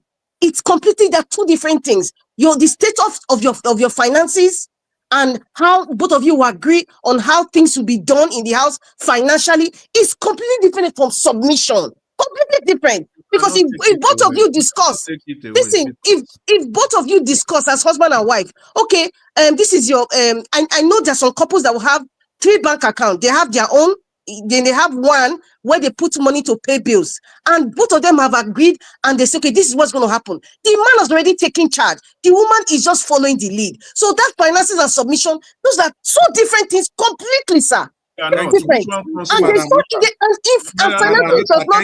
Finances does not inflate how you be submissive. That is depends on your definition. Madam Rita, thank you. Mr. Please, let me, Mr. I beg 10 seconds. People they wait. Jonathan, I beg. Madam Rita, before you can say that definitively, you must also know. You must also be able to know which one comes first here from what you are saying: financial consideration or submission. The financial consideration has taken place before submission. Submission is after the marriage. You are not asking the woman to submit to you before marriage. So the financial consideration has been well considered. before This marriage. is And in the if you say, process of dating. It should have been yes, defined before the marriage. So you're discussing it when you before are, the marriage. In the process of dating, both of you must have agreed. This is how you want to live your life. This is how you want to spend the money. if you stay on, and if I have time, like 4-5 I minutes, am I will here. answer. I will Because answer you need you. to track this thing very well. I will respond. I will like respond better. that, Yeah. Mr. Jonathan. I like that. You challenging her to stay on, please, so that we can move forward to the other two people that are just joining us. Between F. Emmanuel and Alex, my big brothers, I welcome you to the broadcast. I don't know who came first, Mr. Alex, but you have the floor. It's so good to have you today, Mr. Alex. Why worrying me out now? I came before Alex, so it's okay if you want to go first. Alex, It's okay if Alex you want is to on go my first. down. F. Emmanuel is on my back. Alex, my guy, go ahead. Don't mind me. Go ahead. Oh. Go ahead. Okay, thank Mr. you, Alex, welcome. It's good to have you. Thank you, my fellow Nigeria gladiators. I've been listening and I've been laughing. It's been a very tutoring time, drawing from this reservoir of knowledge from this special erudite panelists. I want to say thank you to Mr. Najawash, Mom Diaspora. I greet everybody here. And yeah, this matter sometimes I try to circumvent it, but it always resurfaces. Anywhere I find myself, sometimes I try to. I'm not an expert in this type of repartee, but I will throw my 1 cent on it. For me, marriage is a very beautiful thing, sometimes full of turbulence, and it has its own frontiers, cleavages, and mascaras, you will say. But I think it should be built, for me, it should be built on the principles of separation of power. There should be compromise. There must be a place of compromise, collaboration, coordination, cohesion, sometimes koinonia, a meeting point, that is, for marriage to work. Because these are two different entities, two different individuals coming from different backgrounds with different idiosyncrasies. So it's going to avoid the war of attrition, marital war of attrition or belligerency. There must be, for me, compromise. When I say compromise, I mean, according to Chinua Achebe, it's only a king who is also a husband sometimes require the tactics of a slave to fulfill his duty. So also a queen who is also a wife sometimes require the tactics of a slave to fulfill her duties. Okay, So this this 1 minute, I beg. Mr. Ninja Watch, I forget to announce. I beg, Black Panther they backstage since. I beg, make you bring them in, Mr. Ninja Watch. If you are hearing us, thank you, sir. So Alex, this war, this hegemony war between man and woman, I need this, I need that, you must do this, you must do that. For me, I think I will concur with the panelists that said some certain things need to be defined. That's where I will liken it to a constitution. Some things must be defined. If possible, some things must be written down, signed, sealed, and pasted somewhere for the both parties. Because marriage is a very long journey. It's not 4 years election. It's not periodic election-oriented activity. So I think we should place it on a democratic ground. Even if we are coming from a society where autocracy or autocratic monarchical system is a way of our fathers, there is a rub-off of that in marriages, that the men see themselves as demigods. But if you want to have a good home, for me, you need to have your own family democracy. There is a place for concurrent actions, a place for dialogue, and there is a place for executive actions. That's where the man comes in. And the woman can act as the judiciary to listen and interpret, with fairness. So I'm sorry, guys, it's a bit political, my explanation, but this is how far I can go about issues like this. So I don't believe in lording over another human being. I believe in, listening, but at the same time, put your feet on the ground when it ought to be done.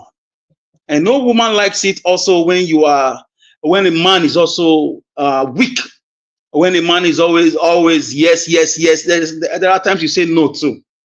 And sometimes some men don't also like it when a woman is showing too many weaknesses, like, everything is yes to you. So that there's a time for concurrent discussion. There's a meaty point. For me, there's a meaty point. So I think at that point, family democracy will prevail. When I say democracy, I mean a level playground where you give this person a feeling that this person is important, both man and woman. It doesn't matter the sex right now. You must give each other that feeling that you are important. If you want to go on the biblical, typography, you look at it like the Bible says a man should love the wife, the woman should submit.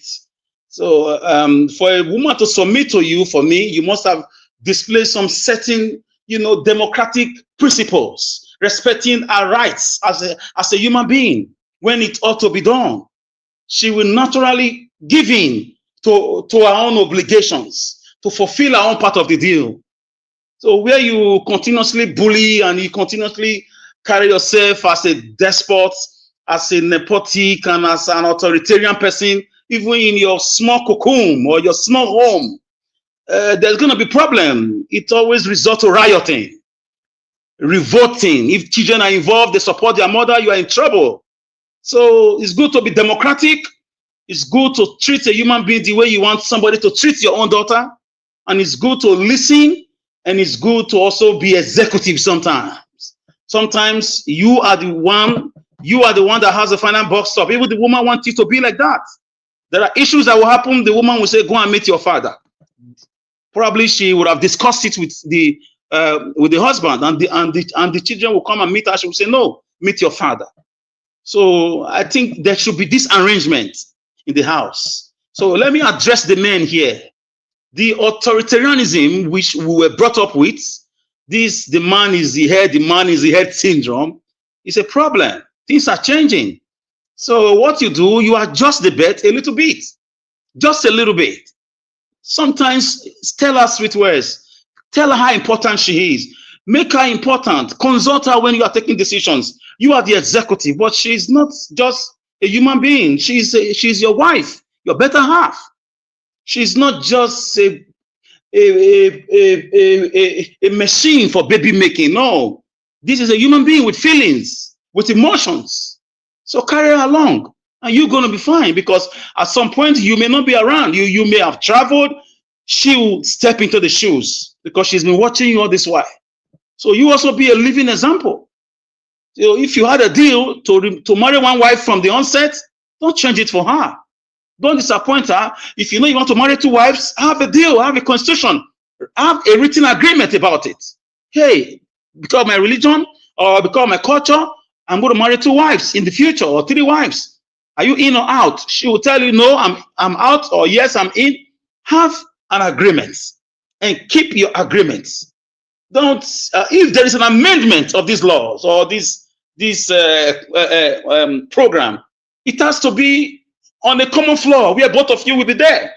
Let her know, draw her knowledge to it. Sometimes it may result in a very bad light, but it's better you tell people to avoid explosion, to avoid civil or uncivil disobedience. So for me, I believe bringing the political cinematography into your marriage, because according to Aristotle, man is by nature a political animal. And Aristotle also went to tell us that politics is all about interest. So protect the woman's interest, she will protect your own interest, so that nobody go on a suo moto or on a despotic and dictatorial tendencies on both sides. So at this point, I'm sorry guys, this is all I can say about it, and I will leave you guys, and I'm enjoying it. I didn't want to talk, as you noticed, but Mr. Chris, I had to fulfill all righteousness. So on this is my humble logomaki, and my logomaki I leave here without logo apacha. Thank you, my brother. Logo apacha. You go use no man, Mr. Alex. First of all, you go use logomaki, then later you use logo apacha for the We are same Igwe Bana. Why are you laughing at me now? You see, this is why I kept quiet since. So So you use wait till they make me laugh. You go use logomaki, you go still put humble join am. Then you go still use logo apacha for the same sentence. Diplomacy at its finest. No more, sir. It's good. Your submission, well, is well taken. Thank you so much. Mr. Chris, can you Oga give me Naija, what I that beg? Black Panther still dey backstage. Oh, make you open door for him. I Make beg. you stay there first for a while. So Nigeria Wash is eating black soup. Nigeria Wash is black soup. Oh, no, leave am. May you talk to us. Mr. Naija Wash, Chris. open door for Black Panther. I beg. You know, on the camera now, I go to open door for person wey dey inside black, inside black soup. Black Panther, open your camera. F. Emmanuel, continue. Don't play game, forget me. Mr. Naija Wash, thank you so much for your intervention. F. Emmanuel, talk to us. Now, Mr. Alex, now you dey eat black soup. Once again, good evening. And Rita don't give him black soup now. See, Black Panther, you don't come. I beg. You see why I say F. Emmanuel, continue. Anyway, good evening, everyone. Good evening, sir. Once again, I thank you for the opportunity to speak. I'm not going to speak long anyway because I have another meeting to join shortly. See, I have listened to virtually everybody. Wonderful submission. Great discussion. Great, how will I call it? Both scriptural, great insight, both scriptural and not scriptural. But me, I'm coming in this area, in this angle. Originally, marriage is whose idea? Marriage is God's idea, right? Yes. Yes, it is. Now, the one that brought this marriage, who constituted this marriage, he also brought the modus operandi in which this marriage will thrive. He laid down principles in which this will be a success. He laid it down. While we are dragging here, because we have violated the flow. We have not kept to the terms of who brought about the marriage himself. Every car producer have its own manual. Toyota have their manual. Lexus have their own manual. Hyundai, G-Wagon, call it whatever it is, they have their own different manual, different manufacturer on how to enjoy your ride. Here comes our maker. He came and instituted marriage, man and wife. Let me just say something. In 1 Corinthians, you guys are familiar, you guys are Bible students already. 1 Corinthians 13, 4-8. Say, love is patient and kind. Love does not envy or boast. It is not arrogant or rude. It does not insist on its own way. It is not irritable or resentful. It does not rejoice at wrongdoing, but rejoices with truth. Love bears all things, believes all things, hopes all things, endures all things. Love never ends. As for prophecies, they will pass away. As for tongues, they will cease. As for knowledge, it will pass away. But the only one thing that never ends is love. My people, joint account or no joint account, for me, love is 100%. If you give it 100%, husband, you give it 100%, wife, you give it 100%, both the submission, both the love, everything is at 100%. You won't be having issue of whose account or whose joint account or 50-50. No, if once you bring about the idea of 50-50, my brother, that is when the beginning of problem starts. Just tell yourself you are in for one another 100%. When one is down, the other one will lift the other one up. Finish. All this idea of this, that we have borrowed westernized world way of doing things, leaving the real thing. The one that instituted the marriage has showed us the path in which we should follow, and we'll have a healthy marriage. We have ignored that. That is why we are struggling. So, my people, I don't want us to argue much on this. If we can argue till tomorrow, the most important thing is that we have left the principle of whom that brought about this marriage, who originated the marriage from the beginning, and we have, raised a principle that we just got from somewhere in the name of westernization, or in the name of socialization, or in the name of what's Africanization or something. I don't think God saw Africa in picture or saw westernization in picture when he was instituting marriage. All those other things you are saying, they are traditions of men. As for us, those that say they are Christian, please follow after the pattern of who the person, the one that instituted the marriage. Otherwise, we'll keep struggling. That is my case. Thank you. Yeah, thank you so much, F. Emmanuel. Well, yeah, taking us back. Mr. Chris, can I interject him a little bit? Yes, you can.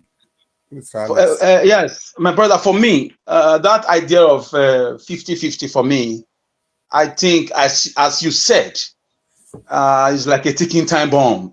Women are not wired like that. Any man that wants peace in his house should always take the lead. The woman will definitely follow. Women are beautiful. They are wonderful people. A woman will give you 10 times anything you give to her. If you tell her a word, she will give you a memory later on. If you give her money, she will give you savings.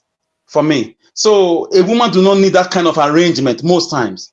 Take the lead. She will join. The day you can't do it, she will be there for you. All those financially, especially, they are not wired. It has been proven they are not wired like that. But when you need help, she can be there for you. But don't remind her about money every time. You take the lead as a man, and she will join. Women are kind people. Thank you. Well, thank you, Mr. Alex. Mr. Chris, can you give me 10 seconds? Okay, Abdul Malik, 10 seconds. Yeah, thank you very much, Mr. Chris, for the opportunity. Thank you, sir. You see, marriage is not 50-50. All aspects. All species, marriage is not 50-50. Let me give you an example. For financial aspect, man is the one that will take the responsibility of finance. Example, just like you want to buy stuff in the house, food stuff. Are you not the one who buy the food stuff? Can you say, okay, bring just like example, you are living in Europe, you tell your woman, bring 500 euros, 200 euros, you bring 200 euros. No, it's not done that way. You are the one that will buy stuff in the house. Like you want to pay as well, you tell your wife, bring breezy. It's not done. You are the one that will pay. That is for the financial aspect. No, there is no one inside 50-50, just like for the kitchen aspect, woman is the one that takes the responsibility. Yeah, for the kitchen aspect. You cannot tell me now you are at home, your woman is at home. You go to kitchen, go and cook. To do what? You can assist her sometimes, not every time if you feel like. Just like if she's busy with the baby, you can assist her, but the woman is the one that take that aspect, even for the house cleaning too. Is the one that take that most of the house cleaning. But you can still assist her. It's not that you will not do. You will do, understand? There is no one of the places 50-50. Thank you very much. Can I say something on the there? back Okay. of that? Yeah, On the Madam back of that, Businessman. Mr. Abdul Malik, when you say is just to assist her, so in terms of bringing in the finances, are we also agreeing that she is just going to assist? That is when she feels like it or when she can. Because when you assist with the house chores is when you can and when you feel like it. Are you going to say that is are you holding forth too in terms of what she's bringing financially in? Is it something that she can do voluntarily, or is it something that has to be standard that she will bring in? When you, I don't know if my question is clear. Abdul Malik. It's like you don't get Madam Brisbane, right? It's like you don't get what I'm saying. Let me tell you, listen very carefully. I'm telling you that there is no one of the aspects. Marriage is 50-50. For example, in that financial aspect, you the man, you are the one that will take responsibility. If it is 100%, you are the one that will take 90% of it. You understand what I mean?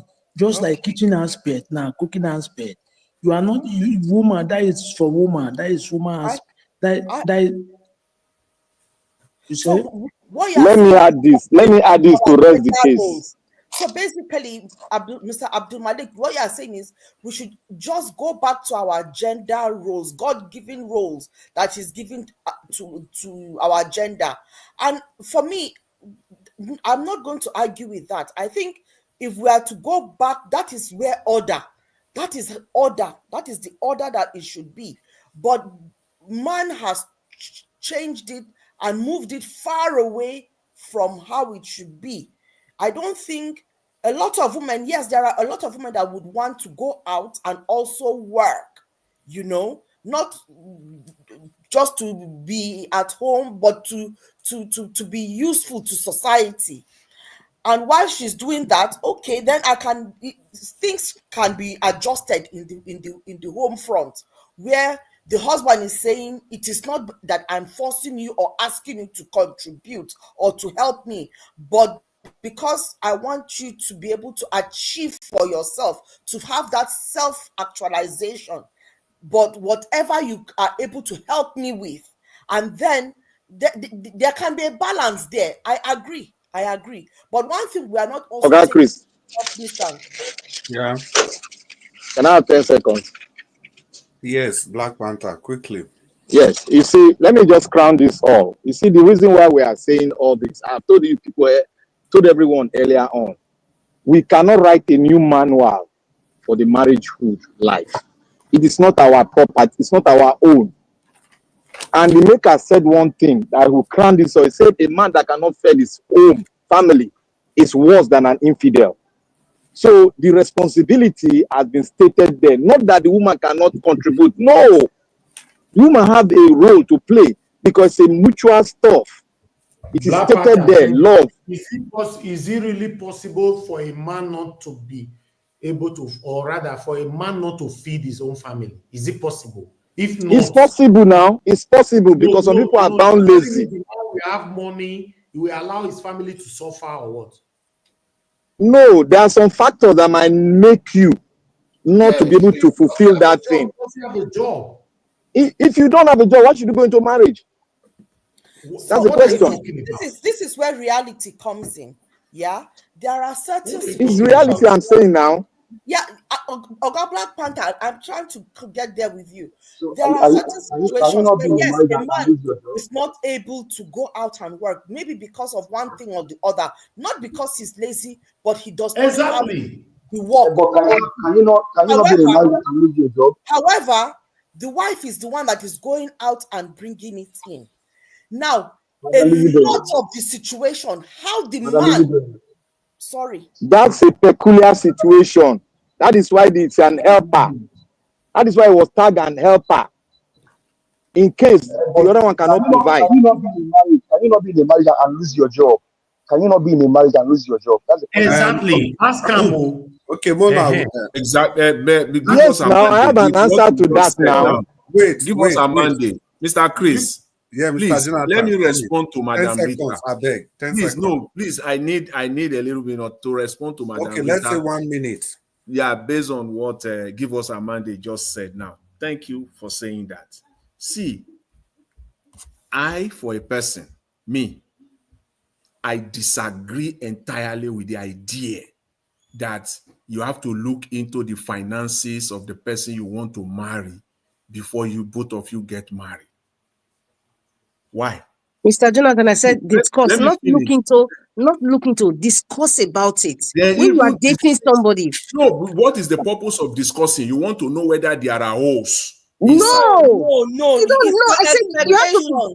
That is the reason goodness. now. No. See, Let me wait, explain. okay, let me finish. Let me finish. No, now See, let him finish. Jonathan, beg. 1 minute, you know round what? up, please. What I know is this: financial consideration of finances before marriage, you should look into it from a futuristic perspective, not from the current condition, from a futuristic. For me as a man, having sent my daughters to colleges, giving my daughters the best education money can buy, the top 20 universities in the world, will I allow any of my daughters to marry a non-entity, a man that has nothing? Of course not. I'm not going to succumb or agree to that. However, I'm looking at a man that I know that this man has a future. Women, so many of them, they go into marriages today, and at the end of the day, 5, 10 years down the road, the man that is financially balanced today. In fact, who tells you, or where do you get the idea that a man that is financially balanced today will be financially balanced 5, 10 years from now? Mr. Jonathan, I would like to interrupt you there. You see, you said something very significant. After investing in your children, excuse me, sir. Yes. If a man wants to marry one of your daughters today, yes, one of the first questions you will ask him, what do you do for a living? No. I'm saying that. I'm asking you now. That will be one of the questions. However, because you're trying to see. It has nothing to do. Wait. Oh God. Wait. But it has nothing to do when you talk of being financially balanced. The way I looked at that, and I know so many people are taking that into consideration. Mr. Jonathan, you asked that question because That's in lieu why of you want to see them, how they are 35 financially years balanced old. the man is for you They to are able to looking marry for your men daughter. that are already made. They are looking for men that Mr. are See, already But even Miss the men Madam that are Rita, you already are saying made. that they should Listen. sit down and discuss it. That's what you are saying. Yes, listen, Mr. Jonathan, even men Let's that sit are down and already discuss that made. kind of a They are matter looking now. for ready-made men. Let's move Wait, forward. they are looking for ready-made men. That's why they are 35, 34 years old. They are That not is married. not true, Mr. Jonathan. That is an So unfair they are not statement to ready make. to work with a That is man not from the true. scratch. I When asked you a so question now, many sir. of us, so many of Excuse us me, here, sir. Mr. Jonathan, I many asked you a people. question. It's What okay okay, now. what is the purpose of a father asking a potential fiancé of their daughter, what do you do for a living? It's just to know that What it's is the purpose? responsible. It's to, first of all, to know that it's responsible and that at the minimum, it can put food on the table. The type of finances that You see what you I'm are saying? referring to, You see, that is we an clarify indirect it. way of trying to look at the guy's financial status or his educational status. Wait, How Madam Rita. is that bad? How is that Wait, bad? the kind of finances that you are looking into, or Because in actual fact, some women don't even have a job before they get married, although they have potential.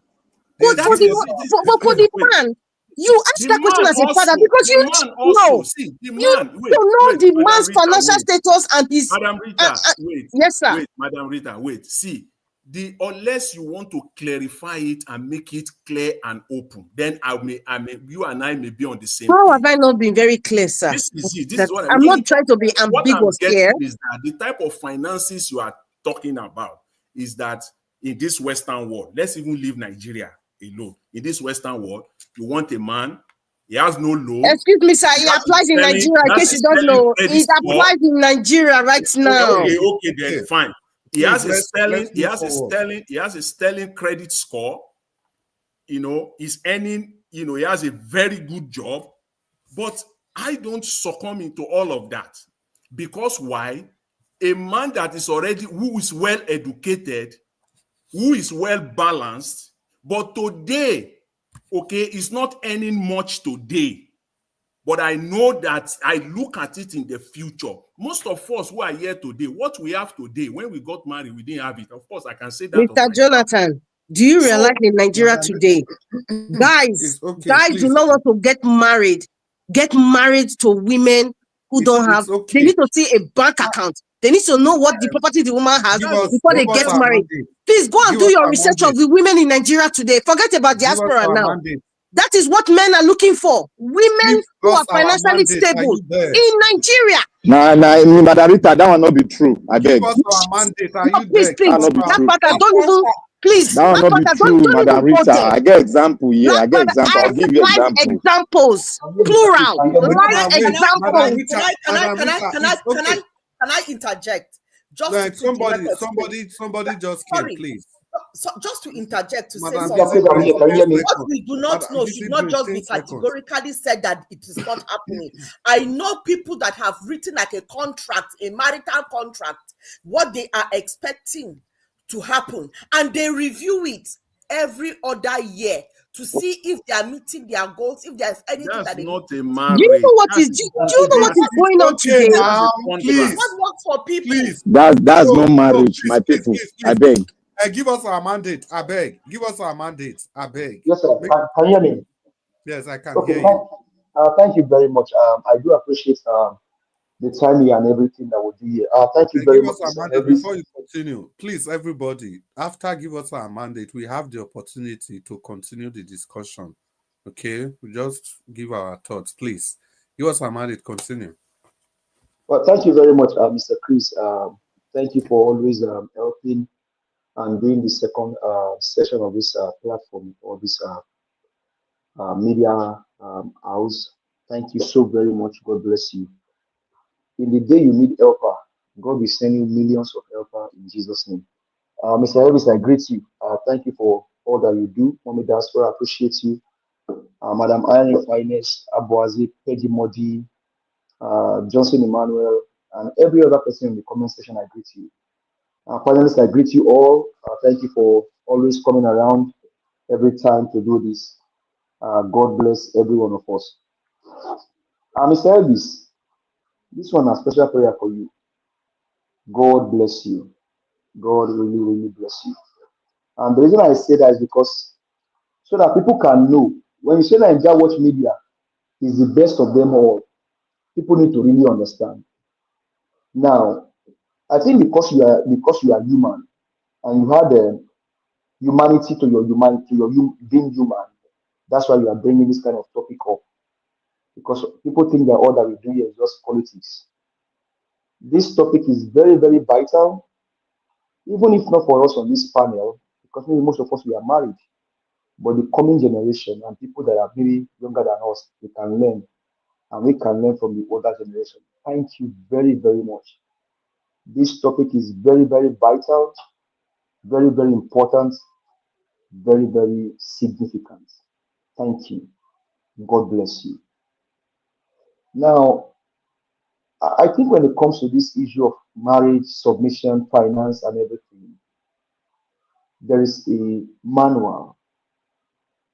Now, the originator has a manual, and there is no way we as human, sometimes our little brain, there are things that our brain cannot fathom. And that's why God give us a guide. So that guide can be our can lead us, or maybe serve as a compass whenever we need to navigate the issue of life. Marriage is very, very wonderful, very, very great. Marriage is where it is today because human is trying to use their little sense to figure out what the Almighty put together. Now, when it comes to the issue of submission, and I think, Mr. Alice, you made a very salient, wonderful submission. Now, in the beginning, it was like this, that after God made the man, he said, let me make for him an helpmate. It is not maybe, okay, God said, okay, after I made the man, let me look for the person that will share the responsibility, maybe 50-50. It goes back to what one of our panelists quoted on the platform. A man that cannot provide for his house is worse than an infidel. See, when we talk about submission, submission comes with a lot of things. But the hiding place for most of us men is that submission. But you forget your own first responsibility to love. To love. When you see, there's no woman that you show love I come to realize there is no woman that you show love that will not submit to you. There's this man that did one thing for the wife, and maybe in the course of their 10 years marriage, that little act of gesture that he did to the wife went to the market, bought clothes for herself. After everything and done, he now bought one good outfit for the husband. In the course of their maybe they are married, the man have not seen that before. But that's just one gesture of kindness to the wife. So I think all of these things come from the place of empathy, the place of love, and the place of care. That woman is an helpmate. So don't turn your responsibility to the cold share of the helpmate. And don't misunderstand me. Women are there to support you. They are there to help. But don't turn your own responsibility. Do not turn your responsibility to their primary function or their primary role, because that was not how it was in the beginning. Women is to submit, great, but as a man, are you doing what it takes for a woman to submit? That's number one. Now, if a woman really now understand, okay, this man I'm married to, there are things that I expect from him that he's not doing. What am I still submissive to him? We go back to that manual that's been given to us by the Creator. See, when it comes to this marriage thing, because we are different people, because we have different religion, because we have different belief system, I speak from the aspect of a Christian, and that's my guiding principle and my guiding compass. That what is the foundation? How was it laid down? Now, when you now talk about if a man wants to marry a woman, you check his financial status. Very great, very wonderful. But do not make that in its entirety. In as much as the man is able, he has a place to live, he can take care of the woman, he is able to perform his duty. I think for me, and if it's God's will for that person, it's good to go. See, as marriage develops, and most of us here that are married, you can't tell me that where you are today was where you are when you got married. It's a working process. As you go by the process, things are being added, maybe children are added. You are living in one room and parlor before, all of a sudden, the man came, you both put your heads together, work together, you now live in one mansion. Marriage has its blessing. And that's where most of us we are missing it. We focus more on the things that don't really matter and throw the main thing, we throw them away. Most of us probably started from one single room, you moved to a two-bedroom apartment. Now maybe you now live in your own home, even in a foreign land, in a wonderful community. It didn't happen all of a sudden. The man brings her idea, the husband brings his idea, and we put them on the table. How can we navigate life? I have seen people that it was the wife that said, my husband, you have been trying this kind of job. Why not try this and that? And why not try this? And the man just, you know what? He put away his ego, listened to the wife, did a certification exam, and boom. The man that was probably below 6 figure before now begins to earn in the high figure. In the high, he was not 6 figure before. So I think for us, this marriage thing has to do more on the husband than it does on the wife. Because one, the man, you are the head of the family. And so I see it also as a triangle. God on the head of a triangle, and the husband and the wife taking authority from God, and then they are making their life better. Submission is very, very easy. If only we as men, we do all it takes to see if one act of kindness can change a woman, can put a woman on her knee. So submit. It is because women we are not doing that function. That's why we keep crying and say, you are not submitting to me, you are not respectful, you are not doing this. Are you doing your part? Are you doing? And then for our women, on that I go back to that issue.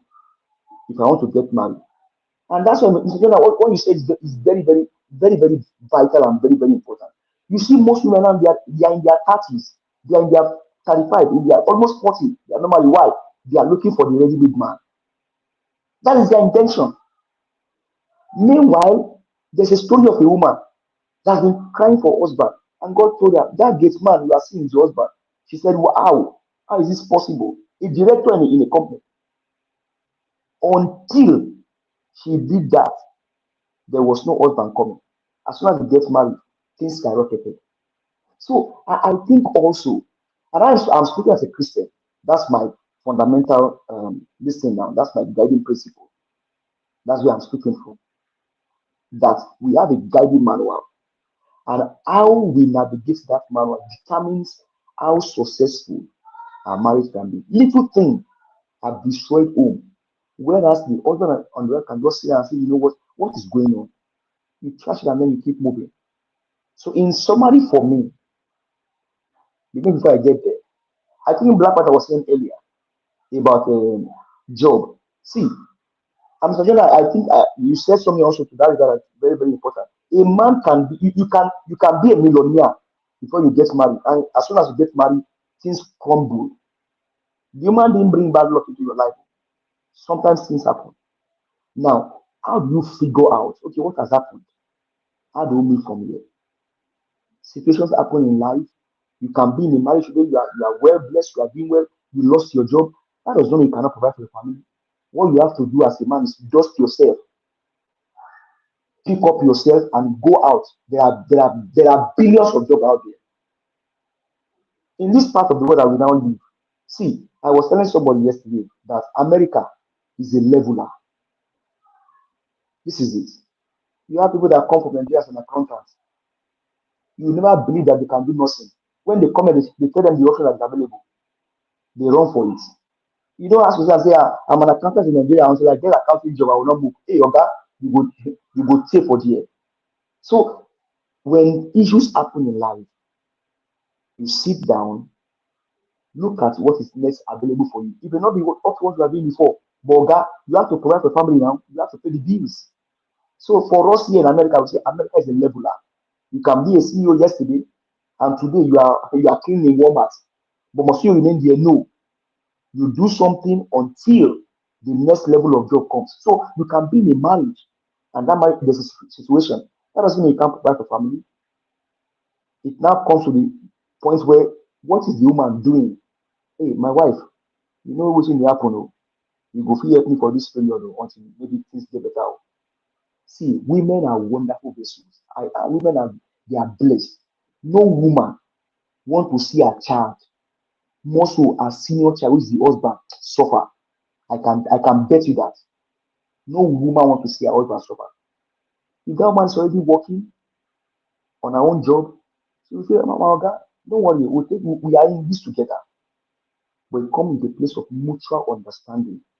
So you can be in a marriage and things happen. Pick yourself up, my brother. Pick yourself up, my sister. There are a bunch of jobs out there. What is killing us, Africa, in the foreign land, is our ego. I am too big to go and work in Walmart. I am too big to go and do Uber. Hey, if they foreclose your house, then go throw your load for outside. Even in Nigeria, people are they are chasing out their tenants. So don't let ego destroy you. Pick up yourself, brother. Pick up yourself, sister. Go do the needful. Submission and love. There are things that we need to do for that woman to submit. Are you loving your wife? Are you doing the needful? And woman, once your husband is doing his bit, please do the best to submit. Do the best to even love your husband. I think that's me for me. That's where I will end tonight. Thank you very much. Mr. Elvis, God bless you. God. Mommy, that's where you have a wonderful child. And I don't know if you know it, but God bless you and thank you very much. I appreciate it. Yeah, well, I give us a mandate. Thank you so much for all the for your words and your prayers and your angle you've brought into this discussion today. Now, everybody has spoken. I know all of us, we have something to say. So if you just have that thing to say, you just indicate so that we call you so that you can. Of course. Yeah, of course, I have something to say if you allow me. Yes, please. Why No, you? Mr. Ernest, Why you have you? something to say. People with their man never sleep for that side by this kind of time. If I see sleep now, you will say I don't come to the platform. I don't come to the I platform. beg you, it's a You privilege want chop me to raw. Now have I'm here voice now at this doing my hour. Lord's work. You are still saying I go and sleep. Because I If cannot be Nigerian go challenge somebody, go back, he go enter hole, he go come outside, the challenge person. Mr. Elvis, Mr. Elvis, go chop suya. Just a form. No mind am. He Mr. go enter Elvis, hole, your he go voice is come so outside of sharp. the Go hole. chop suya. Nigeria Can you Wash, you have imagine? to avoid these Aram Scarum errors you are always doing on me. You have to take He's it fond easy. of it too much. the language that I understand, my friend. He's going into the pigeon hole and come back from the pigeon hole and start accusing us. Nigeria Wash la sevia la go tell ata. Say I speak language where you go fit understand. Nigeria Wash. If na media now, I turn him away. Why we not feel go? Once more, regardless, your grammar Okay. don't dey go to grammar. Small. No. I'm not on that platitude. So we are different entities. But anyways, go ahead. You Just speak now. like a House of Rep member. Oh yeah, Black Panther, leave my main talk. Oh yeah, fire on. Okay.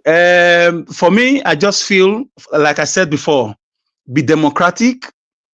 Be democratic. You know, every country has their own system of democracy. In Spain, they'll tell you they have their Spanish democracy.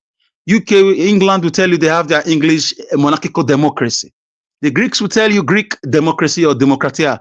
So everybody, you are unique. When you know yourselves to a large extent enough to stay together, then have a way of mixing it up with democracy. You must at some point have compromise.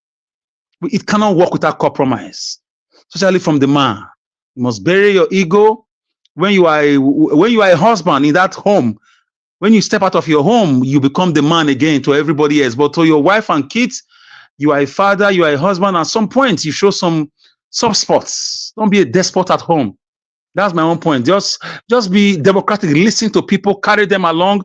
When it's time to also have the executive way of doing something, stamp your feet on the floor, and everybody follows. And even your own lifestyle should also tell. People can easily follow. I mean, the wife and the children can copy that.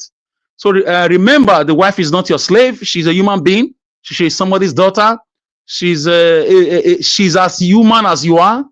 So, and yeah, let's forget about the old school way of African way of dealing with women, like our forefathers did, which was not totally bad, but things are changing. So if you have an agreement, like a constitution that you both had before you got married, that you're going to have 2 wives, 3 wives, okay.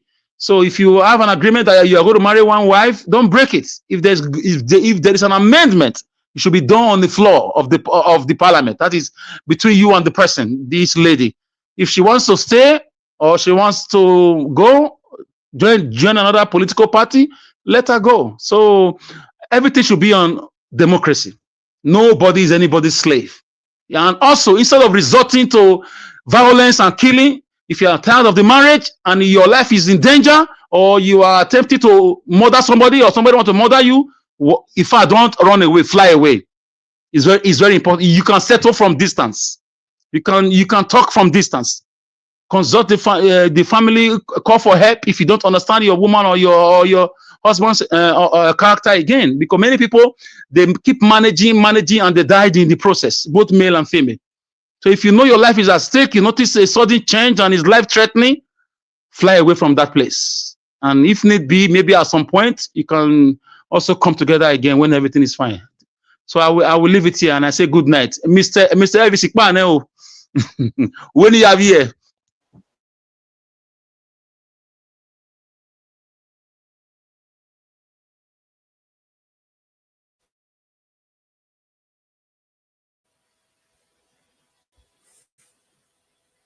Can any person hear me at all?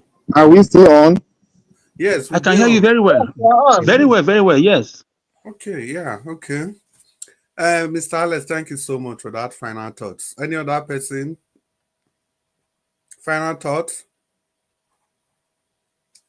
Yeah, I have a final thought here. Oh, yeah. Thank you, sir. There's one I thing trust you, Black Panther. You there's one thing I must get said. final thoughts. Not be you Oh, again. wait, I beg, Oga, you don't talk, go house, go sleep. You say you be outsider, so we will be insider, we will talk now. You see, one thing I wanted to say is that when we are coming in to speak on these issues, we know that a lot of people, like I said before, I said people take advantage of the laws that even God or men make. A lot of we humans, we are like that. We are rebellious. You see, this is a simple law. Then what about when we create our own law? We are about to create our own law now. Check the financial aspect. I will put it forward to Madam Rita. You see this thing you are talking, they've already taken advantage of it. The women have already taken advantage of it. That's why I see a lot of girls now, what they do, they look at the monetary aspect before they can jump into any kind of marriage. That is why they jump out. The reason why you shouldn't hide that aspect of it, but you look into it, but you shouldn't put it on the round table. Because when you put it on the round table, you are not talking about contract marriages, because that's the way they see it over there. That is why our mothers, before we go into things, we seek advice from our grandparents, our mothers that have been in there before, so that they will tell us what the little that they know. Then we will, apply it in a way of wisdom into this modern system that we are living now. But not, regardless of that, we are not throwing the old system away. It's because one thing that we are doing, especially in Africa, we try to subdue our own tradition instead of refining it. We throw it into the trash can, then we bring another one that most of the people out there, they are taking what the modern world is giving them. And now look at what is happening. I can tell you categorically clear, I have a sister who refused to get married because the person was not even any to her own expectation. She forgot the future. We were advising her. That is not the future. What you see today might look like a mirage, but the future matters a lot when you are going into a relationship. You look at the prospect of the man. You talk it out. That's why you have the courtship. So most of them, they don't want to hear. Look at the marriage that are broken now, that are broken every time now. You see the VIPs, they marry before you know it has broken. Those that don't have money, before you know it, 2 years, it has broken. So the terms called financial aspect of it, we don't need to go into that. But normally, you must be working before you can feed your family. That's why the Bible said it. It said the man that cannot feed his household is worse than an infidel. Those are wisdom that God has given unto us. That word makes us to even work more harder so that we can provide for our family. But when man start to bring his tenets, his own law, to subdue the law that God has written, we begin to have a lot of factions in marriages. People no longer respect. The men no longer love. They look at them. Some men, like what you were saying, some men look at a lady because he's having money, then you can just jump into it. These are some of the laws of men that they've adopted. That is why we say we need to go back and restructure.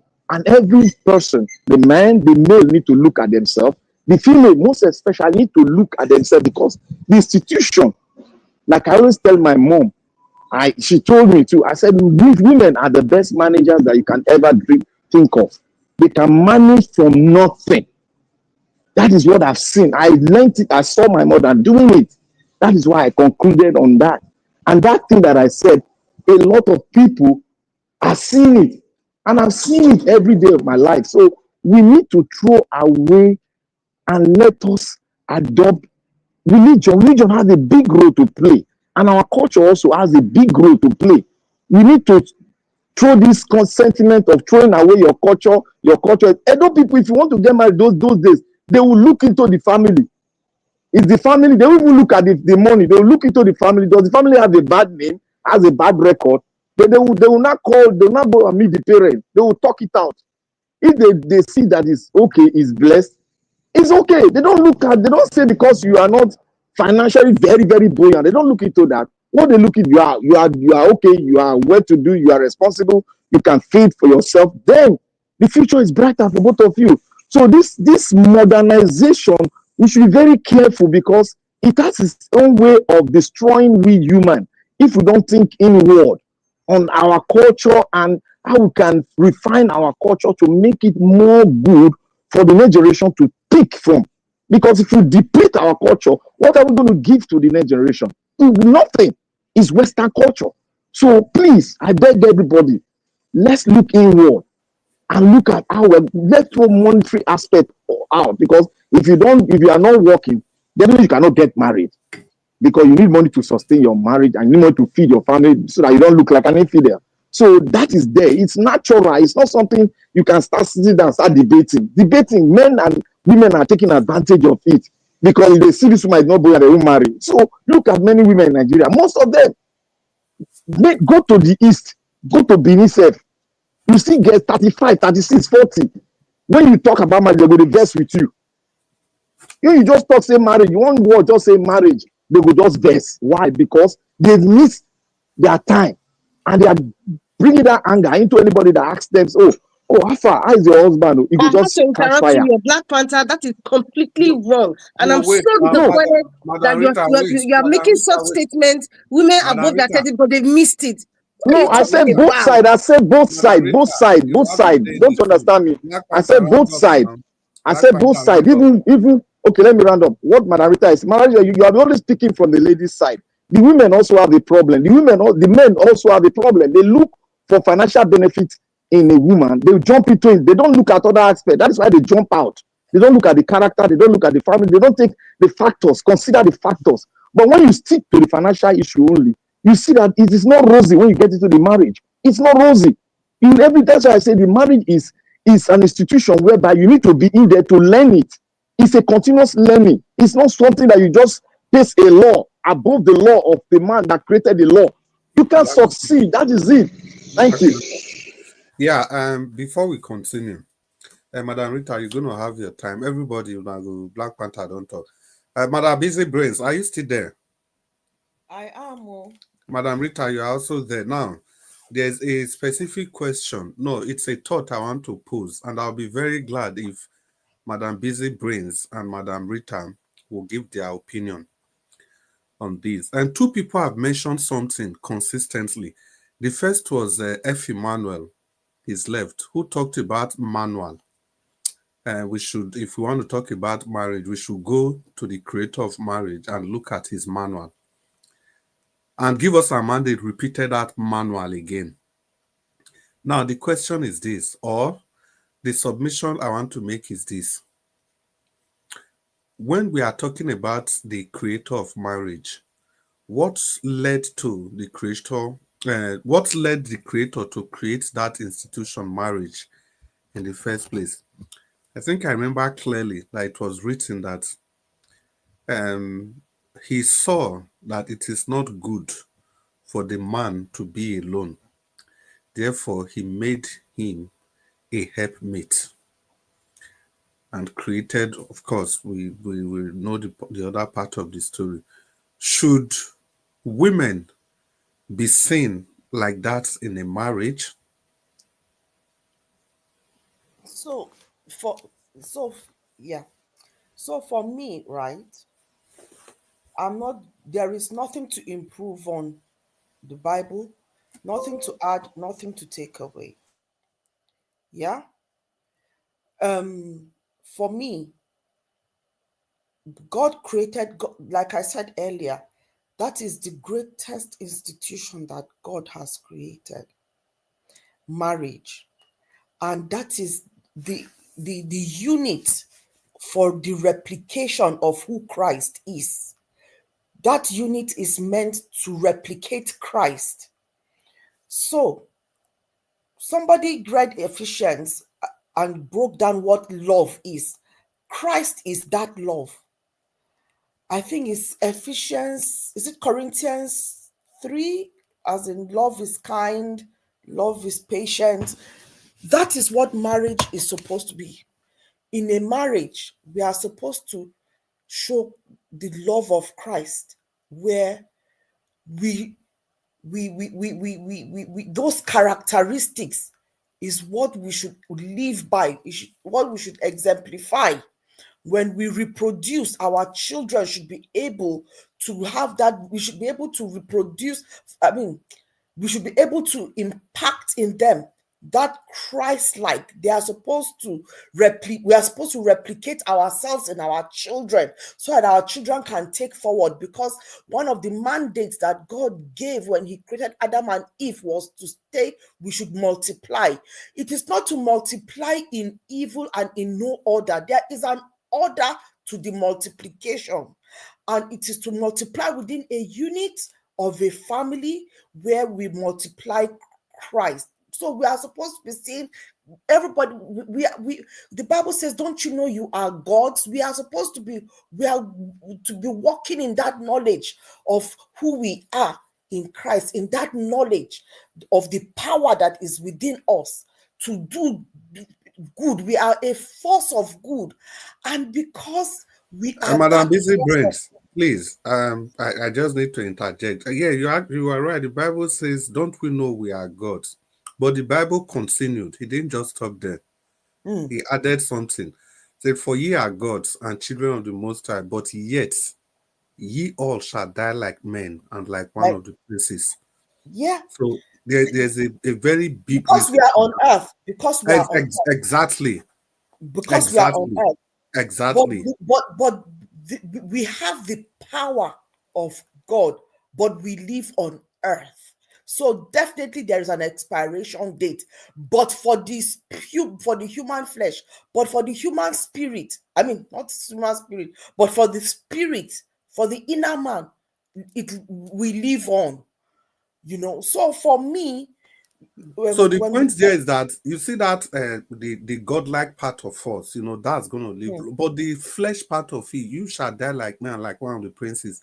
It only shows that as long as we are not attuned to doing what is proper, the consequences will always come. And that is why. One of these consequences, it has to do with, as a man, loving your wife, providing for your family, and as a woman, submitting. As a woman, be the helpmate, be submissive. That is the order. And okay, so when you look at the virtuous woman, when you read, is it Proverbs? In fact, it took me a long time because I was like, if the woman is the one that is waking up at this crack of the morning, doing this, basically the woman was the one that was running the show. If you read the virtuous woman, I think it's Proverbs 30, it is the woman that is doing everything. And I'm like, what? Why would the woman be doing everything? But then, when you look at it, she is able to do everything because the man who is sitting at the gate of his compound, showing everybody his wealth, what he has accomplished, the woman is the engine room behind that is doing it. And he is the one sitting in front and showing everybody what he has accomplished. And what did he do? He gave her all the praise. He appreciated her. That is love in itself. So why will she not carry on? Why will she not even do more? If there is more that she will do it. That is the highest form of submission. You acknowledge her, you appreciate her, you love her. Women are wired to do more. They are wired to multitask. For a woman to carry a baby, do you know the pain, the decibels of pain that she has encountered? The impact that her body goes through, what the hormonal changes in her body, what it goes through. God knows why he gave that woman the power to be able. It is immense power. Men do not know how to carry stomach ache. When their stomach is paining them, you will think, honestly, it's like death has knocked on their door. And the decibel of pain is nowhere near. You are so funny. That one are true. I agree with that now. It is nowhere near what the woman will carry. So you can Madam imagine Busy Brains. Madam Busy Brains. You see, that was why I said earlier that the Danish word, if you translate that word to the womb, the uterus of a woman, If you translate it directly to English, it translates to the giver of life. Of life. I cannot see any other more responsibility greater than that. And that is the person that God has created to be the helpmate. To be the help, it calls it the giver of life. And the help itself is part of the help is replicating the man, ensuring that the man's progeny continues. You see, so there is, I think that is why the Bible says, yeah, he who finds a wife finds a good thing. And it went to say, and obtaineth favor. So if you treat your woman like rubbish, like garbage, if they say the what is abuse, the abnormal use of a thing, when you do not know what your woman, what your wife is there for, you will abuse her, you will use her abnormally. And when you use her abnormally, you are bringing curse onto yourself, because you've abused her to the point that what has been put in her, that woman that is created to be a creator, will not be able to create in your life, because you have brought death to that spirit in her that was brought to help you to manifest to the glory that God has intended you to be. So you need to know how to use your wife. When you know how to use her, then you'll be able to enjoy the fruits that will bear forth. That is just one thing I want men to understand, not because I am a woman. For me, my husband to succeed and excel, and for me to be on his hand to say, that is my husband, that is what I think I am there for. That my children will see in my husband the person, that the leadership that he needs, that they need to be, that they will be able to go out in the world. The man should be able to raise children that are able to go out into the world and stand firm and hold forth and watch his gate. That is the kind of man that a woman would want to have as a father to her children. And automatically that respect, that submission, whatever it is, I will do the 24-hour work hours and come home and do the everything. I will be re-energized because somebody is there saying, yes, this is my wife. I appreciate her. I love her. I thank you. Without you, I cannot do it all. Look at a lot of these men that know how to sweet talk their wives, even though they are doing nonsense. But the moment they know how to praise their wife, they know how to show her, well, whatever fake love it is, as long as she is not feeling the fakeness, she's feeling the real love, you are going to benefit from that. When I'm busy brains, whether it is fake love or not, that is why. If people understand, I completely agree with this aspect I'm making. If people understand that women are very emotional, then you have a way of navigating yourself around every woman. Just like you just said, let her see. Let her just feel. Just do what you can for whatever it is. They are emotional, unlike men. Men are very strategic by nature.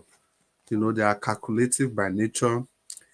So, yeah, you've made a solid point. You want to round up in maybe 30 seconds? Yeah, I think I'm done. I just think that to be honest, I just want, not because I'm a woman, but I think that is biblical for any society to succeed. We need to have sound reasoning men. And if a society succeeds, it's because the family succeeds. So we need men that are sound in their reasoning and not, the woman that you have in your house, don't abuse her. If you abuse her, that is the end of you. Your progress or prosperity, whatever it is that God sees as progress, as prosperity, you will not enter it. You will not enjoy it, because that is somebody that God has created, is a human being. Treat her well. You will not see the other side of her. Let me give this short story and leave it. Make her happy all the time. You see the blessings of God. Amen to that. My sister, busy brain. Amen. Amen.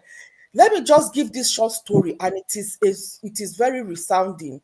A man married this woman, and this woman, every day he was mistreating this woman, mistreating her, and his wealth, he lost everything slowly and slowly and slowly, but surely he lost everything till they moved to a one bed, a face me, I face you. And this man was shocked at the change of his the circumstances of his life. He now went to one Babalawo. Babalawo told him that, it is your wife that is the cause of it. This man said, I knew it. I knew it. He went home, beat this woman, beat this woman, beat this woman, and then left her, that the witch. Everywhere he went to, he never succeeded. And he went to another Babalawo. Babalawo now said to him, it is your wife that has caused you to be where you are like this. And this time around, the Babalawo now explained to him and said, the way you have treated this woman, God is not happy with you. You've so abused her that her own spirit has withered and given up, even on you.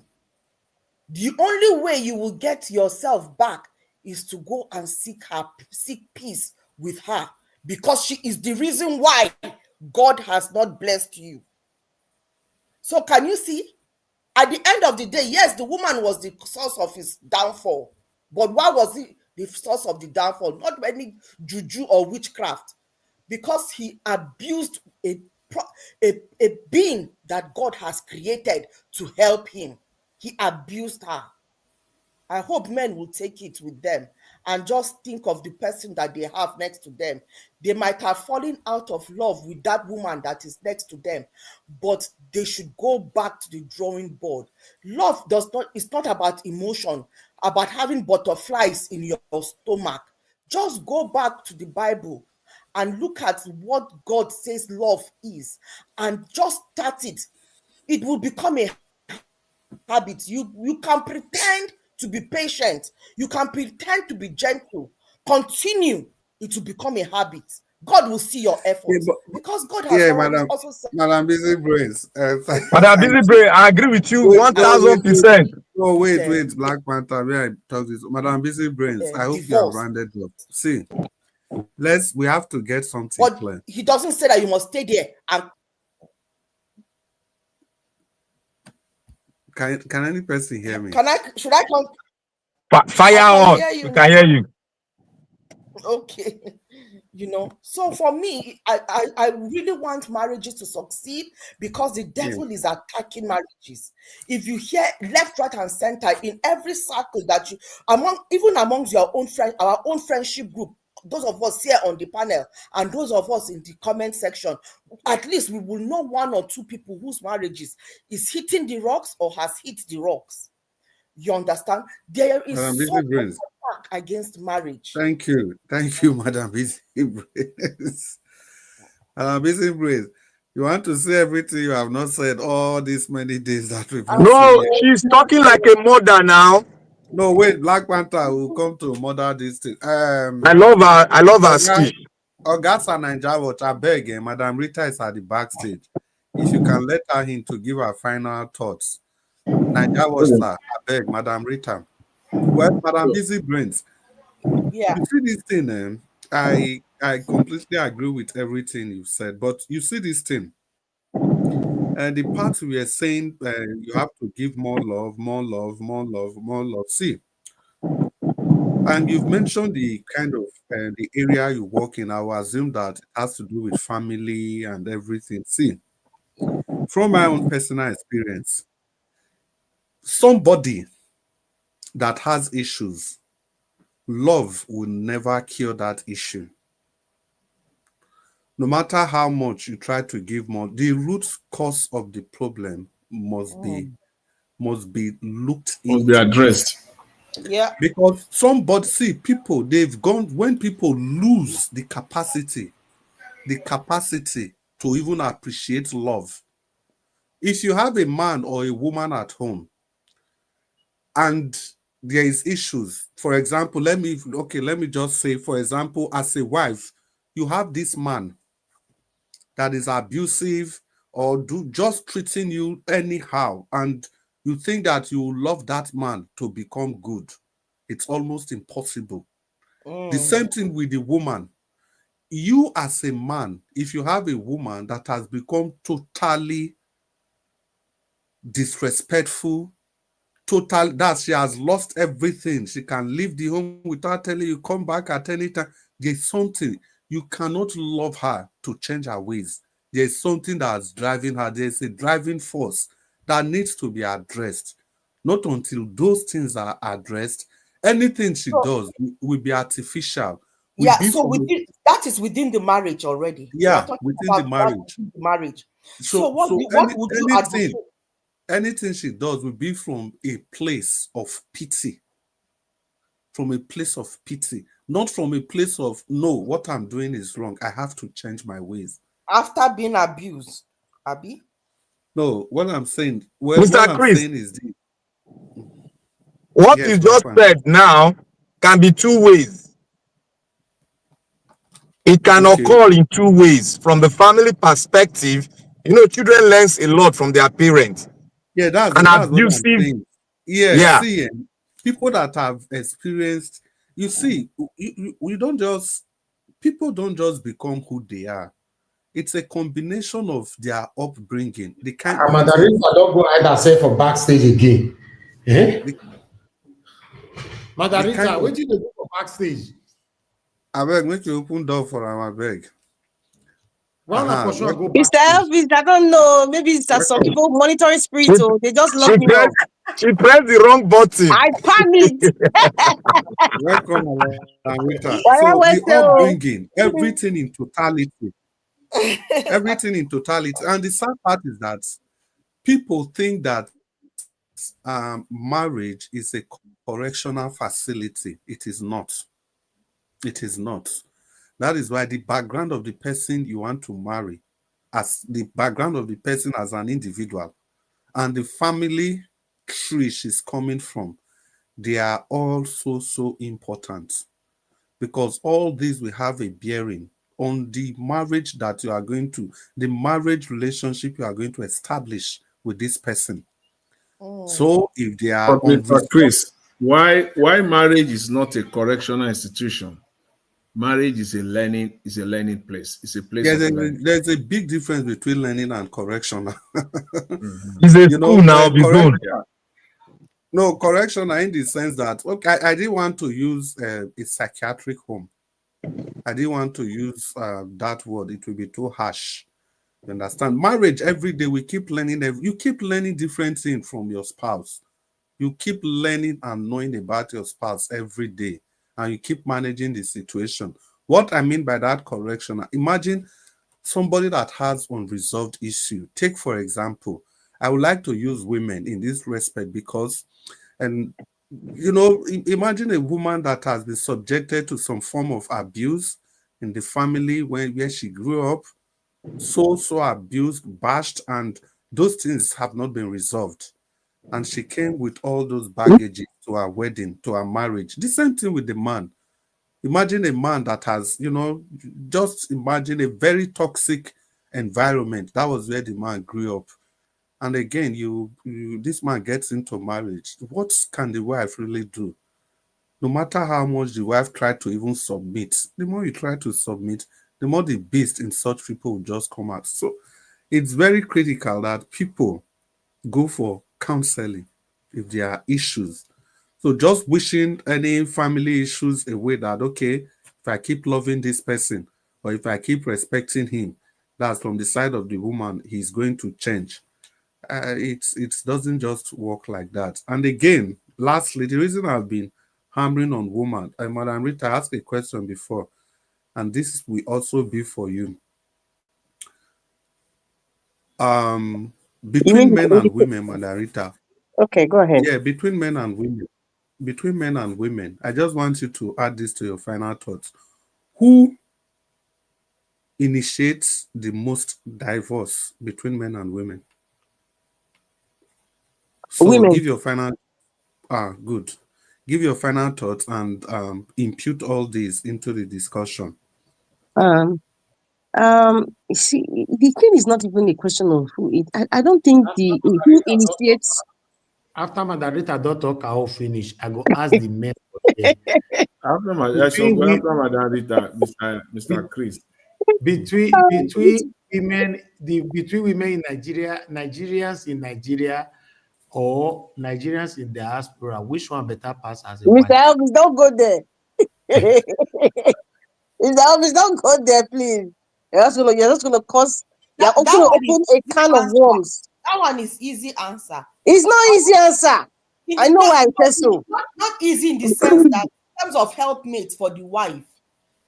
No, helpmate. Anybody can be a helpmate now. No, what I'm saying, in Nigeria, at least you have helpers, like family members can help you with childcare. No, Madam Bishop, you don't understand the question. Oh, what did he mean?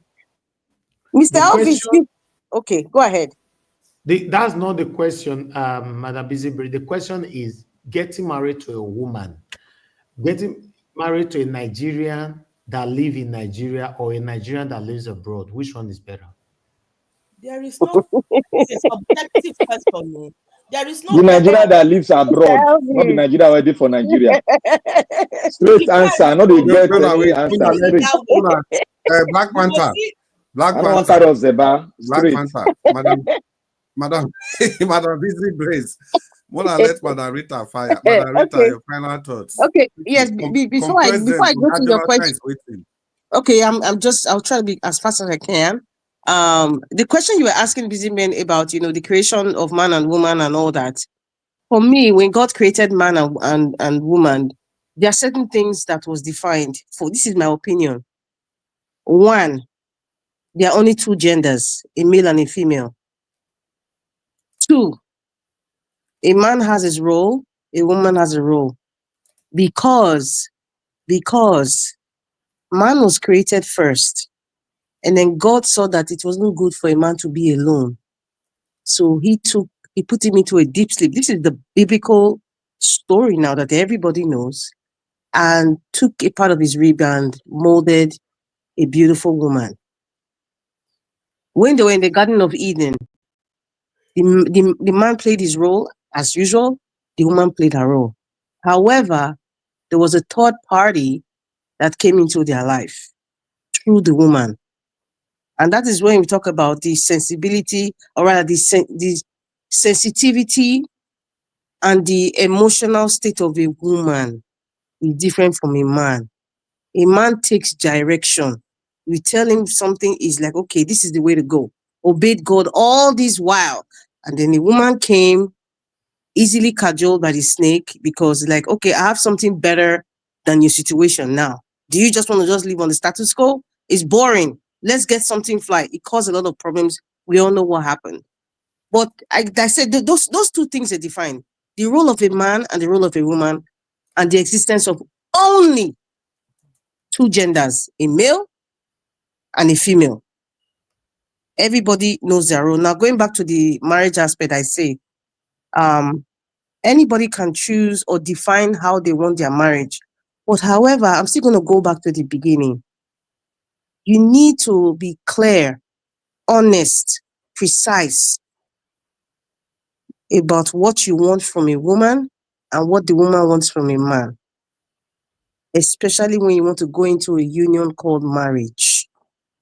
In most cases, people are not honest. In most cases, people are not honest, either with themselves or within themselves, or they're not honest to the person that they are with. And that's why potentially there will be problems. And that's why we hear all this advice or how they grew up. And I agree with something Mr. Chris said. There's a lot of people, both male and female, that have traumatic childhood experiences that still date. You see men in their 40s, women in their 40s and 50s, it's still like affecting them. It has not been addressed. When they go into marriage, even if the woman is submissive, does everything, if that person is just toxic because of where they are coming from, there's going to be problem. Potentially, the marriage might not last, because one person cannot take the toxicity, or it's even affecting the health or even their life. But the other person is just the way it is because that's all they know. But they would never, ever admit that they have a problem. It is the Nigerian framework. We hide things. We've been trained to hide things, put things under the carpet. Do not allow the public to know. This one will laugh at you, or people will not define that, oh, maybe you have a mental problem, or your family, this is what your family is. That's what, but we start talking. Many things will be healed. Many things will be corrected. People are not even aware that they have problems. They have mental health issues, traumatic issues. It doesn't really matter the age. I've seen 50-something-year-old men and women having issues that stems from how they were raised. It's affecting their relationship. There's some men that don't see anything hitting a woman because they saw it all through growing up till they were adults. Their father beating a woman. They saw their brother beat their girlfriend. They saw their friends beat. So it's normal. They don't see anything wrong. Same thing applies to women. They've seen their mother being beaten. In this, let me use this submissive word now. There's a big word now in this program. Because they felt that it was normal. They saw their father beat their mother. The mother was I'm using the word submissive now. Was compliant. So if they're going to a relationship and the guy is abusing her, she feels it's okay. That's the way to live. And I thank you for the prayer, Lady Busy Brain. I think even Midwest, he's left here now, but he said something, related to what Busy Brain is saying. When you are destroying somebody's life, as this is either a man or a woman, not just for the men now, women as well. When you're destroying a man's life, when you're taking advantage of his love and his kindness, same thing, when you're taking advantage of your wife's kindness and love, you are just going to hurt yourself. I think it's First Peter in the Bible that talks about, the curses that come onto a man that abuses his wife, or a man that does not love the wife the way he ought to love the wife. And that's when somebody is putting the verse of Ephesians 5:23 to 24. I always say, please give us the full text. Don't give us a deployed text halfway. Because Ephesians 5:25 talks about a man should love his wife as Christ loved the church. Please, let us stop. I think it was Jonathan that was saying it. Some people just put some biblical text just to suit their thinking, and they just put it out there and think people will just accept it. We've gone past that right now in our life. We should go past that. Give us the full text so people will understand where you're coming from. Now, back to your question, Mr. Chris. You said something about, who initiated divorce. The question is, what are the circumstances that led to that? And in most cases, to answer your question, it is women that usually initiate the divorce. For a woman to initiate the divorce, there are several factors that she has entertained, tolerated. And if it gets to a point where, in most cases, because the woman is I don't know, when people use the word lesser being, no, the woman is very emotional. Everybody is different. There are some women that develop, I know few women that have developed high blood pressure. They're taking those pills to today, as we speak, just because they were in a toxic marriage with a man. They have to stay for their children. People close to me, they still take high blood pressure pills. Now, if a woman is going through that and she say, you know what, for me to get sanity, for my children not to have this PTSD when they become adults, I need to go to a safe place. And in most cases, the women that take care of the children, so they have to step out. They have to step out just to save themselves and to save their children. Because in the end, if the woman passes on, the man won't blink an eye to pick another willing female. Yes, that is what happens. But if the case was reversed, if the woman goes and marries another man, people will start to wag tongues. Men and women will wag tongues. Oh, she this is what her plan. Oh, it did not even reach 5 years. It is just the way, the framework, especially in the African Nigerian setting, the mentality, it's always like that. Now, my final thought is this. Marriage is a beautiful thing. Please, can somebody mute? Somebody's typing. I'm hearing your keyboard. Marriage is a beautiful and a wonderful thing when you are with the right person. When I mean right, when you're with somebody that can complement you and you can complement the person, when both of you can tolerate each other, when both of you can respect each other. And when both of you are kind to each other, be kind to whoever you are with. Kindness, K-I-N-D, the big K word, is very important. Be kind to each other. Because when you are kind to somebody, they never forget. And another thing, a woman comes into your life. I repeat, a woman coming into your life is a gift. And for the women, a man coming into your life is a prize. Take care of it. Thank you. Yes, thank you so much, Madam Rita. You see, it all still boils down to one thing. And like what you said, appreciating your partner, that if you show kindness, they will never forget. Or you see, that is for normal spouses, normal partners. There are some people, they have lost those abilities because of their traumatic childhood experiences. Some of these people, I don't even want to use the word narcissist. They've gotten to that stage that the more Please you use try that to, word. You need to yeah, say those words so people can know. yeah, because when people get to that level of narcissism, no matter what you just do, no matter what, in fact, the more you try to show that love, the angrier they become at you. Yep, you're right. Because you are not getting it. They are trying to do these things to you so that, see, there are some, for example, people that intentionally want divorce. So they are misbehaving.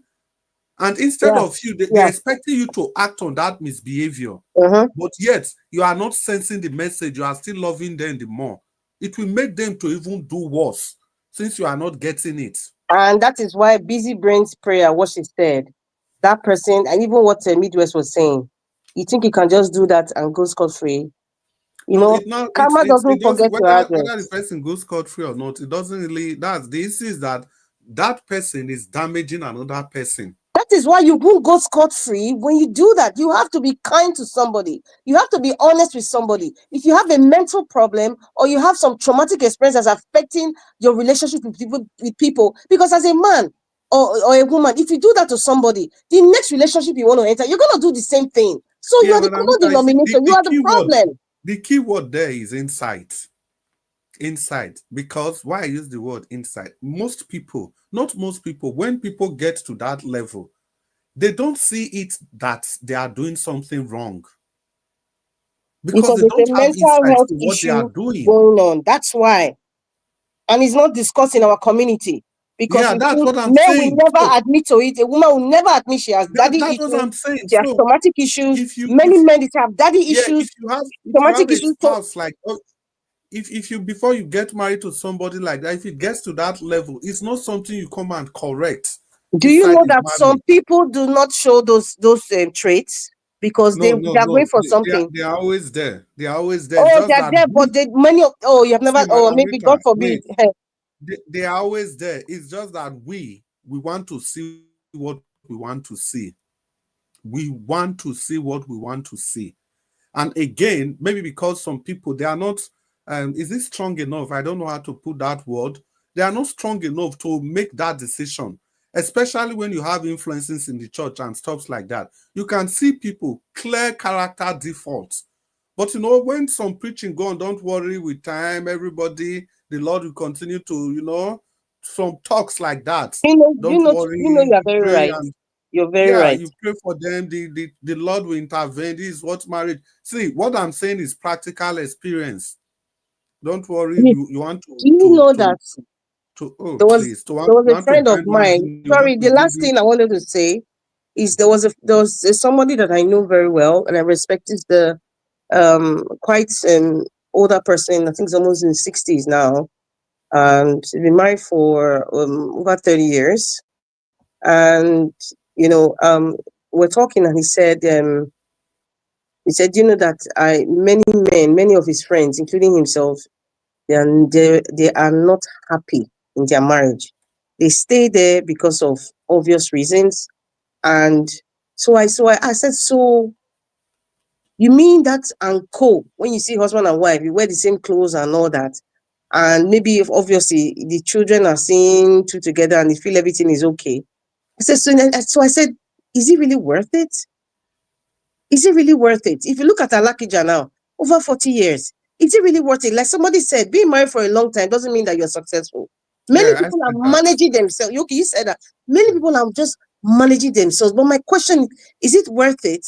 But if I say is it worth it, some See, people will say, oh, they are no, attacking Madam the marriage Issa, see, institution. see, Because many people are in if we marriage with continue, different. we are not going to end. If you ask that question, if it is worth it, that is why I said earlier, before you get into that institution, be very sure of who you want to marry. Now, if you ask if it is People worth it, change, yeah, Mr. Please. People no, even see, change. there's a difference that you made the right choice and the person changes than dealing with the past that you don't know before. There's a huge difference. Now, if you ask if it is worth it, the reason why some people will stay, it's simply because of the children. The reason is this. Maybe they saw that their own childhood or whatever they suffered as children, it was because of the divorce that their parents went through. Maybe they now had a stepfather, or they now have a stepmother, or they now grew up with one aunt or one uncle, and they just resolved that no matter what it is, they are not going to allow their children to be brought up by another person. You understand? So that's why. So if you ask whether it is worth it, at that stage, the person is no longer looking at himself or herself. He's just looking at what the impact of that divorce will have on the children. You know what? You're right, because it will be worth it if your children are involved. It will be worth it because you want to give them that mental sense of, being in a, not being in a single parent home. But I just believe it's just I don't know, if I say some things, people will say, okay, I'm thinking like the Oibo way. It's really not the Oibo way, because I don't like to bring, whether you are in Kafanchan or you're in Russia or excuse me, you're in Canada, you are still you. I know environment can influence how you think, but at the end of the day, you are still you. You are still you. So, it's even related to Mr. Elvis' question. You are still you, who you are. If you have a person who has grew up in a toxic Can I come in environment, here? you will still be toxic, even if Yeah, you go Can I come in here? marry an Mr. Oyibo or Mr. Chinese Chris, woman. let me give Madam, my final thought. Can I I come? think yeah, Can I come? Okay. okay. before you Black come in, Panther, Black Panther, please wait. You've Black been Panther. on Make this after for Oga Jonathan, you Black yes. Panther, Mr. Jonathan, Let your me final just give my thoughts. let me give my final thought here, for the day. I still want to stay on the issue of the reason why I stay behind is because I was trying to give a submission, but I wasn't allowed. I was responding to Madam Rita because I believe that people are listening, obviously, and it is either they take one or two things away, or they don't, or they are better off listening or not. So it is better to always, put things out there in a clear manner. So for me, I still want to stay on this issue of finances because I've seen from my own experience, it's one of the issues today why many people are not even getting into marriage at all in the first place. Why some people are getting even much older before they even get into marriage. Because a man, when it comes to marriage, finances should not be the sole consideration. It shouldn't be at all. It will be a faulty foundation if finance or the issue of money was a major consideration or a major part or factors considered before marriage. It should be amongst others. There are other things that should be considered before marriage. Does that mean that a man will be a non-entity, useless, having nothing, even money, no nothing. Why will you even consider marriage in the first place if you don't have money? I'm not talking of being rich now. So it is important that that part of it is there, but it should not be the major consideration of marriage. I want to know how much you have. That is why from where I come from the southwest Nigeria, we have one Yoruba adage. You want to call it an adage? I grew up to be seeing it more of a slogan, but it's a factual one. They will say the only thing women knows is money. That's what they say. That the only thing that if you want to get a woman, just display some money, display some level of money. And it is depending on the type of woman you want to get, the higher the type of money you will display, you will get her. It is part of the southwestern culture in Nigeria that they will say it.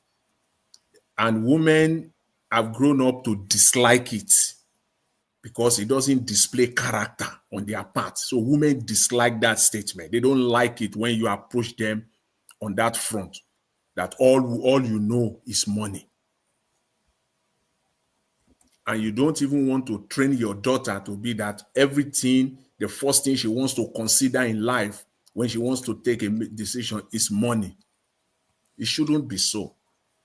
So for me, I think when it comes to marriage, you look at a man, you look at the future of a man.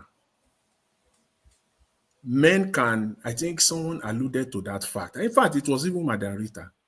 People can hide a lot. People can hide.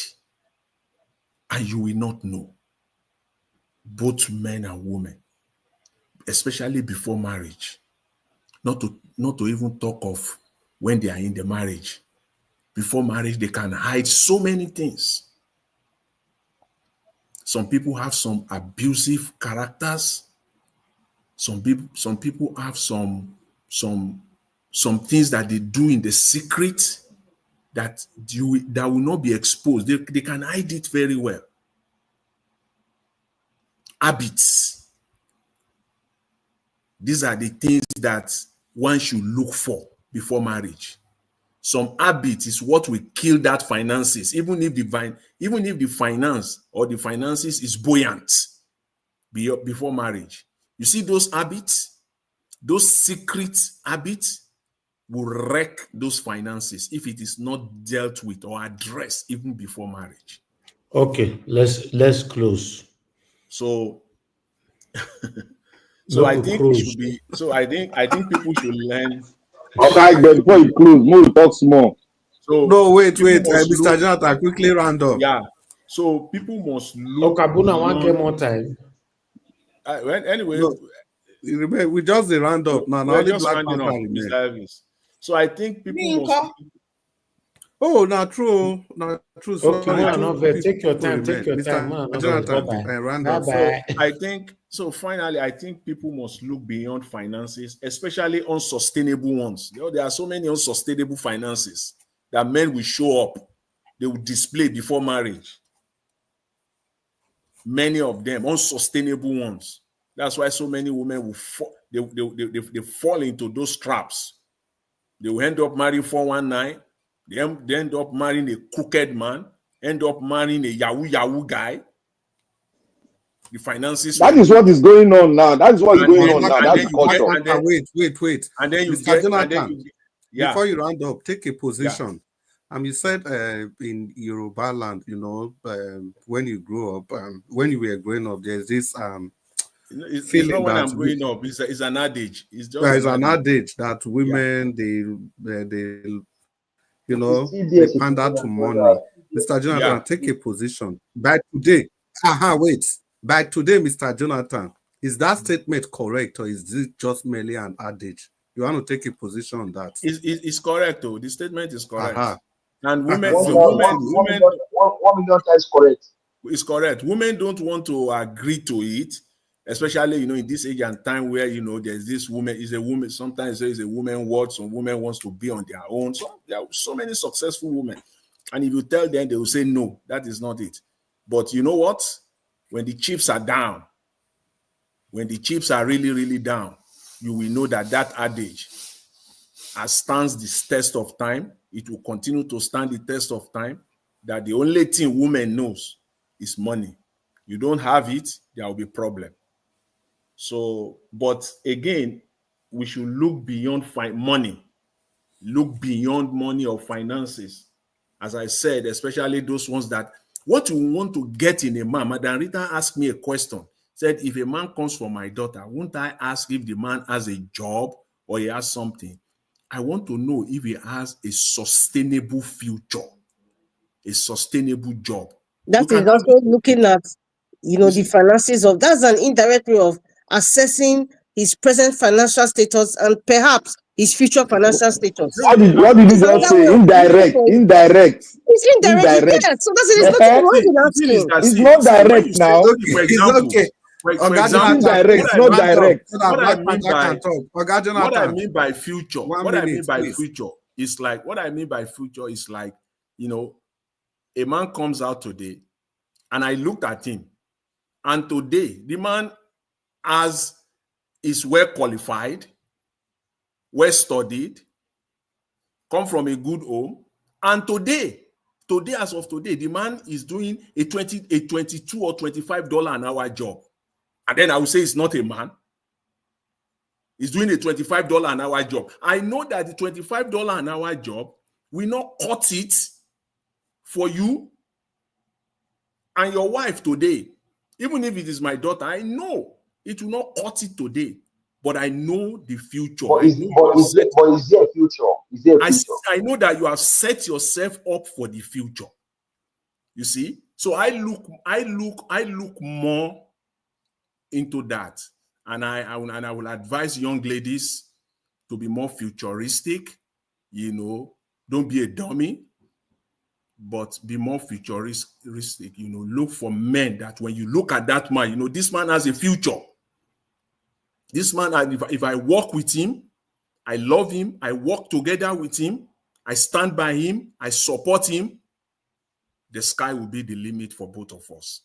So that's that. And then I want to say this finally, when Madam Busy Brain said some men, when they have stomach upset alone, you will think that everyone wants to fall. I agree with you. You know, that's a fact, you see. And when you said that, I was laughing. I remember this episode. There's this reality TV show called Trauma. They call it TV Trauma. So they show this hospital crisis or whatever. I saw a man, when the wife was at the delivery point, the man pee on his pants. Literally. The man pee. I said, look at the man. The man was scared to death. I saw it on TV, on a reality TV show. You know, as the wife was delivering their baby, their newborn baby, the man just all his pants was full of water. You know what? Oh yeah, maybe continue. The truth is that I give kudos to women. Mr. Jonathan, thank you. The truth is that if men experience the pain of childbirth, they will never remain the same again. They will go mad. That is why men should experience it. Black Panther, give us a final. You see, give us your final. Thank you very much. You see what Mr. Dr. Jonathan just said? That is why men should go into the labor room with their wife, so that when they come outside, their brain will reset. Because that thing has a way of resetting the brain of the man. The pomposity in the man will just collapse down. It will not increase the respect for a wife. And there's one thing I want to. I'm hearing the music in the background. Somebody's playing the music. Somebody's playing music. Please, somebody should mute. And Black Panther, will you say that if our fathers, when the labor and when, you know, were giving birth to us, perhaps some of our fathers wouldn't have been polygamous? No, some of our fathers were in the labor room too. No, come on. No, they were talking about inside the labor room. Madam Rita, we They get were different probably waiting grandfather. in You the get waiting your own area. grandfather. They were not Some of them, inside. Please, I beg, I beg, I Madam beg, I Rita, beg. Madam Rita, Madam Rita, you That's see, like 1%. Madam Rita, you see, I will always uphold the culture of the black man. Nobody can talk me away from it. The reason why we're having Culture got problem to do with with it. our marriages today. Black Panther, you are mixing culture. Culture. I just No, said no, I no, said no, no, culture. no. I don't forget that one you dey talk. I don't forget that one. You are advocating have that your men opinion. should be in the labor room. I'm not saying perhaps if our fathers, our forefathers were actually in the room where the white woman was pushing us out, do you think that the attitude of men will change or they appreciate What I women was trying to, more? yes, you are right. But what I was trying to tell you is that some of our men wanted to go in because even some of our men during those days, they are outside, they almost a piece for body too. You go ask anybody, go tell you now. Some of them, they fear. They know the future. If you talk to them, they'll say they want to know what is going on in there. So that is another way of saying they themselves, their brain, they reset when they see their wife, they cry, they shout from outside. So, we have this native way of giving birth those days. So they also experience it indirectly because that's their way, because the culture is like that. But there's one thing I want to say here, that many of us are doing that. Sometimes I don't really concur to it. You see, the reason why Africa is as it is today is because we are allowing people to submerge our culture. We do that all the time. It's not fair. We should stand on our own side and try to refine our culture to make it, people should come and learn from our culture. That is another big way of selling our culture to the world. Not always we buying their culture. Look at what is happening in our society in Nigeria now. Our children only look at money before they go into marriage. It is quite clear that adage that Mr. Jonathan used, it's what is happening today. And I gave people experience. I have my own experience from my own sister's side until she was talked to before her brain reset. This thing has a way of creeping into every child in Nigeria now. And it has gone for 75% of them. They look at money first. It is there now. We always see it every time. You think it's a mirage? It's there in our society. It is because we have lost our moral, our culture. We lost it. We always buy the ideas of this Western world. Their own thing is perfect. It's perfect. Look at the way marriages are, divorce is happening. Okay, now just oppose it with the Jews. Their marriages. Go and look at it. Mr. You see Black that Panther, the Jews uphold their culture. The men take their role. Wait now, Madam Rita. Now culture they talk so I know they talk say men. I don't want to fractionalize them. I'm talking about culture. We have dumped our culture. We have adopted other culture. Look at the Jews, because they are glued to their culture. They refined it. That is why the men and the women they see uphold it, and that's the beauty. Black Panther. Black Panther, you need to understand. Their culture upholds superiority of the patriarchy, and they still maintain that. That is what I'm saying. We can refine it. Listen, where the man Black takes Panther. responsibility. That is what I'm saying. But what is happening men today? are not upholding to the culture, Black Panther. Madam Rita, I always tell you one for thing. the woman. Madam Rita, let me tell you life now like this. You got to clean your own house first. Don't always stand on the ready of the men. The men are dead. They clean their own house too. Black Always try. Let me tell you, Madam Rita. Black Panther, you keep Madam talking Rita, about culture. Are the Madam Rita, men respecting the culture? Madam Rita, hold on now. No, you hold on. Make I finish. I don't know land. Okay, go ahead. See, this culture, now both sides. It's not marginalizing anybody. I'm not marginalizing anybody. It's both sides. So when you start you were talking about if it's just women. I was like, what is this guy saying? Like, because you made Madam Rita, if you have a mindset of always standing and saying somebody is always against women, that mindset is wrong. That mindset is wrong. That is not my mindset, Black Panther. That See, is what I'm absolutely speaking, not. I'm always saying it's on both sides. Culture is not for one side alone, it's both sides now. You do not mention both sides or your submission. Listen to what you If I said. say culture, not be both sides. Now only man they carry culture. Now both sides now. So when I'm speaking, always know that in this side, when I'm talking about culture in general, it's both male and female. We should not forget our culture. But there's something we are doing, especially in diaspora. We are always throwing our culture aside. Look at women, even in that white women, they so like our culture because the way our culture treats the women is different from the way their own culture treat their women. They love it. Okay, can I tell you why they love the culture? While the white women love the culture, they are seeing from what they are seeing, they are seeing a patriarchal society where the man takes leadership, where the man pays the bills, takes Can care I of tell you, in fact, God bless you, my sister. That is, yes, Most white people, if I let me not even say this, that is our culture now. That is how we are brought up. But majority of that, the men are moving away from that culture. That is what I'm saying too. Women We are neglecting it. They are giving that power to women, to more of their women. They are making the women to take the role. Okay, madam, look at the Igbo. Let me tell you now, the Igbos. Look at them. If you see there, the way they do their thing, they are still maintaining that cultural part of it. They treat their women as their queen. I agree.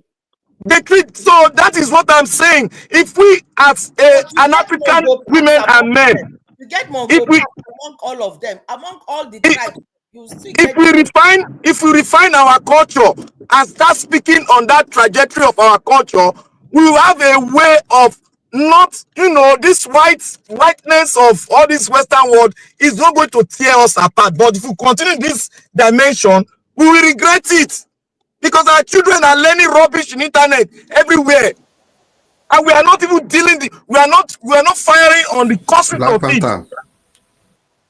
Thank you, my brother. God bless you. Black Panther, Randolph. I don't round up. Well. Our culture is paramount. This matter, we should uphold our culture and we should refine it so that it can be a plus to the next generation, so that they won't forget it, because it deals with all these issues we are talking about today. Thank you.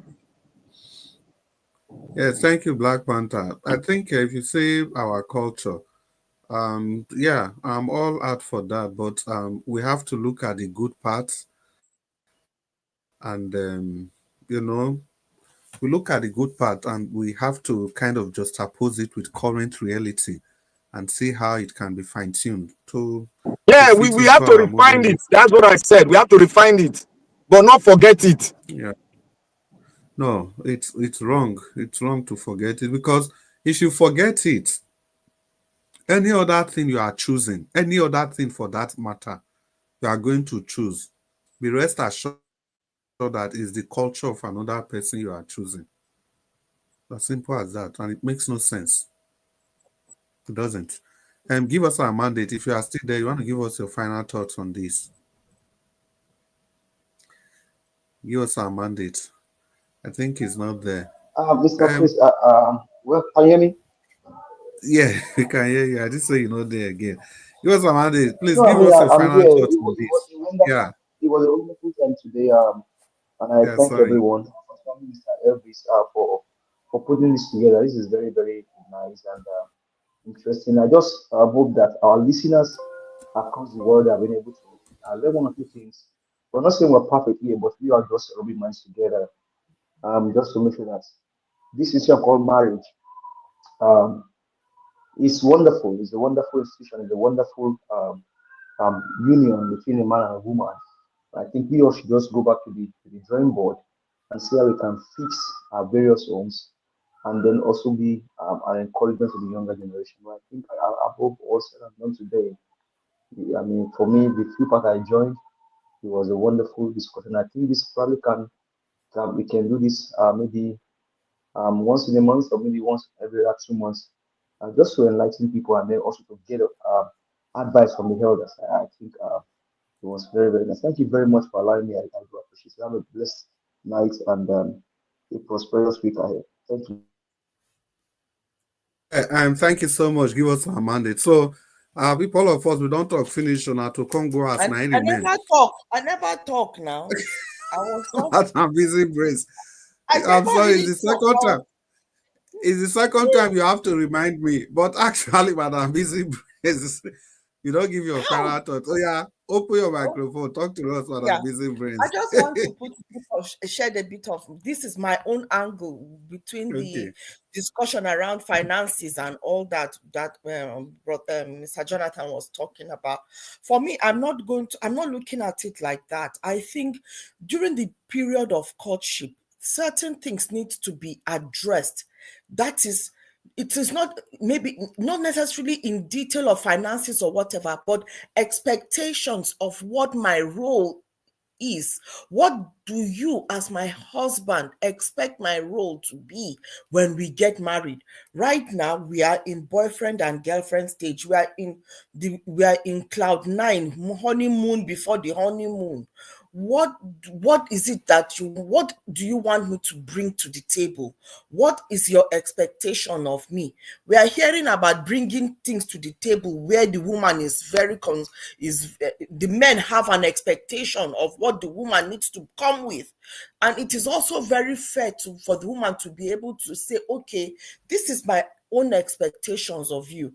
And I think it is from there that they will start having an understanding of what kind of union they are going to have, because both of them need to know you are courting. What is the courtship all about? Is it not to get to know each other, to know what your expectations of me is, and to know what my expectation of you is? So basically, within that confines of courtship, certain expectations need to be set, managed, boundaries put in place, so that it will cement a strong foundation for us to start when we get into the marriage, so to say. I did cite something very controversial about people doing like a contract, where they review it. It's not a contract per se. It is just putting down pen on paper or goals. It is their own goals as a couple, where they are now, where they want to be in the next 2 years, where they want to be in the next 5 years, what it is that I need to be doing as a wife, what it is that you need to be doing as a husband.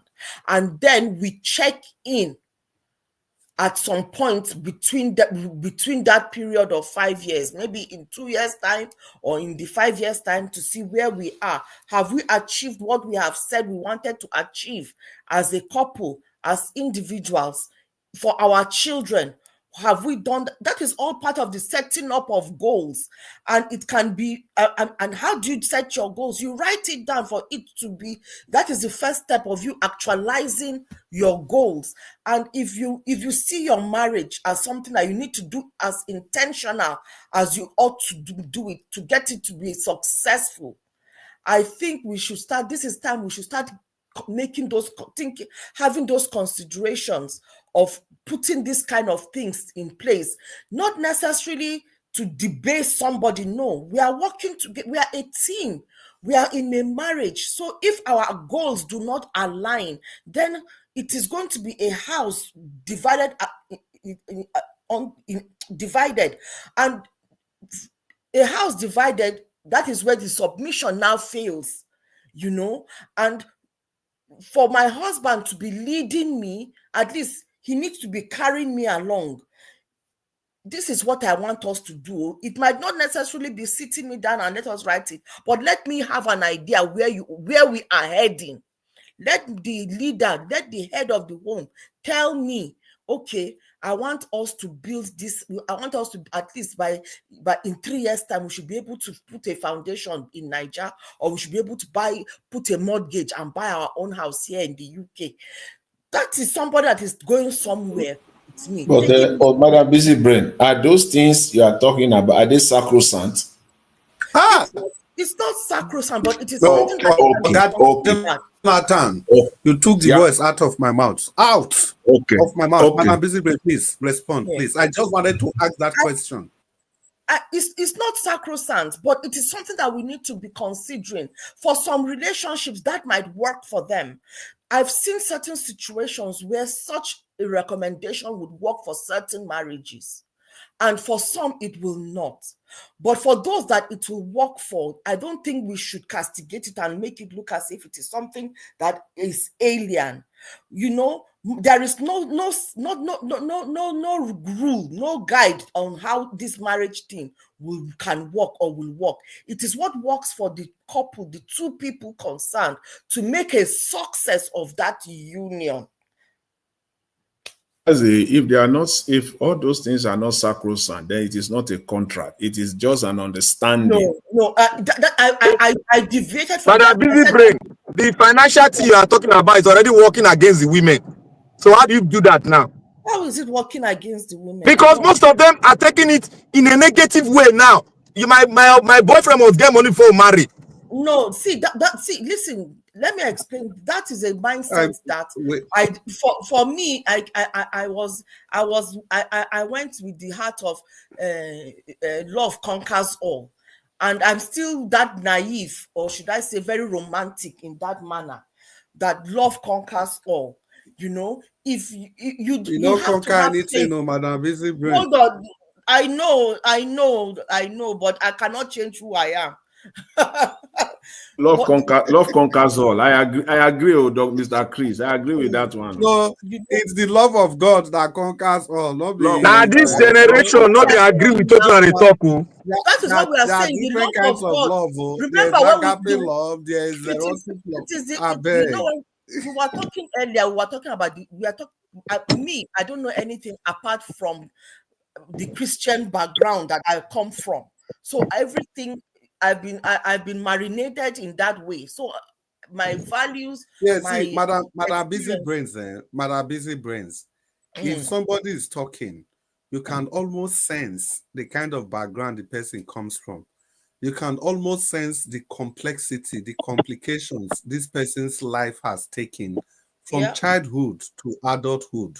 Yeah. You understand? Yeah. So if you are talking, I can almost I can almost put you in a box. I can see, and you've used the word naivety, and you must understand that people's experiences are so different. People's experiences. You know, if somebody has come from a background when everything seems relatively normal, you know, where parents do what they are supposed to do, no exposure to unnecessary adverse situation in life, you know, when if you put water in the fire, it will boil, just regular stuff, everyday regular things happening. You see, if I don't know how to put this. If you come through that kind of background, you must also understand that the wider world is wide out there. It's wide and different. It's exactly. so wide and different out there. Yeah, different shades, and I get that. And and lastly, if I may quickly say this, well, just continue, finish before what Black Panther is saying about women that will say that, I don't think that is the right attitude to have. But no, Madam Busy Brain. What I'm saying is that what you are saying now, you are speaking in a very good moral way. But the problem that we have in Nigeria now, the issue of finances, these youth have read it the other way around. And it's causing an adverse effect on their life. Can I tell you something that we want to make this we want to make this too big? Okay. CM, we've really spent a lot of time today. Gone past 6 hours. Yeah. And even of course in Ireland is 1:27, but in Central Europe is almost going to 2:30. Yes. 1:28 now. Yeah, 2:28 now. So in Central Europe, it will be before we leave here, it's going to be around some minutes to 3 a.m., which is already morning. I just want us to do it like this. Maybe one minute we'll round up. But before that, I would like to just quickly say this. You know, if when Margarita talked about discussing finances before marriage, I think it's also important. But for whatever it is, in my opinion, the most important thing, the most crucial part is for you to know who you are going to get married to. In the sense that if you marry to somebody that is understanding, somebody you can communicate with, you don't really need to sign anything. You don't really need to plan anything. You just take life the way it comes. Any challenges that come, as long as you know that this is somebody you can sit down, both of you talk and go for the best possible option. Because what kills most marriage, the reason you need to be putting everything in black and white is because we are just afraid that communication can break down. And when that happens, it becomes difficult to navigate our ways in our marriage. So ultimately, the choices are ours to make. For parents, like we've gone past that, but for parents, it is very important that this issue of marriage, you must have to discuss it with your male child and your female child. You must let them know. Like Madam Rita said, there are some things that our parents did. They just cover it up, especially when it comes to women playing the role of the breadwinner, but hiding behind the scene, just to give that man is it boosting his ego, or to give him that father figure and maintain his respect, or whatever it is. We must have discussion with our kids and tell them what ought to be the best. Ultimately, you ask yourself this question: as I am now, will I want any person like me to marry my daughter? As I am now, will I want any person, my son, to marry a woman like me? As long as you cannot answer yes to some of these questions, then we have to look deeper inwards. But having said that, let's just one minute, all of us, our final thoughts. Any person can start. Make I start. Okay, go ahead. Okay. You see, the financial aspect of marriages, our tradition has already taken care of that. The man provide, the woman subsidize. Simple. When we keep on trying to iron out one factor and try to make it very bogus to this generation that they don't think critically the way we are thinking here, there's nothing bad if the parents now said, oh, this one, is he working? Can he sustain it? Let's see. You ask him question, is working, you give them advice. Simple. But when this generation, the way they are thinking now, if you look at it, if you go and take your statistics now, call 10 guests in Nigeria, ask them, they will tell you, I'm pretty sure they will tell you that the finance, na be the cocoa, they will tell you that one. Say love don't buy for Atlantic Ocean. That is what is, maybe most of you don't know. This is what is happening. So when we put too much emphasis on money and throw the moral aspect and the way marriages should go, how you can build your marriages for the future, so that if you build a home, you know that it's your home.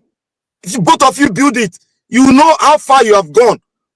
That advice is, most of the parents now in Nigeria, they buy it. They don't say it to their children again.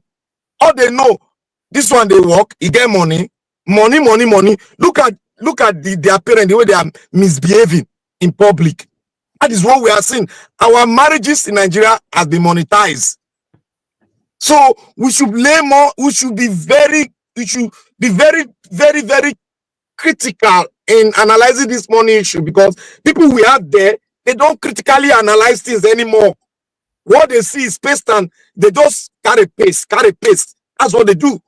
So when we keep on throwing our culture out, because that's the only way to capture these people back. If we use the cultural aspect to capture them back, so that the moral impact we show in them, then we begin to build them up like that, and we'll have a very good good society. But with just carry money, say, and you must talk about the monetary aspect. One small mistake, bam, the money not there again. You might not take off. That's the youth we have, oh, not me. Oh, that's the youth we have now.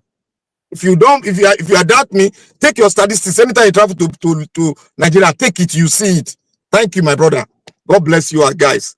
So can I come at the back of that to say it is as a result of failed Yeah, thank you, Black Panther. Yes, Madam Busy Brains. Just jump in. Jump It's in. as a result of failed marriage institutions where the marriages have failed, where husbands did not play their roles, mothers did not play their role, wives did not play their roles, and then they've created children that are a nuisance to the society, and they've allowed big brother to be a parent to their children, the celebrity culture to be a parent to socially engineer how they raise their children.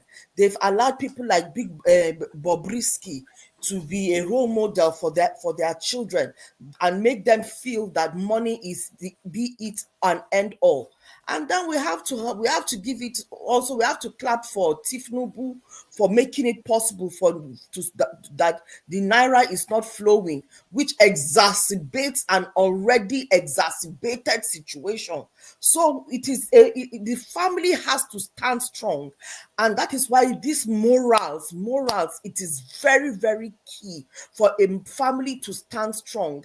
And this is where I now go and I say a no to polygamy. I know there are people that will advocate for it, but I feel it is a ground for raising more traumatic children, more children that are going to be problem to the society tomorrow, because you are in a polygamous home. For those that have not experienced or do not know, have an idea, it is the ground where they start witchcraft, they start jealousy, they start fighting, backbiting, which I want to do better than the other woman's child or than the other woman, and then they go all out and do anything and everything. So it is a breeding ground for everything. It is fine and good as the husband who you enjoy it in the bedroom, but the knock-on effect that it will spill in 20 years time to come.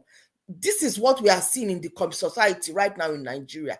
We are seeing the result of those polygamous homes where children were not properly trained, morals were not drilled in because the mother was busy trying to fight the other woman. The mother was busy emotionally trying to sustain her mind because of the lack of affection, the lack of attention she's not getting from the man. She's dealing with that. She did not have the energy to parent and be a mother to her children. This is what the polygamy causes. It has a lot of implication. When we're talking about our culture before polygamy, what was there polygamy? The birth of the African continent, was polygamy birthed at the same time? No. Polygamy was not birthed at the same time. Even when God created Adam and Eve, it was one man, one woman. And then when they now multiply, they increase. The man's roving eyes now saw that he can have a plethora. They want a bono today, they want a goosey tomorrow, they want stew next tomorrow. They want to try it all. But if you think that this woman that has been given to you to be your helpmate, how many helpmates are you going to bring into that situation? Are you going to treat them all equally? Or you're just going to go in and out of them and then you don't care? A lot of them, I'm not going to generalize, there are some very, very hands-on, fantastic polygamous fathers, but they cannot be good husbands at the same time. And for me, polygamy is a no-no for our Nigeria that is struggling with societal ills, societal challenges. There is a no-no going forward because it will only compound the issues that we have. How have you dealt with one woman and you want to go and bring another one? Deal with the one that you have first. Then we will see the leadership. It is your failed leadership that has caused you to go and look for a second woman. I have a lot to say on this, but let me keep it for now. But that doesn't mean I will not jump in. It doesn't mean I will not jump in when somebody is fired. Madam Busy, I know that. I don't say. I beg. My God, Kai. Okay, Jonathan, you see there, your final 1 minute. If you are sitting there, Mr. Jonathan, if you are there, your final 1 minute.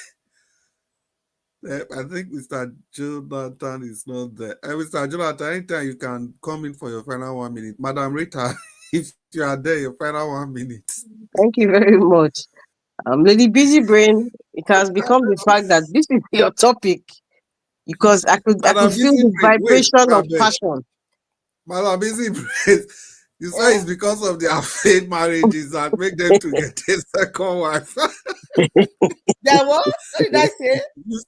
You said it's because of their failed marriages that made them to go and get a second wife. But you know that is not correct. It's their failed marriage. If they can keep one, if they can show leadership to one, love her and do what they need to do, the woman will Busy Brain. them. What No, will they need sometimes outside? it's just a cultural thing. It's just an opportunity to display wealth and affluence in some culture. Is that not stupidity at the end of the day? Well, in the culture did not evolve. The culture evolved. Madam Busy Brain is no longer a fashion again for them to take multiple wives. You know they very common again. It was not fashion than culture. It was not fashion than culture. Rita talk, I beg. Anyway, Madam Rita, I would say, to be honest, Madam Rita, your final 1 minute. Thank you very much, Mr. Chris. To be honest, present day polygamy is as a result of, or rather, I would say, present day polygamy is another form of poverty alleviation scheme. Let nobody come and deny that it's not, because if not, Regina Daniels will not marry Nedwoko.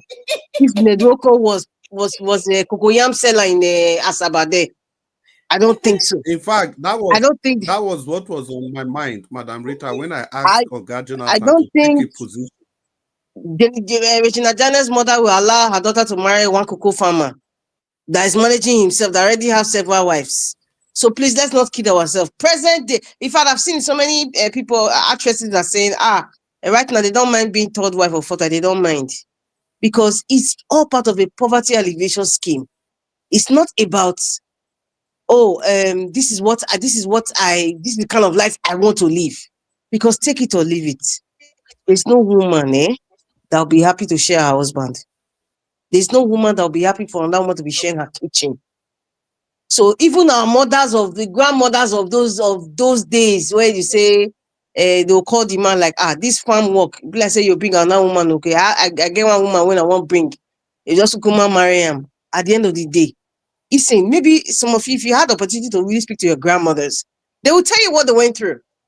But they had to accept it, because as at that time, in those times, men actually took the reins of the household. And women were not educated. It was from one generation to the other. Everything was, the man takes charge, the man makes the decision, the woman bears the children, and she takes care of the home, helps in the farm, full stop. That is your role. When the boy gets to a certain age, what he sees, he's no longer in the kitchen, he's no longer attached to his mother. That was just the process. But fast forward, where are we today? Women are pilots, engineers. Women, they're doing all sorts of things that men were doing those days. Women are lawyers, judges, presidents. So that is why I tell you, there's no woman. If men think in their mind, I've read a lot of stories, even from the northern part of Nigeria, that Islamic people that practice polygamy. You will hear of one story of like the first wife just maybe cried on her life with a newborn baby of the other one. How old are these girls? One is 18, the other one is 21. Their emotional state is not even balanced yet, so they can't even take it.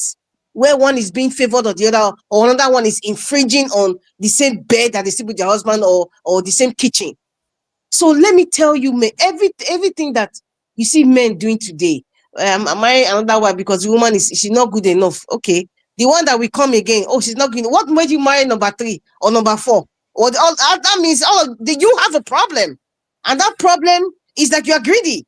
because you have the finances and the influences, you now want to capitalize and thread on women that are not in this at par with you. Take a look at it. I have noticed it. I won't say 100%, 80% of men who have multiple and multiple wives, you will notice that the quality of the woman that they get married to, is initially, it's not the same quality as they are, because they know the ones that even marry a higher quality is because of the financial connection. It ends there, and that one knows what she wants. But the other ones that he marries is because they are not at par with him in terms of influence, in terms of finances. What does that tell you? They capitalize on the poverty alleviation, and they know that these women will fall. And because the men in their own turn, they want to eat egusi, ogbolo, tuwo, they want to eat different flavor every day. So the basis of why it's not as if maybe they really love the woman or they love the woman separate. When the children come now, what happens? What happens to the mindset of the children? They don't consider those things. So you see, it's boils down. I'm not going to judge anybody for practicing that. If you want to practice it, if as a woman you want to accept it, well, that's your own cup of tea. Is what you want. Whatever you see there, take it like that. Don't come and complain because you knew what you were going into.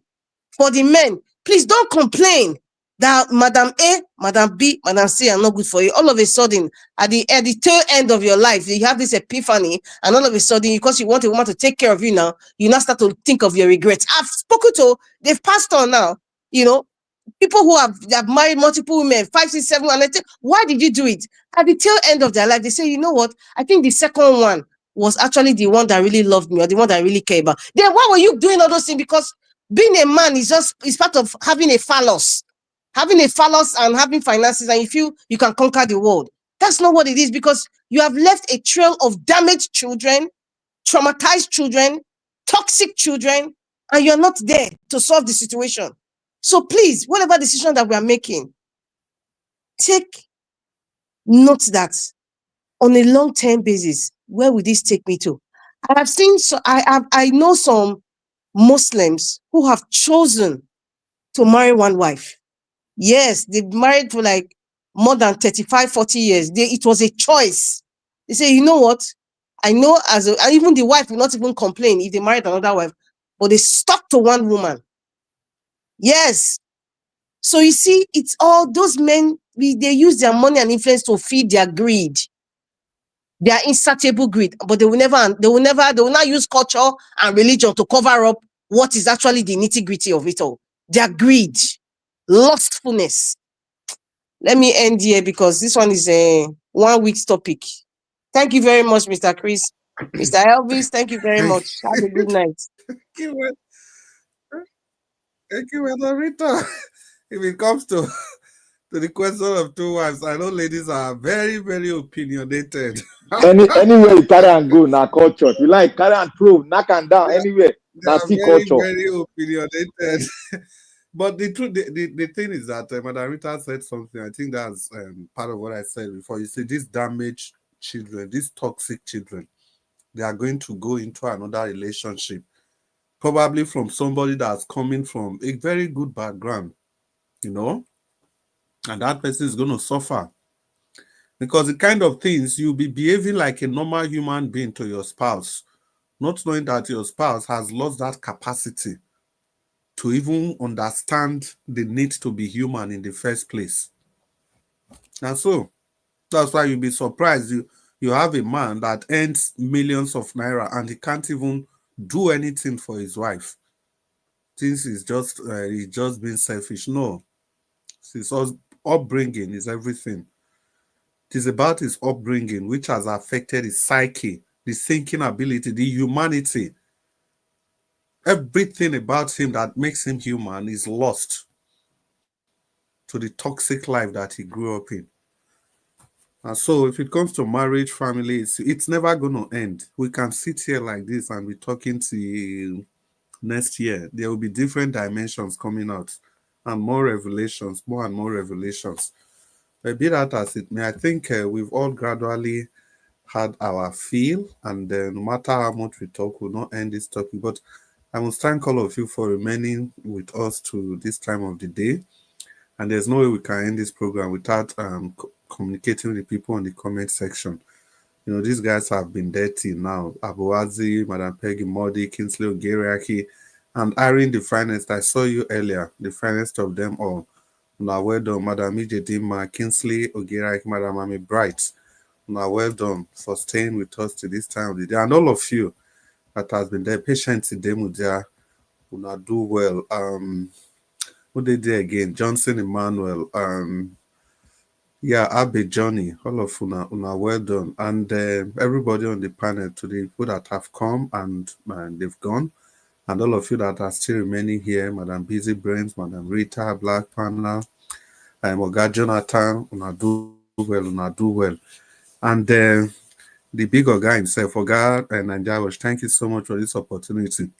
Nanjawash, should be say on Sunday now 10 o'clock we'll take it finish now. It has been almost how many hours extra? 5 hours extra. We still there. I said it be some time. Thank you so much. And finally, Mommy Diaspora, I want to thank you for everything that you do for this platform. And I heard the prayer that Black Panther prayed for you. Then I want to say very big amen to that prayer and the prayers that everybody have prayed for you. Thank you so much, and we appreciate everything you do. At this time of the day, we are still sending out links for people to join the discussion. Thank you so much, Mommy Diaspora. We love you from the innermost recesses of our hearts. Sorry, Madam Rita, I don't use the word where you don't customize. Now, so it be. Finally, we've come to the end of the show. I would like to invite Mr. Nanjawas to close the program officially. But before that, Madam Busy Brains, it's good to have you today. Hope we'll see you soon again.